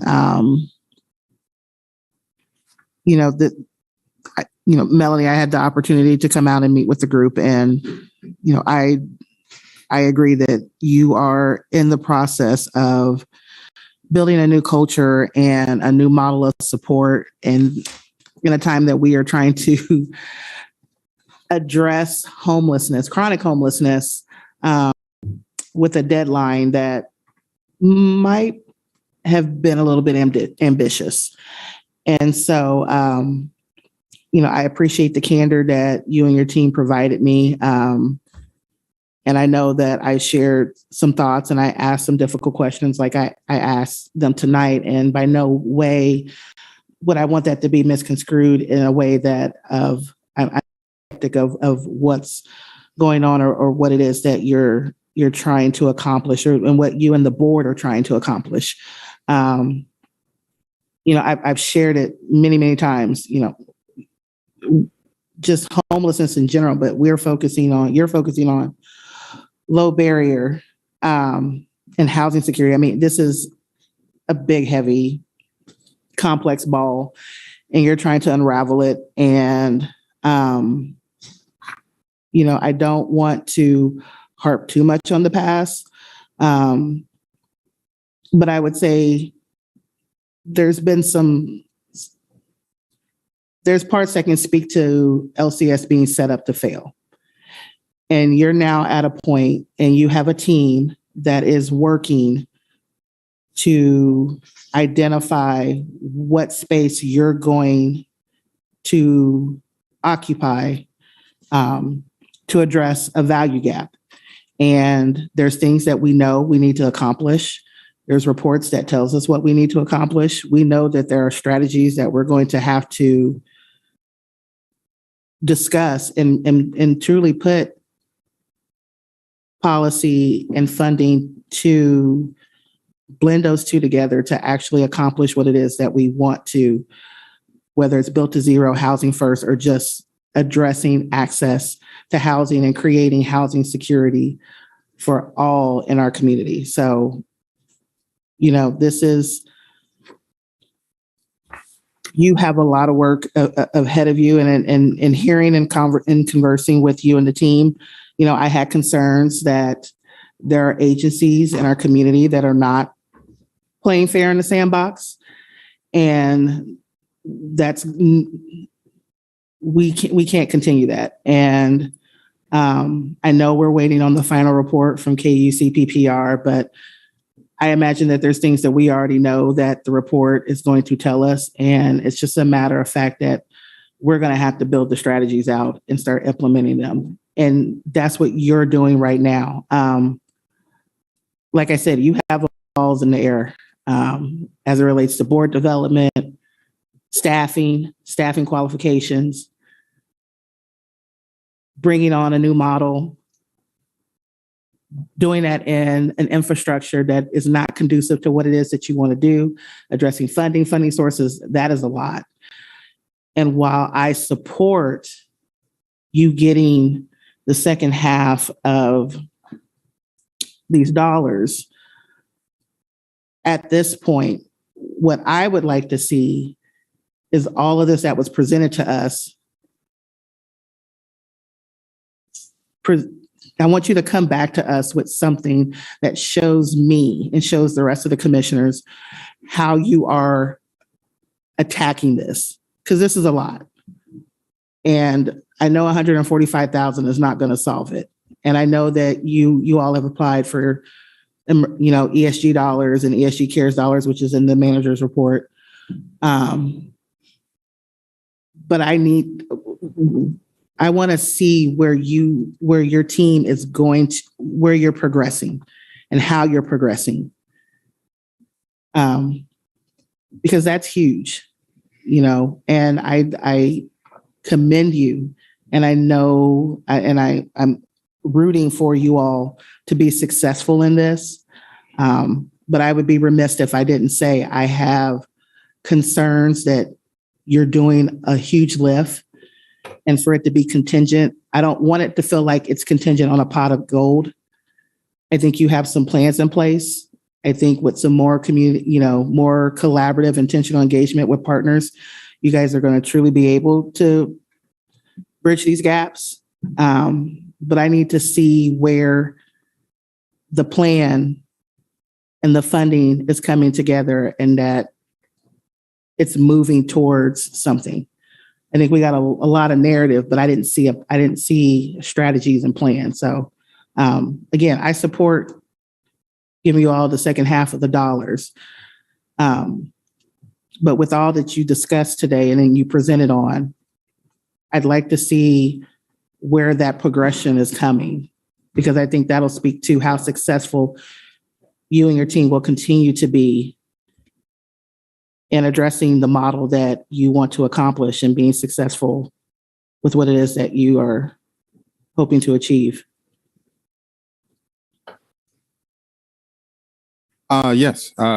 Just want to, I will be supporting this, the remaining allocation. I want to first of all, thank you, Melanie, and your team, especially for being vulnerable and inviting me into your space and, adding in my knowledge about the community shelter.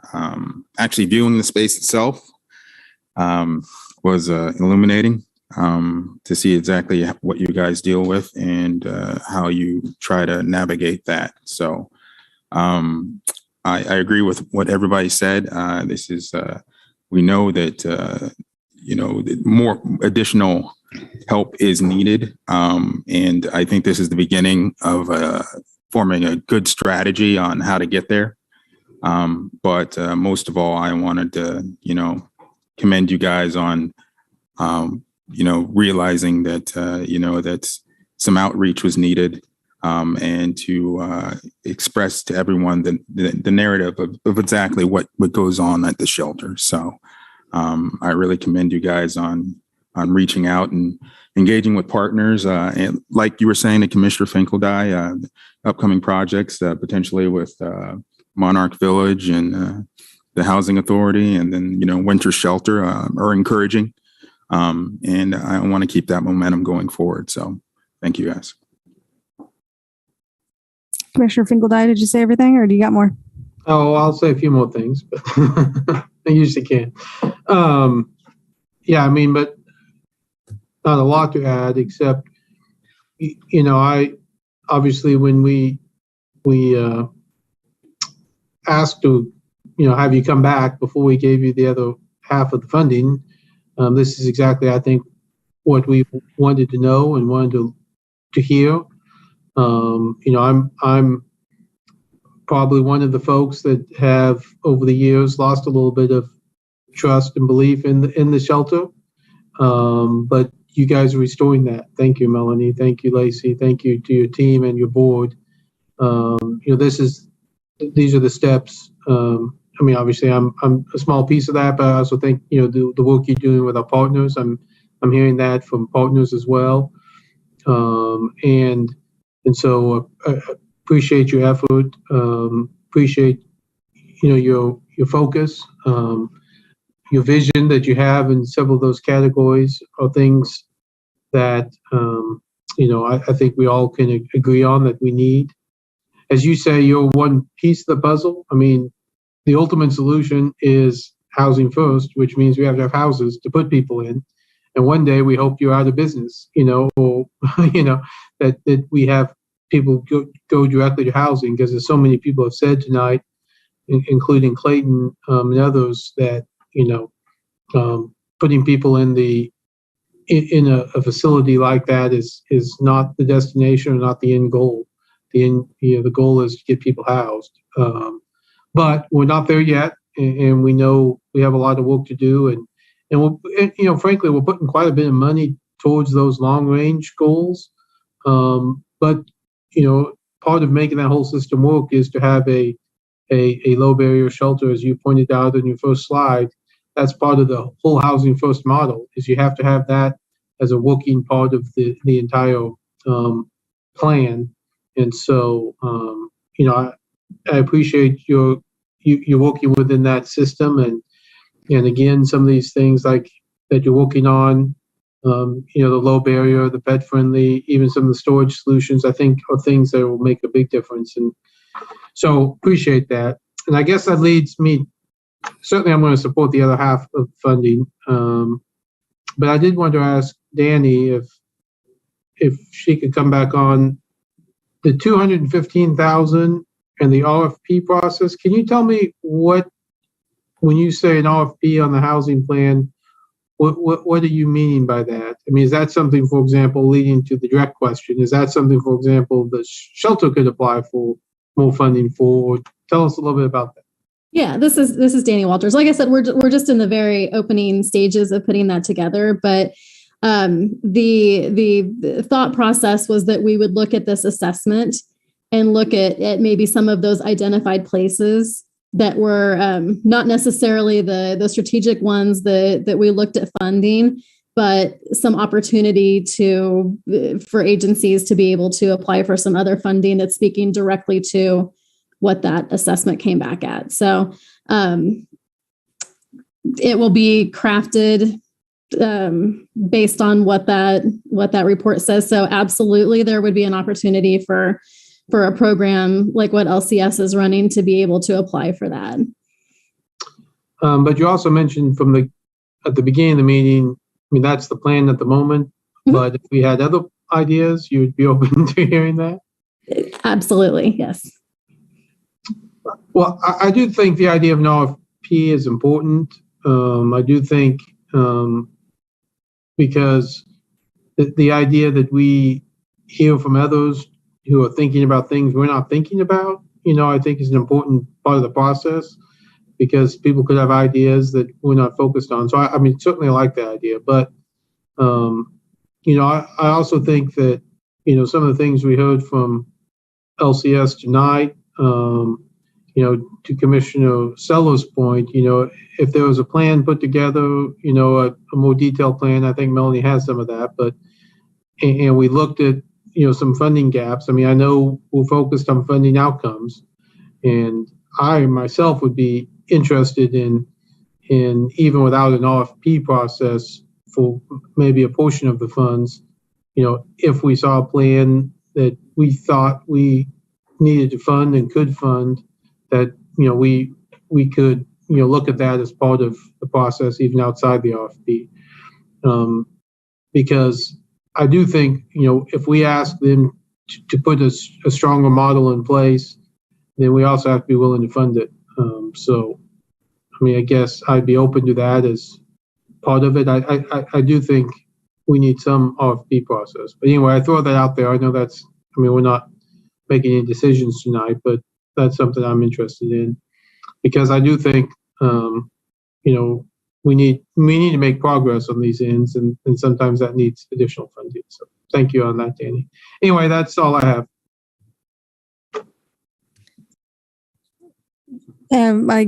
Looks like, are you good? You got everything? Yeah, good. I'm glad Commissioner Finkeldijk brought up circle back to the RFP piece. I think that's something that would need some additional discussion on it. I think there are some partners out there who are currently not at the table who are doing some of the gap work, unfortunately, because they're not familiar with some of the bureaucracy of funding and access to funding and being a partner with a municipal government. They don't have that opportunity. And so an RFP would be a way for them to have that experience and to be a partner and be a collaborator with an LCS. So I don't disagree with what Commissioner Finkelstein said, but I think this is also a way for us to start thinking innovatively about who are some partners out there who are not at the table, who are doing some of the work that other partners aren't doing that could be a value add to this collaborative work. So. All right. Thank you again, everyone. With that, I'll entertain motions. I move that we approve the remaining funding request amount of $145,000 of the 2022, am I reading the right one? Yeah. Of the 2022 Homeless and Housing Initiatives funding a proposal for general homeless shelter operations and authorize staff to draft an agreement with the Lawrence Community Shelter for the remaining 2022 general fund award. Second. I have a first and a second. All those in favor? Aye. Aye. That passes 5-0. Thank you again, everyone. Melanie and Lacey, I didn't see Melissa, but thank her anyway for us. I appreciate you being here and helping us with this. Thank you. That brings us to commission items, which we have two. We discussed a little bit last time, our city county meeting agenda. Did anyone have anything they wanted to add or thought of in between the last time and now? What's on the agenda right now? For what it's worth, I spoke briefly with County Commissioner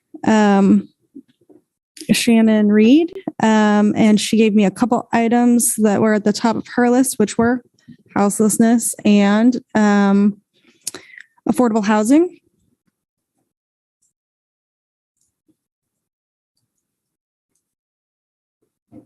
How long is this meeting going to be for the joint meeting going to be? Do we know? 45 minutes.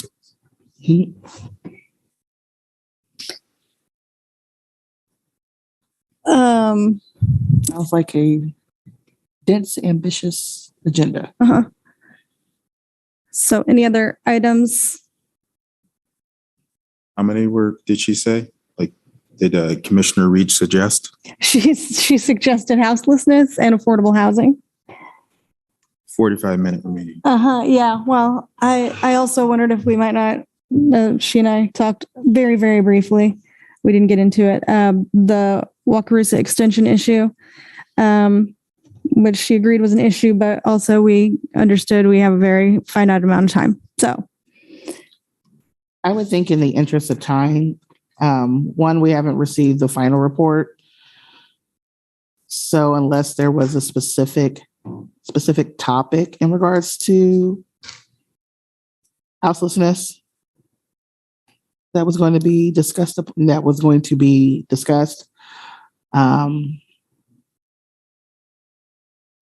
we might want to save that for another time. I'm not going to be at the meeting, so I don't want to dictate what your agenda is going to be, but it may be advantageous to have a rich discussion around the SLT and extension, since that has been, there seem to be some questions and concerns with funding that were brought up a couple of weeks ago that warranted having county representation there to have a whole discussion about it.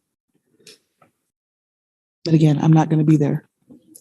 thank you for clarifying that. I will continue my correspondence with, it was suggested, Shannon Reed, and send her and I's ideas to the city manager and the county administrator to be clear about what it is we expect to talk about. And I will do that. Is there any other items anyone would like to see or hear discussed if time permits? Happy belated anniversary to our city manager, who is celebrating his 3rd year. Seems like it's been 25, but in some ways. Happy anniversary. Thank you. I did have a question. Is there a reason why it's only 45 minutes? Is it just... No, that's a typical time of our discussion session, or when we started at 5 o'clock. We can start at 5 or we can start at 5:45. Okay. Now, if you want to extend it past that, it's certainly up to you. So we could extend that into and plan the agenda accordingly. You just start the business meeting of the commission later. Just curious. Remember? I don't remember us. Yeah. I don't remember. Commissioner Fingeldine, anything? Okay. Any other commission items?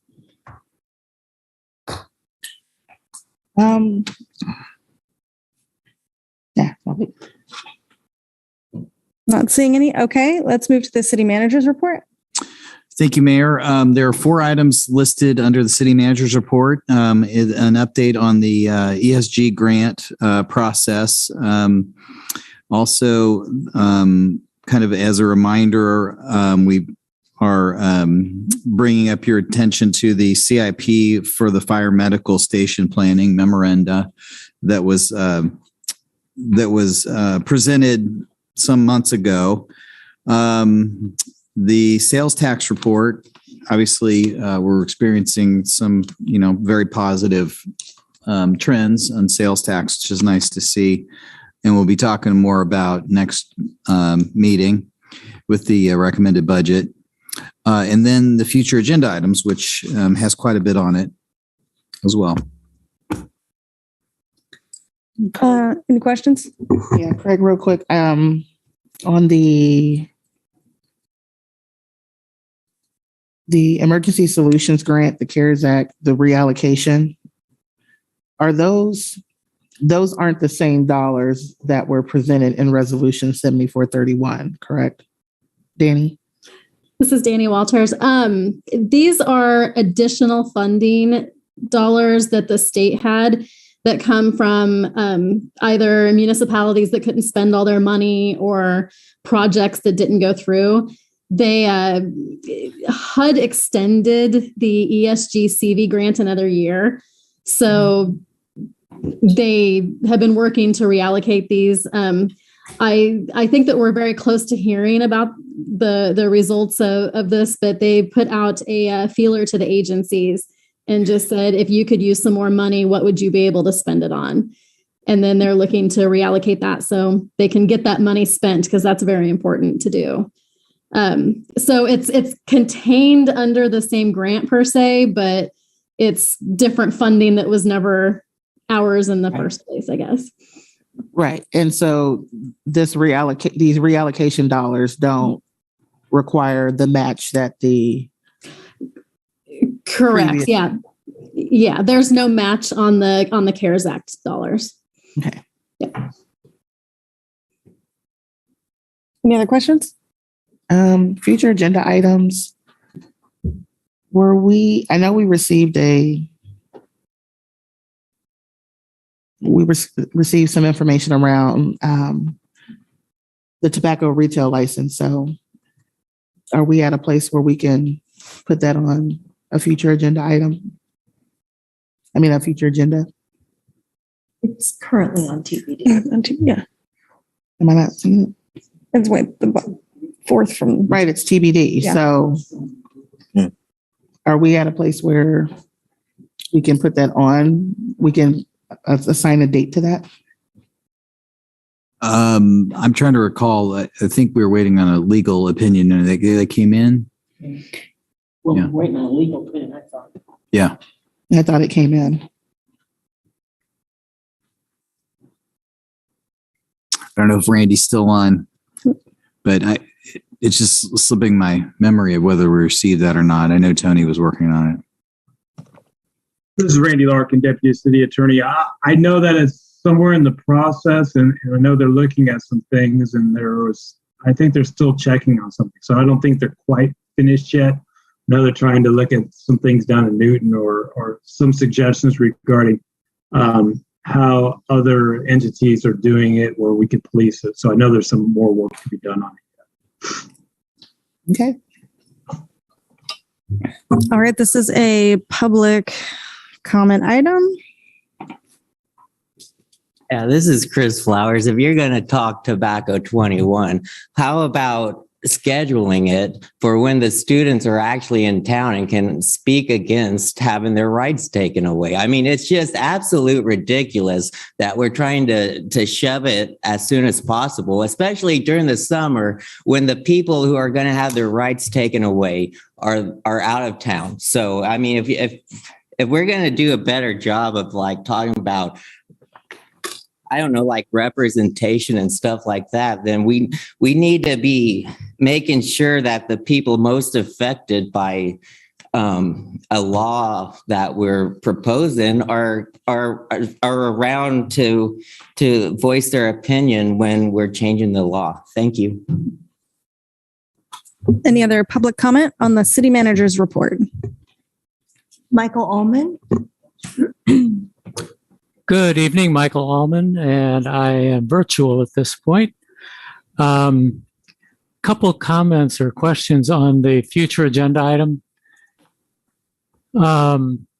The rewrite of the Lawrence Weed Ordinance, which is now called Noxious Weed and Natural Landscaping Ordinance, was passed out of the Sustainability Advisory Board back in May and sent to the City Commission for your consideration with a recommendation for approval. I think, at least it should be listed under to be determined somewhere. Then also on that to be determined, the single-use bag policy, that came out of the Sustainability Advisory Board just last week, but it's the single-use bag ordinance. It would be binding law as an ordinance, not a policy. So just those two corrections or suggestions. So thank you. Thank you. Any further comments on the city manager's report? That's it. All right, thank you. That brings us to calendar items. Anything need to be changed or added?